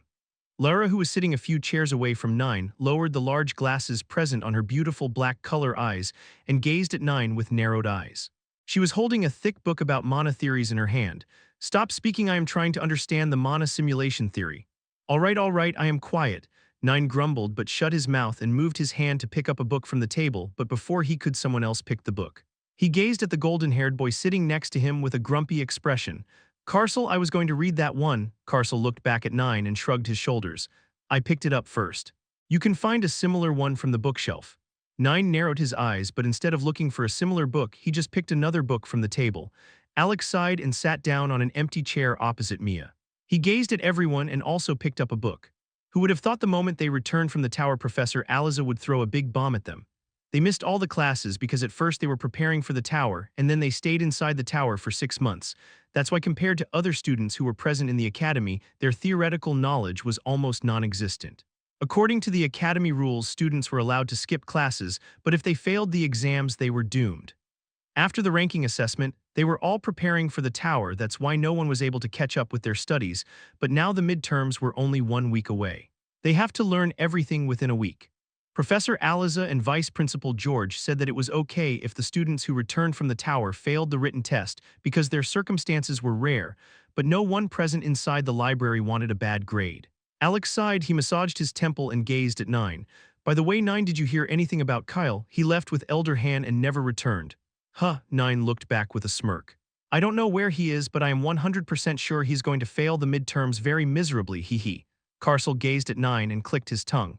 "I thought you were his friend," he whispered, but everyone was able to hear his words. Nine sighed with a sad look. "I am, but what can I do when his fate is already sealed? He is destined to fail." Carcel threw the book he was reading at Nine with a shake of his head. "I am not sure if Kyle will fail, but I can guarantee that you will fail because you haven't even memorized the basic theories." Nine's face darkened as he grabbed the book Carcel threw. "Damn. I am getting a nagging feeling that even though Kyle is absent from the academy, he will somehow pass and I will fail." He shook his head and waved his hand to dispel all the bad thoughts. "No way, it's impossible." Meanwhile, inside Kyle's room, he was sleeping soundly without any care when Bia grabbed his hair with her feet and yanked it. Kyle's body moved a little, but he hurriedly tucked his head inside the blanket. "Hey, wake up, sleepyhead, I am feeling a little hungry." She grumbled and tried to remove the blanket from Kyle's head, but then a low voice replied, "Just 5 more minutes." Bia gazed at the blanket, and with a sigh she just left him alone. "Just why are you sleeping so much? Are you all right?" Kyle removed the blanket from his head and gazed at Bia. "I am fine. I was feeling rather sleepy for the past few days, but now I feel like my mind has become clearer from before. I am not sleepy anymore, it's just I was being lazy." He chuckled and removed the blanket before taking out a fruit from his storage ring. He placed the fruit in front of Bia and hurriedly entered the bathroom to take a quick shower. While in the shower, Kyle gazed at his reflection in the water. "It's a strange feeling. I felt like I lost a part of something important, but it's recovering. No, rather it felt like it's completely gone and something else replaced it." Chapter 139. Someone is cursing Nine. After the shower, Kyle came out wearing a brown shirt with blank pants. Bia was already done eating, so they left the room together. Kyle gazed at Nine's room, and after thinking for a second, he knocked on the door, but no one replied. Maybe he is in class. With that, though, he left the building. The burning afternoon sun shone brightly above his head as he roamed around the academy, but he didn't encounter any familiar face. While he was walking, some students saw him, but when they saw Bia, they all started whispering. They even followed behind him to take a good look at Bia. Soon, Kyle arrived in front of a familiar hall. The students following behind him were standing a few meters away from him. Their gaze was fixed on Bia as they whispered among themselves. Kyle glanced at them with a frown. Among the 14 students from the academy who entered the tower, 9 returned alive. Even if 9 and the others didn't say anything, the news about how he was attacked in front of the tower due to Bia wasn't something that would have stayed hidden from others. Especially the rich, noble kids, they would have received the news directly from their families. Rumors do travel fast, it's only a few days, but it seemed everyone knows about Bia, Kyle thought inwardly. He didn't like being watched, and now whenever someone saw him, they would stop and stare at him. With a sigh, he entered the large hall to see the first-year class schedule. The hall was mostly empty, only 3 students wearing blue uniforms were standing in front of the large board present at the end of the hall and an empty reception desk at a corner. Kyle approached the board. It was divided into 3 sections for each year's students. He gazed at the first-year section, but then a confused expression appeared on his face. The timetable was there, but there was a huge notice about a 1-week break beneath the timetable. Break, the 3 students standing beside the board sensed Kyle's presence. They looked at him, but when they saw Bia, their eyes widened for a second. 2 of the students were second year. They just returned after completing a mission. While the third one was a first-year student, he looked at Kyle and then at Bia with a raised brow. Kyle looked back at the black-haired boy who called out his name. Even though he didn't know him personally, his memory wasn't bad enough to forget one of his classmates. Jake. Yeah, it's me, Jake said with a smile. He wasn't sure if Kyle remembered him, but it seemed he did. It's been a long time, how have you been? I heard you got yourself in trouble the moment you came out from the tower. He moved back from the board and pointed his finger at Bia with a mischievous smile. Kyle looked back at him. Jake was his classmate, but except for 9, Alec, and Carcel, he didn't interact with others. I am fine. Jake blinked his eyes at Kyle's answer. There wasn't any expression present on Kyle's face, so he thought the latter didn't want to talk to him. Anyway, why are you here though? Aren't you gonna study for the exam? He said and turned around to leave. Kyle saw his leaving figure and hurriedly followed behind him. What exam? Jake stopped in his tracks and looked at Kyle, who was standing beside him with a raised brow. Don't you know, Professor Aliza is going to take a theoretical exam next week. All the first-year students have to take the exam because it's mandatory if you want to pass the midterms. Kyle's confusion vanished and a shocked expression appeared on his face. No one told him about all this. Jake saw Kyle's expression and sighed. I don't think you or the others who entered the tower need to worry about the theoretical exam because Professor Aliza said it's okay if you fail. It's because you all didn't take any classes. Oh, that's a relief then. Kyle wiped the non-existent sweat present on his forehead. Jake almost gave him a heart attack. Now he could rest easy. Even though failing a theoretical exam for the first time won't expel them from the academy, but if they failed 2 times consecutively, they would be thrown out from the academy. After entering the academy, Kyle didn't take any classes because he was busy finding out about his bloodline. Then he took some classes, but after a few weeks, he heard about his family and again stopped taking any classes. Lastly, he entered the tower for 6 months. Jake chuckled when he saw Kyle's expression. So are you going to fail? He said in a teasing manner. Kyle blinked his eyes and shrugged his shoulders. It's not like he was genius enough to learn everything within a week, so it was better to accept his fate. Haha, you seemed quite relaxed, unlike the ones who have been camping inside the library for the past few days. Kyle raised his brow. He didn't even know, and everyone else was working hard. Damn, Master should have informed me about all this. He grumbled inwardly and looked at Jake. How many people are present in the library? I went to the library in the morning. I saw Alec and Carcel. Oh, the person who is always with you was also there. You mean 9? Kyle said, and Jake hurriedly nodded his head, but then suddenly his lips curved upward into a large smile. 9 was saying something along the lines, Kyle's fate is already sealed. He is destined to fail miserably. He also said there was even a 50% chance that you would get a 0 mark in the upcoming exam. Kyle's expression changed as he heard Jake's words. A dark smile appeared on his face. Bia, who was sitting on top of his head, started laughing. Damn, 9, you rascal, pray I don't see you or else I am gonna beat you up. Jake saw Kyle's dark expression and with a sly smile he disappeared from the hall. Sorry 9, but it was fun, haha, I want to see what Kyle is going to do with you. On the other hand, Kyle took a deep breath. His expression was dead serious. Bia, we are going to study. I won't fail the exam, he said seriously and hurriedly left the hall. Meanwhile, inside the library, 9 left eyes suddenly twitched uncontrollably. Why do I feel like someone is cursing me behind my back? Is it my imagination? He shook his head and threw the thought on the back of his head. Chapter 140 here to enjoy the show. Inside the library, 9 stretched his legs under the rectangular table and picked up a nearby book with a sigh. From the corner of his eyes, he could see the burning sun outside. It's already noon. The book he just picked up was thrown at the table again as he placed his head on the table. Carcel, who was sitting beside him, frowned when he saw his behavior. Hey, don't just pick up a book and throw it away without even glancing at it. I arranged them after reading some. You are mixing every book. 9 gazed at Carcel and waved his hand. Sorry, I was just tired. At a distance, Alec flipped a page of the book he was reading and mumbled under his breath while giving a sidelong glance to 9. At this rate, you are really going to fail. He had been watching 9, but the latter was only tossing and turning a book instead of actually reading something. Alec mumbled wasn't loud, but because all the students present inside the library were quietly reading, his voice resounded clearly inside everyone's ears. Some chuckled while some gazed at 9 with pity. At the same time, 9 instantly removed his head from the table and glared at Alec. "What did you say?" Alec shrugged his shoulders innocently and just flipped another page of the book he was reading. At the same time, a black-haired student entered the library. There was a smirk present on the student's face.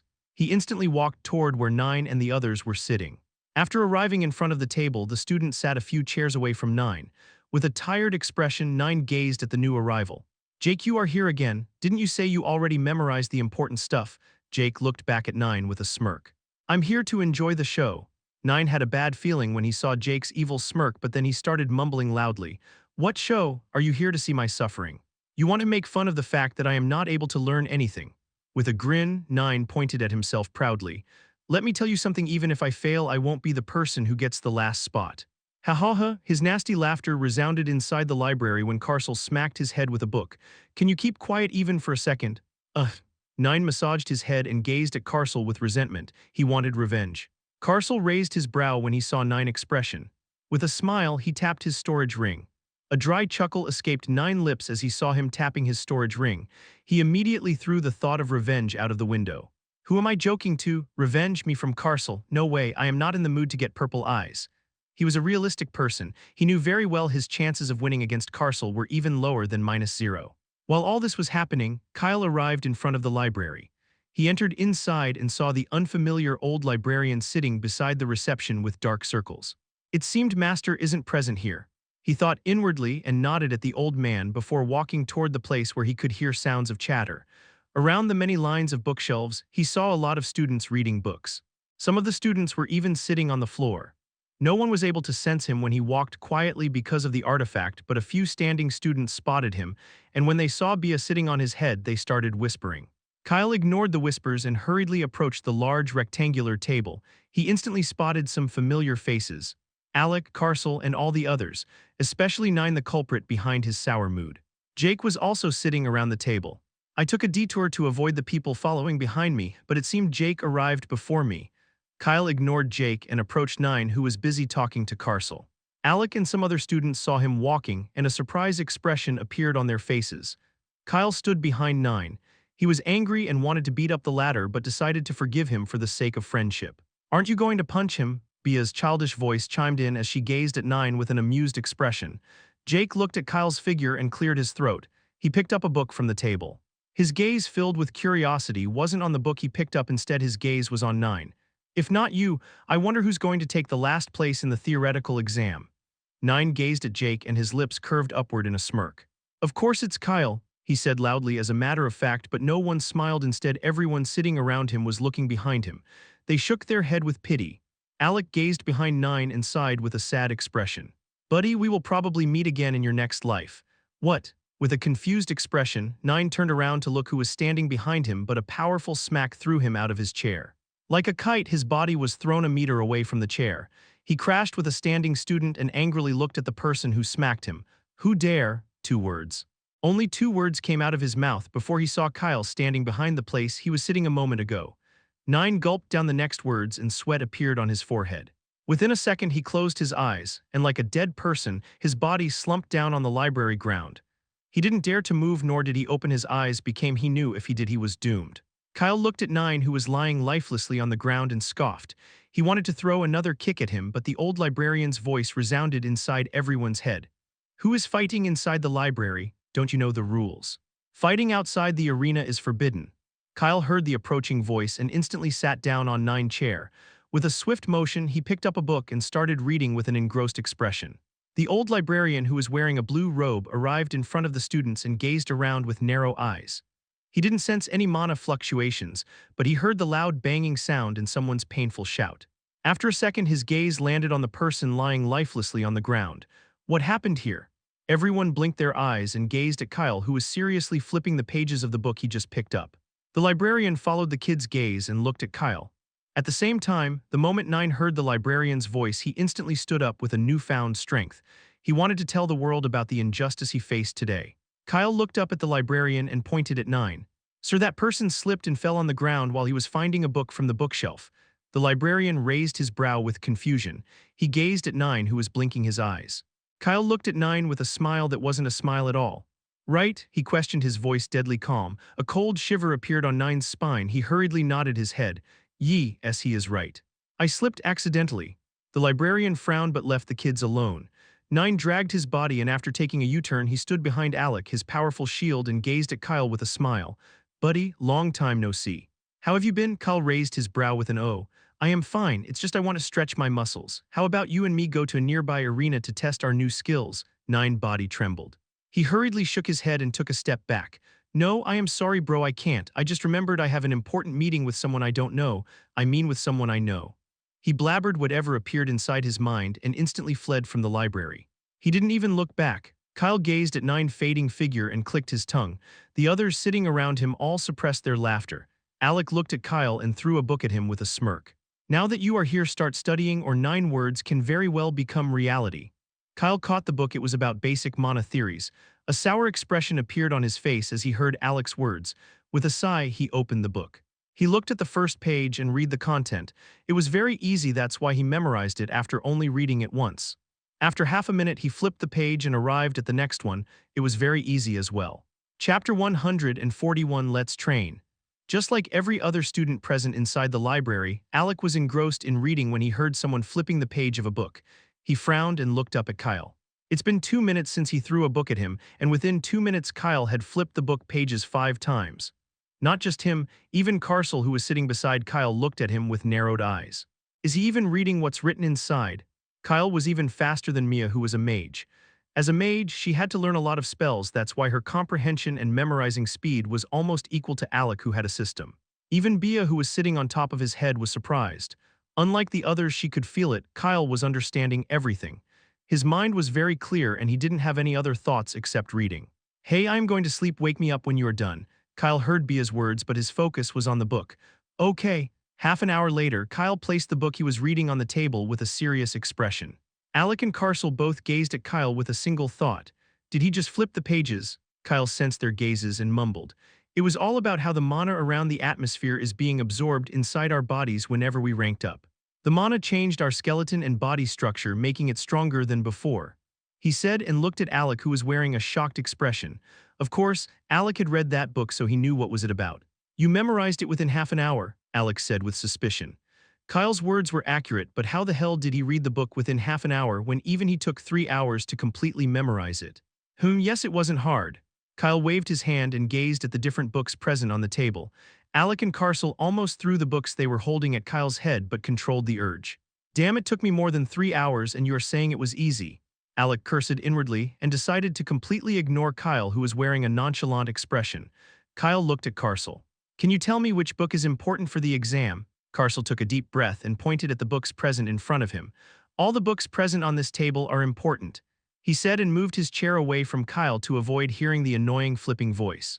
With a nod, Kyle randomly picked up another book and started reading.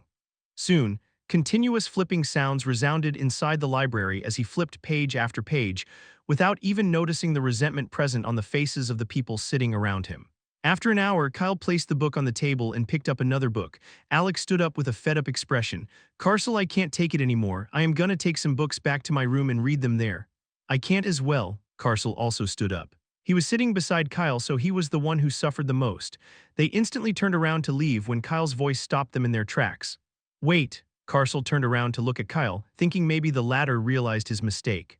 What? He waited for Kyle's sincere apology, but Kyle poured a cold bucket of water upon him. The book in your hand, I wanted to read that one next. A vein bulged out on Carcel's forehead. With a smile, he threw the book at Kyle, who caught it instantly. With a fed-up expression, he left the library with Alec. They borrowed some books from the librarian to read in their rooms. Even after they left, Kyle continued to flip pages. After the duo left, a few more students sitting around Kyle stood up and left the area. Lara and Mia gazed at each other. They were also annoyed at the voice. 9 blabbering was 100% better than this torture. In the end, only Kyle was left around the huge table. After 4 hours, he placed the book he was holding on the table and massaged his temples. Too much knowledge, he mumbled and looked around. Tusk, they all left early. It seemed they didn't want a good grade on the exam. Kyle stood up and stretched his arms. I never knew I could memorize so many things in a single day, he said and gazed at the books present on the table. He hadn't read all the books, but he decided to read them tomorrow or the day after tomorrow. It's not like he had never read books before. He had read a few knowledgeable books his brothers brought back from the academies. His memorizing speed was always fast, it's just he never bothered to read through a lot of books. Strange. If I read this book when I entered the academy, it would have taken me 3 minutes 4 hours to memorize it, but now it only took half an hour. I just read through the content and it was stored in my mind. With a soft sigh, he left the library. The sun was still present in the sky, but he could see a lot of red and dark clouds. After leaving the library, he arrived in the first-year training area. The area was empty and no one could be seen practicing. He gazed at the training dummies and instantly arrived in front of them. While Kyle was standing, a green light flashed through his black eyes, but it disappeared within a second. For some reason, he felt hungry. What did I just eat in the morning? Why am I feeling hungry again? He took out a fruit from his storage ring and started eating. There aren't many fruits left. After eating the fruit, he picked up the sleepy red bird from his head and placed her on the ground before taking out the new sword he acquired from the tower. Kyle stood in front of the dummy and unsheathed his sword from the silver scabbard he borrowed from the golden sword. Let's train. I have been lazily around recently. Chapter 142 Ancient Realm. Inside a dimly lit room, 7 old yet powerful figures could be seen sitting around a round table in the middle of the room. The room was plain, but the atmosphere inside the room was heavy. One of the figures gazed at the white-haired old man sitting at the head seat. The old man was the strongest person present in the room. Not just in the room, he was one of the strongest in the whole East Continent. The person's name was Ratrick Troy. He was the principal of the Royal Academy. Sir, what did the Central Continent say? The white-haired old man gazed at the person who spoke. It was George, the vice principal of Royal Academy. They are willing to help, but it's only because the situation is even more dangerous than we thought. George's expression was grim. Even the 5 elders of the Royal Academy sitting around the round table wore dark expressions. With knitted brows, Elder Han, who was sitting beside George, looked at the principal. Did they confirm the presence of Monster Lord? Ratrick nodded. He was the one who first wandered around the dark forest after they discovered the monster's unusual behavior. After I confirmed the presence of the Monster Lord, the kings immediately contacted the Central Continent. At first, they were in denial because for the past few hundred years, the Dark Forest had been quiet and no monster above S+ rank had appeared. The Central Continent sent an elite team to the Dark Forest for investigation. The leader of the elite team was a person who recently broke through to SS rank. The principal paused for a second. The whole team died. Some audible gasps sounded inside the room and the elders started whispering. The principal massaged his temples and continued. Even though the team died, they captured a few-second video on an artifact and instantly transferred it to their king. The Central Continent saw the content of the video. Not one, there are 2 monster lords. The principal clenched his fist and stood up with a serious expression. The Central Continent was bigger than the East Continent, but there were only 3 kingdoms. Also, the continent was ruled by humans. Some other races lived among the humans, but they were in the minority. What 2 monster lords? How is this even possible? If they attacked, the East Continent would be the first to suffer. No, East Continent would be destroyed. Everyone present inside the room panicked. Vice Principal George waved his hand and ordered everyone to stay quiet. He looked at the standing old man. Sir, I believe the monster lords aren't the only problem we are going to face. Everyone's expression became ugly. That's right, if the monster lords attacked, they would be able to deal with them after suffering some casualties, but the monster lords never attacked alone. The hordes of monsters following the monster lord's command were the ones who were the real threat. In the East Continent, among the 5 kingdoms, only 2 persons had reached SSS rank. One was standing in front of them and the second was an elf from the Elves' Kingdom, but even though they were powerful, they were old. Even in the Central Continent, only 3 people have reached SSS rank. Their combined strength could defeat the monster lords, but who will take care of the monster hordes? The principal sat down again and picked up a glass of water. You are right, George. In the captured video, hundreds of SS and S rank monsters were seen, which is why even the Central Continent is in panic. If they don't help the East Continent, they will be the next target of the monster lords. The West Continent was neutral at first, but after seeing the video, they are also sending help. According to their estimation, the monster lords will attack within 7 minutes 8 years, because after reaching the legendary ranks, they are sleeping. Everyone showed a surprised expression when they heard the West Continent was also willing to help. On the blue planet, there were a total of 4 continents: East, West, Central, and Sea. The East Continent was the home of many races, but the Central Continent was ruled by humans. On the other hand, the West Continent was ruled by elves, demi-humans, and dwarfs. There were a total of 6 small kingdoms present inside the West continent. It was shorter than the central continent, but it was the most advanced continent. Lastly, the sea continent.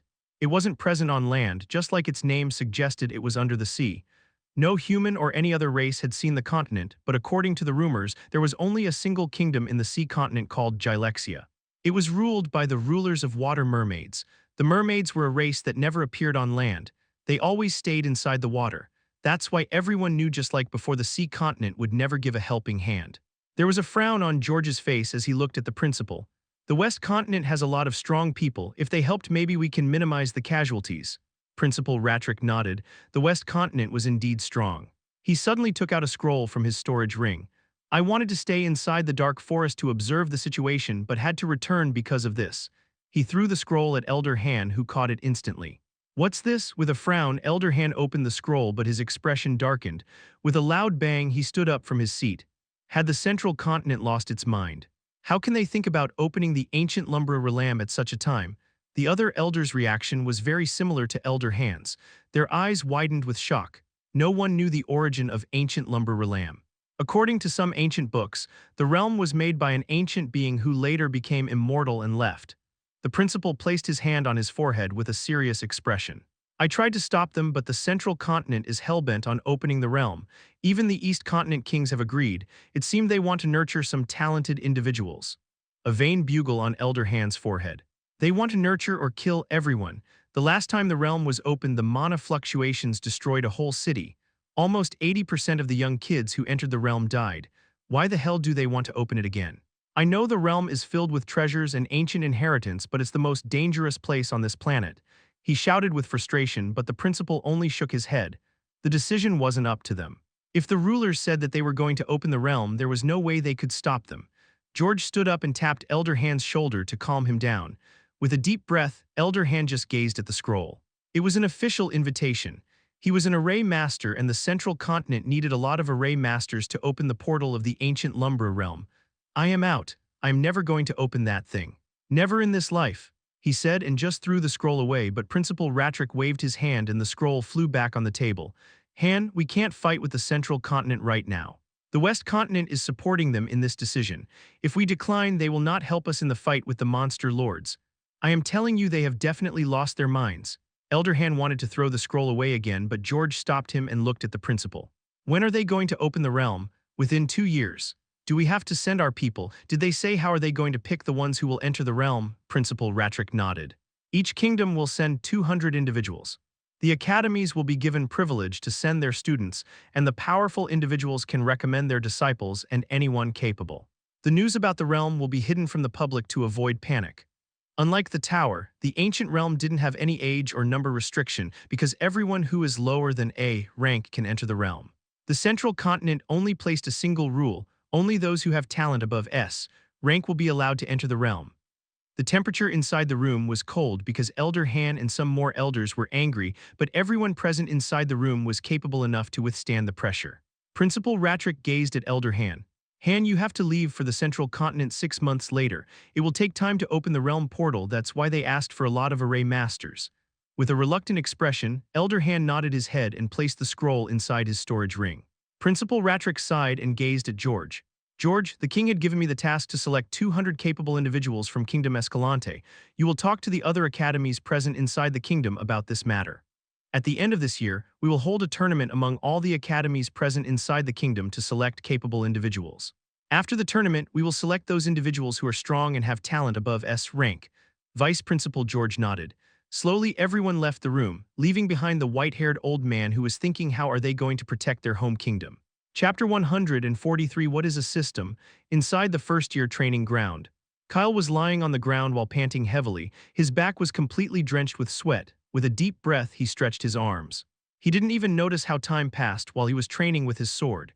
He gazed at a nearby window and saw the beautiful moon present within the dark clouds outside. It seems it will take some time before I can properly execute the third move of void-shattering strikes. He grabbed the corner of his black hair. They were hiding his deep black eyes. I need to cut my hair. With another motion, he dragged his tired body toward Bia, who was sleeping nearby. Here I was thinking I was sleeping too much lately. No matter how much I slept, I can never compare to this sleepy head. He stretched his hand to caress her head. An irritated voice resounded inside his head. Don't touch me with sweaty hands. Okay. With a smile, Kyle retracted his hand, but after a second, he started speaking inside his head. By the way, while I was sleeping, you were talking about something called system. I didn't hear it properly. What is a system? Even though he was sleepy, he heard Bia's last words. Bia's eyes opened with curiosity. She wanted to move close, but seeing Kyle's drenched shirt, she moved back with narrowed eyes. I don't know either. It's regarding your friend, the one with blue hair. When we were in the white room present inside the tower, he talked about something called system with the black-haired man. They used a strange language, but for some reason I was able to understand it. I wanted to tell you immediately, but I was scared the strange man would hear me talking to you. That's why I kept quiet. Kyle raised his brow. What was this system? Why did they have to use a different language to talk about it? Blue-haired, you mean Alec? He talked to that strange man about something called a system. Did they say anything else? Bia nodded her head and her curious eyes narrowed. Yes, Alec. They didn't talk much, but Alec said he acquired this system a long time ago. It's something that helped him a lot. On the other hand, the strange man asked Alec about his old friend. He said his old friend was the one who gave the system to Alec, but Alec said he just got the system out of nowhere. The more Kyle heard Bia's explanation, the more curious he became. He sat down and a frown appeared on his face. It seemed this thing called system is something strong. I remember Alec was able to identify the herbs and other things we found inside the tower. Does that mean the system helped him? The strange, transparent man inside the tower was a very powerful entity, and Alec acquired a system from his friend. Just like that strange man, his friend is probably someone very strong. Kyle curiously was piqued, but he didn't have many answers. He could only guess what actually was this system. Was it an artifact or an ancient device? I want to ask Alec about this, but if they used a special language just to hide it from me and Giant, then it's a secret he can't share. Kyle shook his head. Everyone had their secrets. He also had one, his special bloodline. If he wants to hide this thing called system, it's better if I don't mention it, but damn, this system is really powerful. I only know that the system can tell him about herbs and different artifacts usage, and I am jealous. Kyle pinched his nose bridge with a sigh, but suddenly his expression darkened. His heart started beating faster. Wait, if he can see the herbs and artifact usage, does that mean? Bia's eyes widened. She hurriedly shook her head. No way, I don't think he can see through living beings. Kyle took a deep breath to calm down. I remember the first time he saw you, he was shocked. I think he can. Bia didn't want to believe it at first, but after thinking, she instantly recalled how Alec gazed at her the first time he saw her. That's mean? Her voice trembled as she gazed at Kyle with a serious expression. I am not sure how much he knows, but he knew about your talent the moment he saw you. Kyle was shocked and a little angry. No one would like it if their hidden secret was known by others without their permission. He stopped talking to Bia. Does that mean he knows about my bloodline? He thought inwardly, but then shook his head. He didn't tell anyone about his bloodline. Except for Bia, who was connected to him, no one knew about this matter. I hope my thoughts are wrong and you aren't able to see anything about me through that thing called system, Alec. While Kyle was thinking, someone entered the training room. He snapped out of his thoughts and instantly gazed at the new arrival. Master, a brown-haired old man was walking toward him with a frown. Rascal, do you even know how much time it took me to find you? I roamed around the whole academy and you were nowhere to be seen. Kyle stood up and gazed at Elder Han, who was walking toward him. Sorry, Master, I was training. Elder Han's mood was sour due to the news he just received from the principal. He waved his hand and dismissed the matter. Anyway, why are you training? Don't you have a theoretical exam next week? He said and took out a fist-sized square-shaped token from his storage ring. Kyle's eyes were fixed on the token as he replied. It's because my muscles were feeling a little tense. Elder Han threw the token at Kyle, who caught it instantly. Put this token inside your ring. With this, I can vaguely see your location. Kyle frowned but placed the token inside one of the rings present on his fingers. He didn't like it, but the old man had been helping him quite a lot, so it was fine if the token only tracked his location. Chapter 144. A bet. Elder Han gazed at Kyle. He could see the latter had trained a lot because Kyle's body was filled with sweat. I am leaving the kingdom after 6 months to attend to some important matters, and I think I will only come back after 2 years. As your master, I should teach you something, but your weapon is a sword, and I am not well versed in sword. He said and paced around in front of Kyle. He wasn't a warrior, that's why he never used any weapon. He was a mage who learned about arrays and potions his whole life. After thinking for a while, Elder Han stopped and seriously looked at him. Do you want to learn about arrays? Or how to make potions? It's very hard, but if you pick one, I think within 6 months you can learn the basics. At first, Kyle didn't pay much attention, but when he heard about arrays, his eyes lit up. He found 4 ancient books about arrays in the tower, but because he knew nothing about arrays, the books were just rooting inside his storage ring. He wanted to give the books to his master as they were practically useless to him, but if he could learn about arrays, there was no need to give the books to anyone else. Master, I want to learn about arrays. Elder Hand raised his brow. He thought Kyle would want to learn about potions because learning about arrays was hard. On the other hand, potions were quite useful in battles and always high in demand. The only thing he didn't know was that Kyle had already regarded him as his personal potion maker. Whenever Kyle wanted a potion, he could ask the old man directly, why would he need to go through the long process of making one himself? With a nod, Elder Hand gazed at Kyle. Okay, I can teach you about arrays, but you have an exam next week. How about we start after your exam? Kyle immediately shook his head. He could deal with the exam because his learning speed wasn't bad, but the old man was only here for 6 months. That's why he didn't want to waste even a single second. No, master, I am free. That's why I think we should start now. Elder Hand raised his brow. Okay, but don't blame me if you failed your theoretical exam. A vein bulged out on Kyle's forehead as he remembered the things that happened in the morning. Just why the hell does everyone think I will fail the exam? Can't they believe in me and say something good about me? Elder Hand chuckled when he saw Kyle's expression. He asked Kyle to meet him in front of the library after changing his damp clothes. Kyle nodded, and after picking up Bia, he left the training ground. Elder Hand gazed at his fading image and sighed. It's good according to the academy records his talent is only B rank. I didn't want my first disciple to go and die inside an ancient realm. Even if he performed well in the upcoming academy's tournament.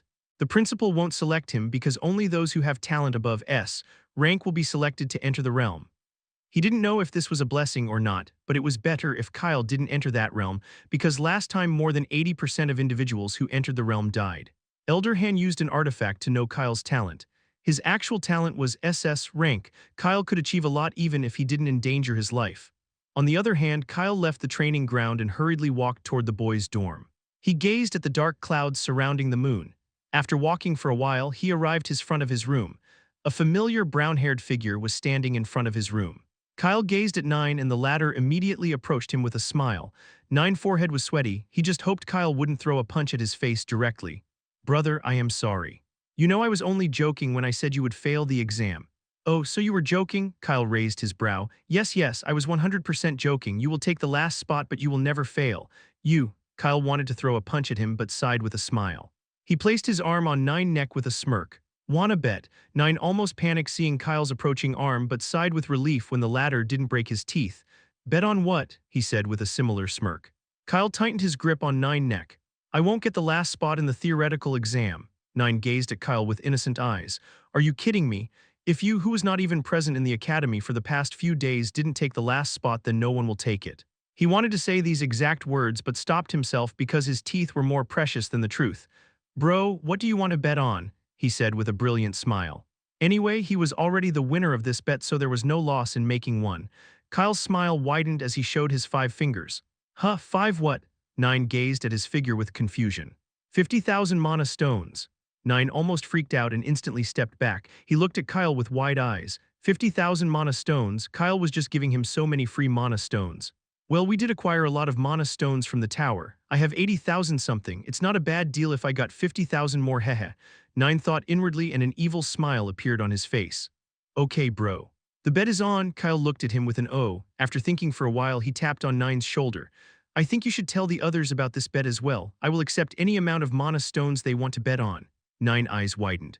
Kyle wanted to give away his mana stones to everyone else. Such a good person. With a deep breath, he nodded. Don't worry, brother. I will complete this mission you assigned to me, he said with a serious expression, but inwardly he was laughing menacingly. Within a second, Nine left to share such amazing news. Kyle gazed at his fading back with a smirk. Bia, who was sitting on top of his head, shook her head with pity. You are too evil, Kyle. How can you loot your friends? Well, he started it. I am just giving him the taste of his own medicine. An evil smile appeared on his face as he stepped inside his room. On the other hand, a shiver ran down Nine's spine as he was walking toward Alec and Carcel's rooms. He stopped in his tracks and gazed back at Kyle's room. I am having a bad feeling. Say, I can't even use my ability to check if he's going to take the last place. It's too random. Anyway, I am 100% sure he will take the last spot, he. With a snicker, Nine hurriedly started walking toward Alec's room to ask him to enter the bet.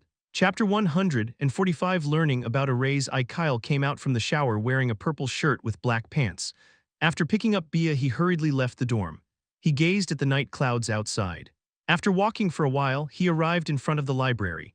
He didn't see any students on his way because it was dark and everyone would have retired to their rooms. Elder Han was standing in front of the library while talking to the new librarian. Kyle gazed at the sweating old librarian who obediently nodded toward Elder Han. He approached them, but when Elder Han saw Kyle, he dismissed the old librarian. Kyle gazed at the fading librarian and looked at Elder Han with a serious expression. "Master, why are we here?" Elder Han took out a white crystal from his storage ring and handed it to Kyle. He gazed at him and entered the library. "Follow me." Kyle saw the strange crystal and followed behind the elder who walked deeper inside the first floor of the library. After passing through the rectangular table, they passed through some bookshelves and arrived at the end of the first floor. Kyle frowned when he saw Elder Han because Th Ladder was standing in front of a wall. Bia, who was sitting on top of his head, opened her eyes and looked at the wall curiously. On the other hand, Kyle gazed back at the bookshelves. The library was dimly lit with some fireballs floating around the ceiling. He could see the shadow of the old librarian who was sitting behind the reception present at the library entrance. A few meters away on his left was a stairway leading to the next floor of the library. His gaze was abruptly shifted because Elder Han took out another familiar white crystal from his storage ring. Under Kyle's curious gaze, the crystal started floating and settled between two books present on a nearby bookshelf. The wall in front of Elder Han trembled and moved backward. Elder Han stepped inside the opening. Kyle followed behind, but his eyes widened slightly because behind the wall was a large room. There were many shiny stones embedded on the walls of the room. On one side, he saw many large tables filled with old and new herbs. A few glass containers and many vials filled with different colored liquids were scattered on top of the tables. In the middle of one of the tables, a large black bowl was present. Kyle and Bia both curiously gazed at the tables before they saw some strange pattern present on one of the walls. Two bookshelves filled with old-looking books were standing beside that wall. Elder Han pointed at the white crystal present in Kyle's hand. "This is my secret room. With the help of the crystal, you can come here anytime." Kyle nodded, but his gaze was fixed on the strange symbols present on the wall. The symbols were completely golden and gave off a strange aura. Elder Han walked inside the room, and with a wave of his hand, an empty table and two chairs appeared inside the room. He gestured for Kyle to sit on a chair before walking toward one of the bookshelves. "I am working on some things, that's why I am going to stay inside this room for a while. You can come here anytime you want to see me. I will also teach you about arrays here." While speaking, Elder Han took out a book from a bookshelf. After looking at the book, he placed it in front of Kyle, who was sitting on a chair. Kyle gazed at the book and opened it. It was filled with strange patterns, but all the patterns were marked with the local language. Elder Han sat opposite Kyle and pointed at the book. "This is a beginner array book specially designed for newbies. You can learn basic array symbols through it. If you learn it completely, it will be easy for you to understand the more difficult books." Kyle nodded his head and looked at the first page. The patterns drawn inside were difficult, but when he saw the information present above each pattern, he was able to understand it. "It's not that hard," he thought inwardly and flipped a page while listening to Elder Han's explanation. "I believe the only array you have seen would be the teleportation array, but arrays are used in a lot of things than you can imagine." Kyle stopped looking at the book and gazed at Elder Han. He did see some arrays inside the tower, but he knew nothing about them. Noticing Kyle's serious gaze, Elder Han smiled and continued. "We can draw arrays on weapons to enhance their sharpness and durability. It can also be used to protect some old artifacts from getting damaged for a certain time. One can even draw some unique arrays on their body parts to increase strength, but this process is very painful. That's why not many people use this method. Arrays are used in many ways, but there are two main types of arrays used in large-scale battles, except the teleportation array that is used everywhere. First, defensive arrays, and second, offensive arrays." Kyle nodded with understanding.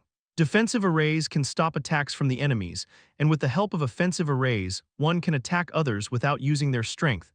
But no matter which array we use, they all need natural resources for activation. Currently, the best energy source for arrays is mana stones. Arrays are powerful, but they have their disadvantages because first, you need a good memory and focus to draw them properly, because even a single minor mistake will make them defective. Secondly, they need a constant supply of energy. Elder Han took out a piece of paper and a pen. In front of Kyle, he drew a circle filled with some symbols on the paper and placed a mana stone on the paper. The moment the mana stone touched the paper, the carving on the page started shining, and a round shield appeared on the paper. "It's a beginner defensive array. The symbols used are a little difficult, but a normal person can learn it within 1 week. It all depends on your focus and ability to draw." Kyle's gaze was fixed on the paper. The round shield was very weak because it was small.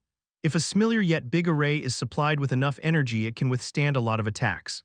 "Amazing. After giving a summary about arrays, Elder Han asked Kyle to first memorize the book he was given. With a nod, Kyle seriously started reading the book. Even Bia sat down on the table and looked at the book curiously. At first, Kyle just wanted to learn a little about arrays because he wanted to understand the books he found inside the tower. But after hearing Elder Han's explanation, his interest was piqued. Now he seriously wanted to learn about arrays. Chapter 146, Learning about Arrays II. After an hour, Elder Han received a message on his communication device. He gazed at Kyle and Bia, who were seriously focused on the book. He wanted to make a lot of potions before leaving for the central continent, but Vice Principal George called him to do another task. He looked at the bookshelves, and after picking up a few more books about beginner arrays, he placed them on the table and left the secret room. Kyle didn't leave the room because he felt the warm glow emitting from the stones embedded in the walls, making his mind clearer. He studied the first book for a few hours before closing it with a serious expression. At first, memorizing the symbols was a little hard because they were completely different from the normal language, but after reading this book, I think I can understand some of the symbols. Bia scoffed at Kyle, bragging, because even after focusing, she didn't understand a single thing. Kyle gazed at the other books present on the table, but then his eyes landed on the piece of paper Elder Han used to draw a small array. The circular shield present on the paper had already disappeared a long time ago because the mana present inside the stone was exhausted. He picked up the paper and stared at it for a while. The symbols drawn on the paper were slightly erased after the shield disappeared. Kyle looked around and saw a bundle of white papers placed neatly above one of the bookshelves. He stood up and picked up some papers. After taking a deep breath, he sat down again and picked up the pen present on the table. Its good master left this pen behind. Even though he was a student, he didn't have a pen. It was very shameful, but Kyle threw the matter away. Bia looked at Kyle before staring at the pen and paper in his hand. "What are you going to do?" "I am going to draw an array," Kyle said, and placed the white paper on the table. He grabbed the pen and started copying the exact symbols present on the piece of paper Elder Han used. Bia gazed at Kyle's hand, which was moving very fast. "What? Are you kidding me? Didn't the old man say it would take a week before you can pull it off?" She narrowed her eyes and stared at the paper.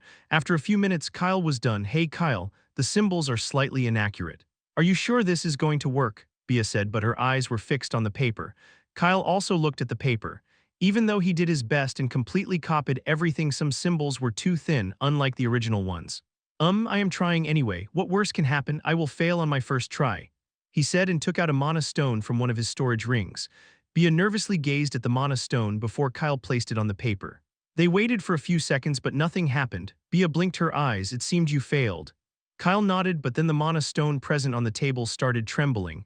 Bia looked at Papper with wide eyes. "Something happening," she shouted, but because Kyle was having a bad feeling, he instantly distanced himself from the paper. Bia gazed at Kyle. "What are you doing?" Her sentence was cut short because in the next second, the mana stone present on the paper was blasted into black smoke. Kyle's expression darkened when he saw his first array failed so miserably.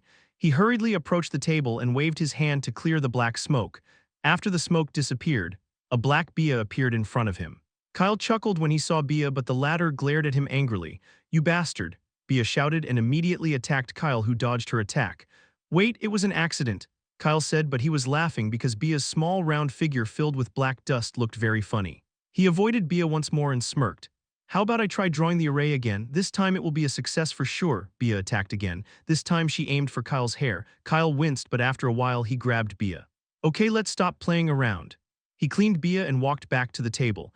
After thinking for a while, Kyle again tried to draw the array, but this time Bia started flying and stayed further away from his array. He failed on the second try but was successful in his third try. After drawing the array 2 more times, he picked up another book and started reading.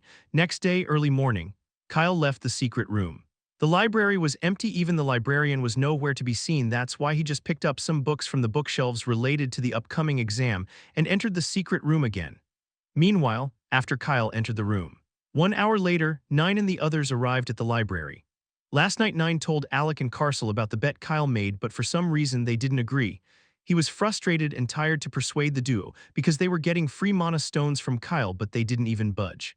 After arriving at the library, they went to their usual spot and started reading. Alec gazed at Nine. "Where's Kyle?" Nine picked up a book and shrugged his shoulders. In the morning, he knocked on Kyle's door, but no one answered. "Anyway, Kyle isn't even here. He just studied for a single day. Why are you all so scared to make the bed?" Nine said with a frown. Was he wrong to make a bet with Kyle? He didn't want to lose his precious mana stones. After seriously thinking for a while, Nine shook his head. There was no way he would lose the bet. Alec and Carcel gazed at each other. They were tempted to agree to the bet when they didn't see Kyle in the library, but they instantly threw the thought out of their minds. With the speed Kyle was flipping the book pages, they would be crazy if they agreed to the bet. Chapter 147 Theoretical Exam I Within a blink of an eye, 1 week passed. In this week, Kyle mostly stayed inside the secret room. He would read the theory books important for the exam in the morning and then memorize the beginner array books in the afternoon. At night, he would go back to his room to rest. Within 3 days, he memorized the book's elder hand placed on the table. He even practiced the strange symbols present inside each book.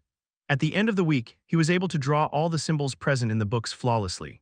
Kyle stayed inside the secret room for a week, but Elder Hand didn't come back. Today was the day of the theoretical exam. He stood up from the chair and stretched his body. He was wearing a long-sleeved brown hoodie with black pants.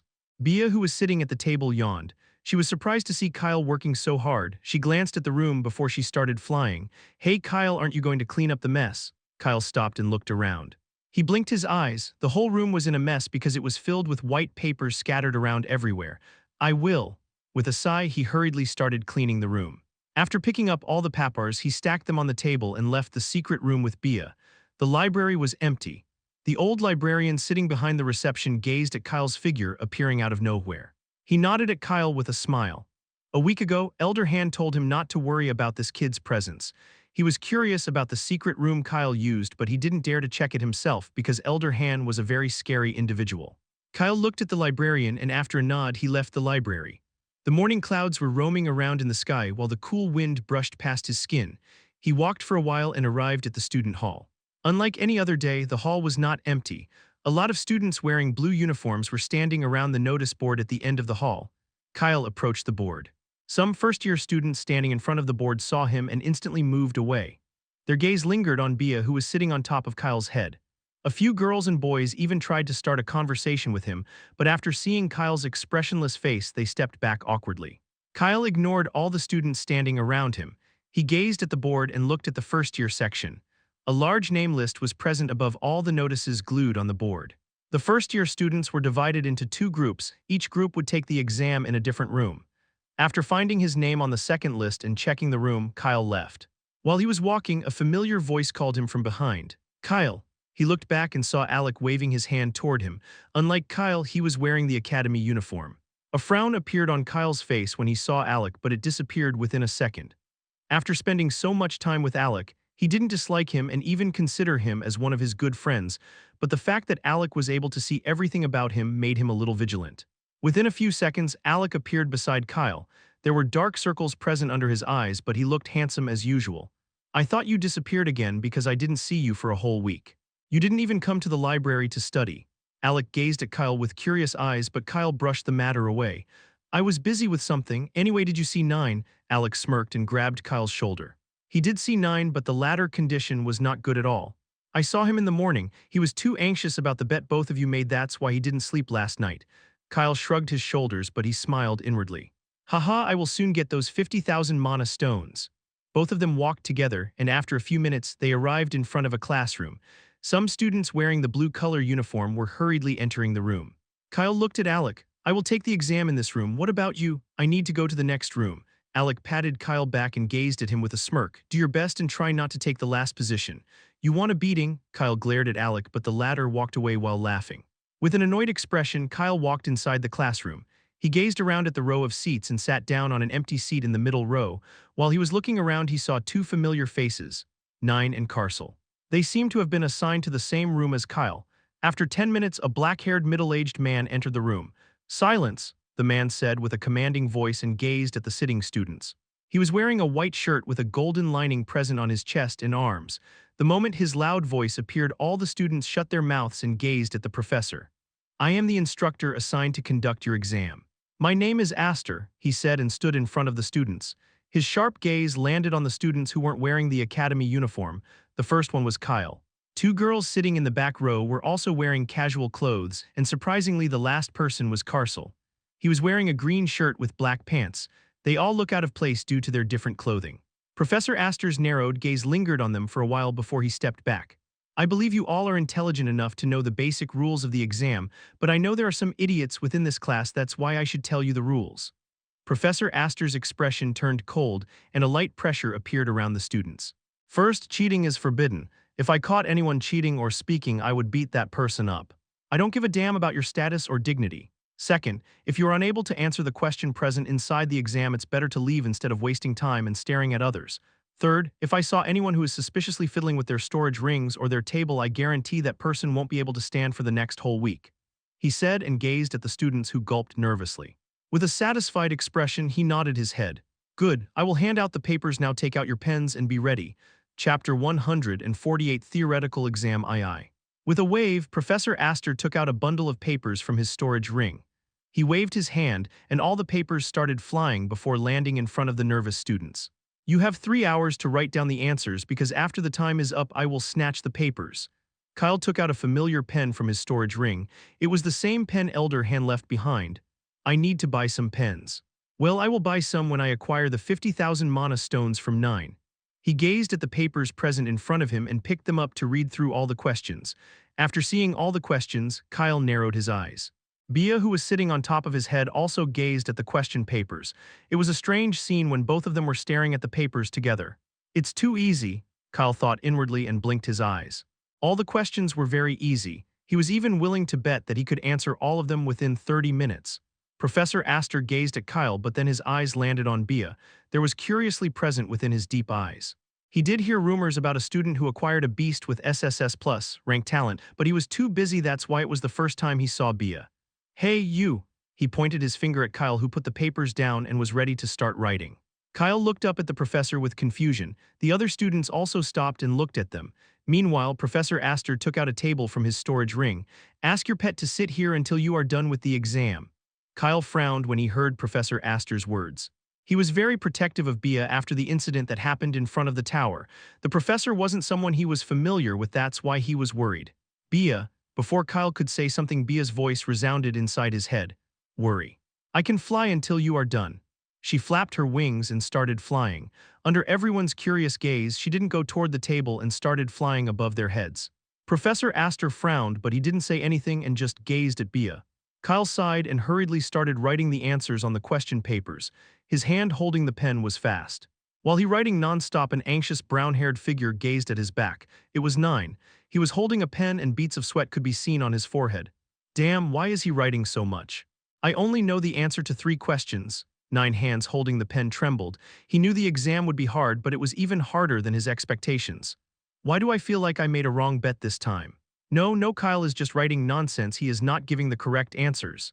He shook his head in denial. There was no way he would lose so many mana stones just like that. On the other hand, Kyle wrote down his name and identity number, and after 35 minutes he was done. Right now, half of the students were fiddling with their pens while anxiously glancing here and there. It was evident that they were unable to answer the questions. Kyle stood up and gazed at Bia, who was flying. I am done. Bia nodded her head and looked at Kyle, who approached the professor. Professor Astor raised his brow. Kyle was the first to submit the papers. It seemed this kid only wrote what he knew. He sighed and grabbed the papers from Kyle's hand before asking him to leave the room. Bia instantly flew toward Kyle and sat on top of his head. While leaving, Kyle glanced at the brown-haired figure sitting among the students. An evil smirk appeared on his face when he saw 9 anxious eyes staring daggers at him. He shrugged his shoulders and left. 9 almost cursed when he saw Kyle's evil smile, but he took a deep breath to calm down. He gave back the papers so early there's no way he would get good marks. He consoled his anxious heart inwardly, but no matter what he did, his anxiety only grew stronger with each passing second. At the same time, Professor Astor glanced at papers Kyle handed to him, and a surprised expression appeared on his face because the first page was filled with answers. He flipped to the next page, and after reading through everything, his surprise turned into shock. He coughed lightly and placed Kyle's paper away. How can someone write all the answers so accurately? Didn't Professor Aliza say the exam is very hard, but he answered everything? Professor Astor thought inwardly with a sigh. He gazed at the students who were fiddling with their pens while glancing at the others.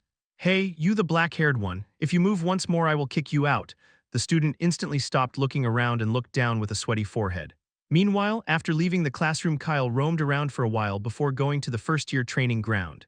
When he arrived, Professor Liam, the training instructor, was sitting beside the dummies while cleaning a shield. Kyle gazed at the professor, who didn't notice his presence. He approached the dummies, and after hearing his footsteps, Liam finally looked up with a frown, but when he saw Kyle, a surprised expression appeared on his face. I didn't sense him. Liam stood up with the shield while patting his clothes. I didn't think someone would come here. Are you done with your test? Kyle nodded. He was too busy with the array books for the past week, that's why he wanted to train for a while. Liam gazed at the bird sitting on top of Kyle's head, but he didn't think much about it. I am getting bored because the students are too busy with the exam. Want to train with me? Kyle raised his brow with a serious expression. Okay, sir. Liam chuckled at Kyle's serious expression and a grin appeared on his face. Let's start with 1,000 push-ups and pull-ups. Chapter 149, Training Maniac. Kyle blinked his eyes when he saw Professor Liam grin. Bia, did I hear it wrong? I think he said 100 push-ups and pull-ups, right? Not 100, it's exactly 1,000 push-ups and 1,000 pull-ups. Kyle took a deep breath. His gaze was fixed on Liam. He indeed wants to train, but even for him doing 1,000 push-ups and pull-ups was a little ridiculous. With a swift motion, he turned around and started walking toward the exit of the training ground. Professor, I think I forgot to close the door of my dorm. I will see you later. Kyle's sentence was cut short because Liam instantly arrived behind him and grabbed his shoulder. Kid, where do you think you're going? Let's train together because I am getting bored training alone.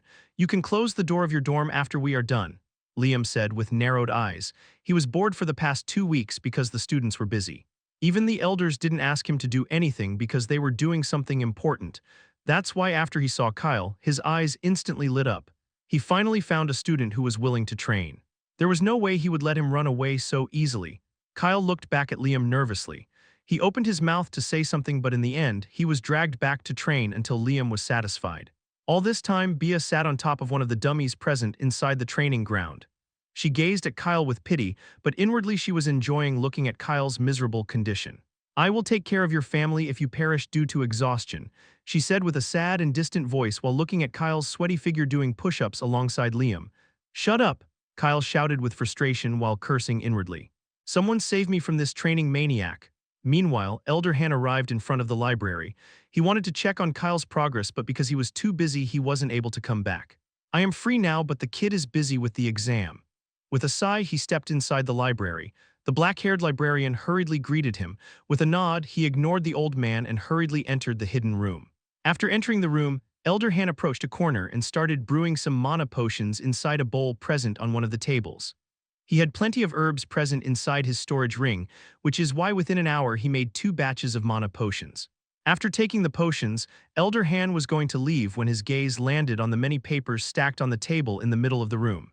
In front of the papers, he saw the array books he picked up for Kyle.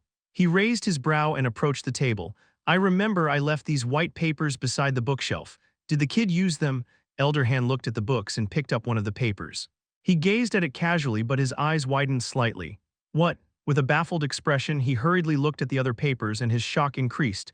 Did Kyle draw these symbols? He said with disbelief. Each paper was filled with array symbols. Even though the symbols were from the beginner array books, no ordinary person can learn to draw so many within a single week. The shocking part was that each symbol was 100% accurate. There were even a few basic array diagrams present inside the papers. He sighed and pinched the bridge of his nose. It took me 1 week just to understand one beginner book of array, but he seemed to have learned all the books I picked. A satisfied smile appeared on his tired face.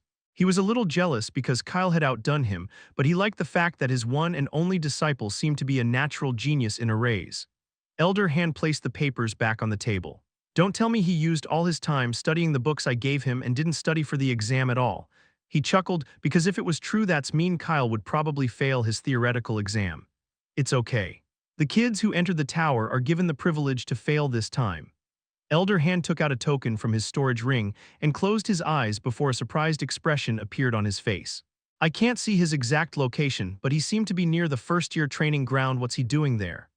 After gazing at the papers once more, he left the library and started walking toward the training ground. On the way, he didn't see any student as they were all busy with their exams. After a few minutes, he arrived in front of the training ground.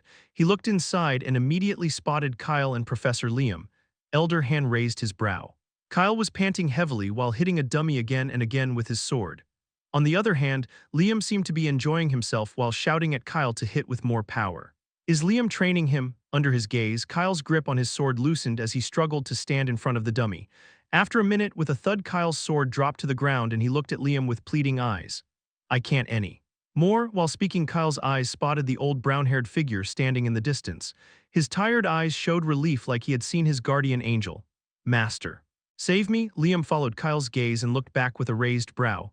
Elder Han, he exclaimed with surprise because he knew all the elders were busy with some important matters. Elder Han snapped out of his daze. He nodded at Liam. I was just looking around, you can continue. Liam chuckled at Elder Han's response while Kyle's eyes widened with shock. This old man saw his suffering, but he is leaving just like that. Master, he felt betrayed by Elder Han. Bia's laughter resounded inside Kyle. Just accept your fate. Elder Han watched as Kyle was dragged by Liam, who asked him to lift some weight and run around the training ground. With a sigh, Elder Han gazed at Liam. Don't overdo it. Let him leave after 1 hour. Liam didn't look back and just nodded his head. Elder Han gazed at Kyle once more and left the training ground. He wasn't worried about him because Liam was a good training instructor who knew when to stop. The training looked tiring, but it was beneficial for Kyle, that's why he didn't interfere. Meanwhile, after the 3 hours was over, the professors instantly took the exam papers from the remaining kids who were fiddling while glancing here and there. With some more students, Nine and Carcel came out of the classroom. Nine wore a dejected expression as he walked together with Carcel. He thought he would have at least passed the exam, but right now he knew inwardly that his chances of passing were very thin. He gazed at Carcel, who didn't look much bothered. Carcel, how did you do in the exam? Carcel looked at Nine. A smirk appeared on his face when he saw his dull expression. I think I will pass because I knew 70% of the answers. Nine blinked his eyes and instantly distanced himself from Carcel. This person is very dangerous. He is trying to show off. I am leaving. Nine waved his hand and hurriedly fled the building. He was already feeling anxious due to Kyle. There was no way he would listen to someone boast. Carcel chuckled while looking at his fading image. I knew he would lose the bet. He saw how Kyle was done with the exam within half an hour. There was no way Kyle would get the last position. He shook his head and went to his dorm to rest because, for the past whole week, everyone was busy with studies. The practical exam would be held 2 days later, so he wasn't worried about it yet. On the other hand, after an hour, Professor Liam finally let Kyle go. Kyle panted heavily and didn't even have the strength to stand up straight. Damn it! His whole body was in pain. Bia flew toward him with a smile. You are alive? Kyle glared at her with a dark expression. He tried to grab her, but she hurriedly dodged his hand. I swear I will turn you into bird soup if you don't stop talking. Bia's smile vanished and her round eyes widened. You are joking, right? Kyle didn't say anything and gazed at Bia with a smile that wasn't a smile at all. I wonder what would the meat of a phoenix taste like? Bia shut her mouth and looked away. Kyle chuckled, and after lying on the ground for a while, he finally got some stamina to move. He returned to his room with Bia, and after taking a bath, he slumped on the bed. Bia, I am going to sleep until tomorrow, don't wake me up, he said, and soon fell asleep.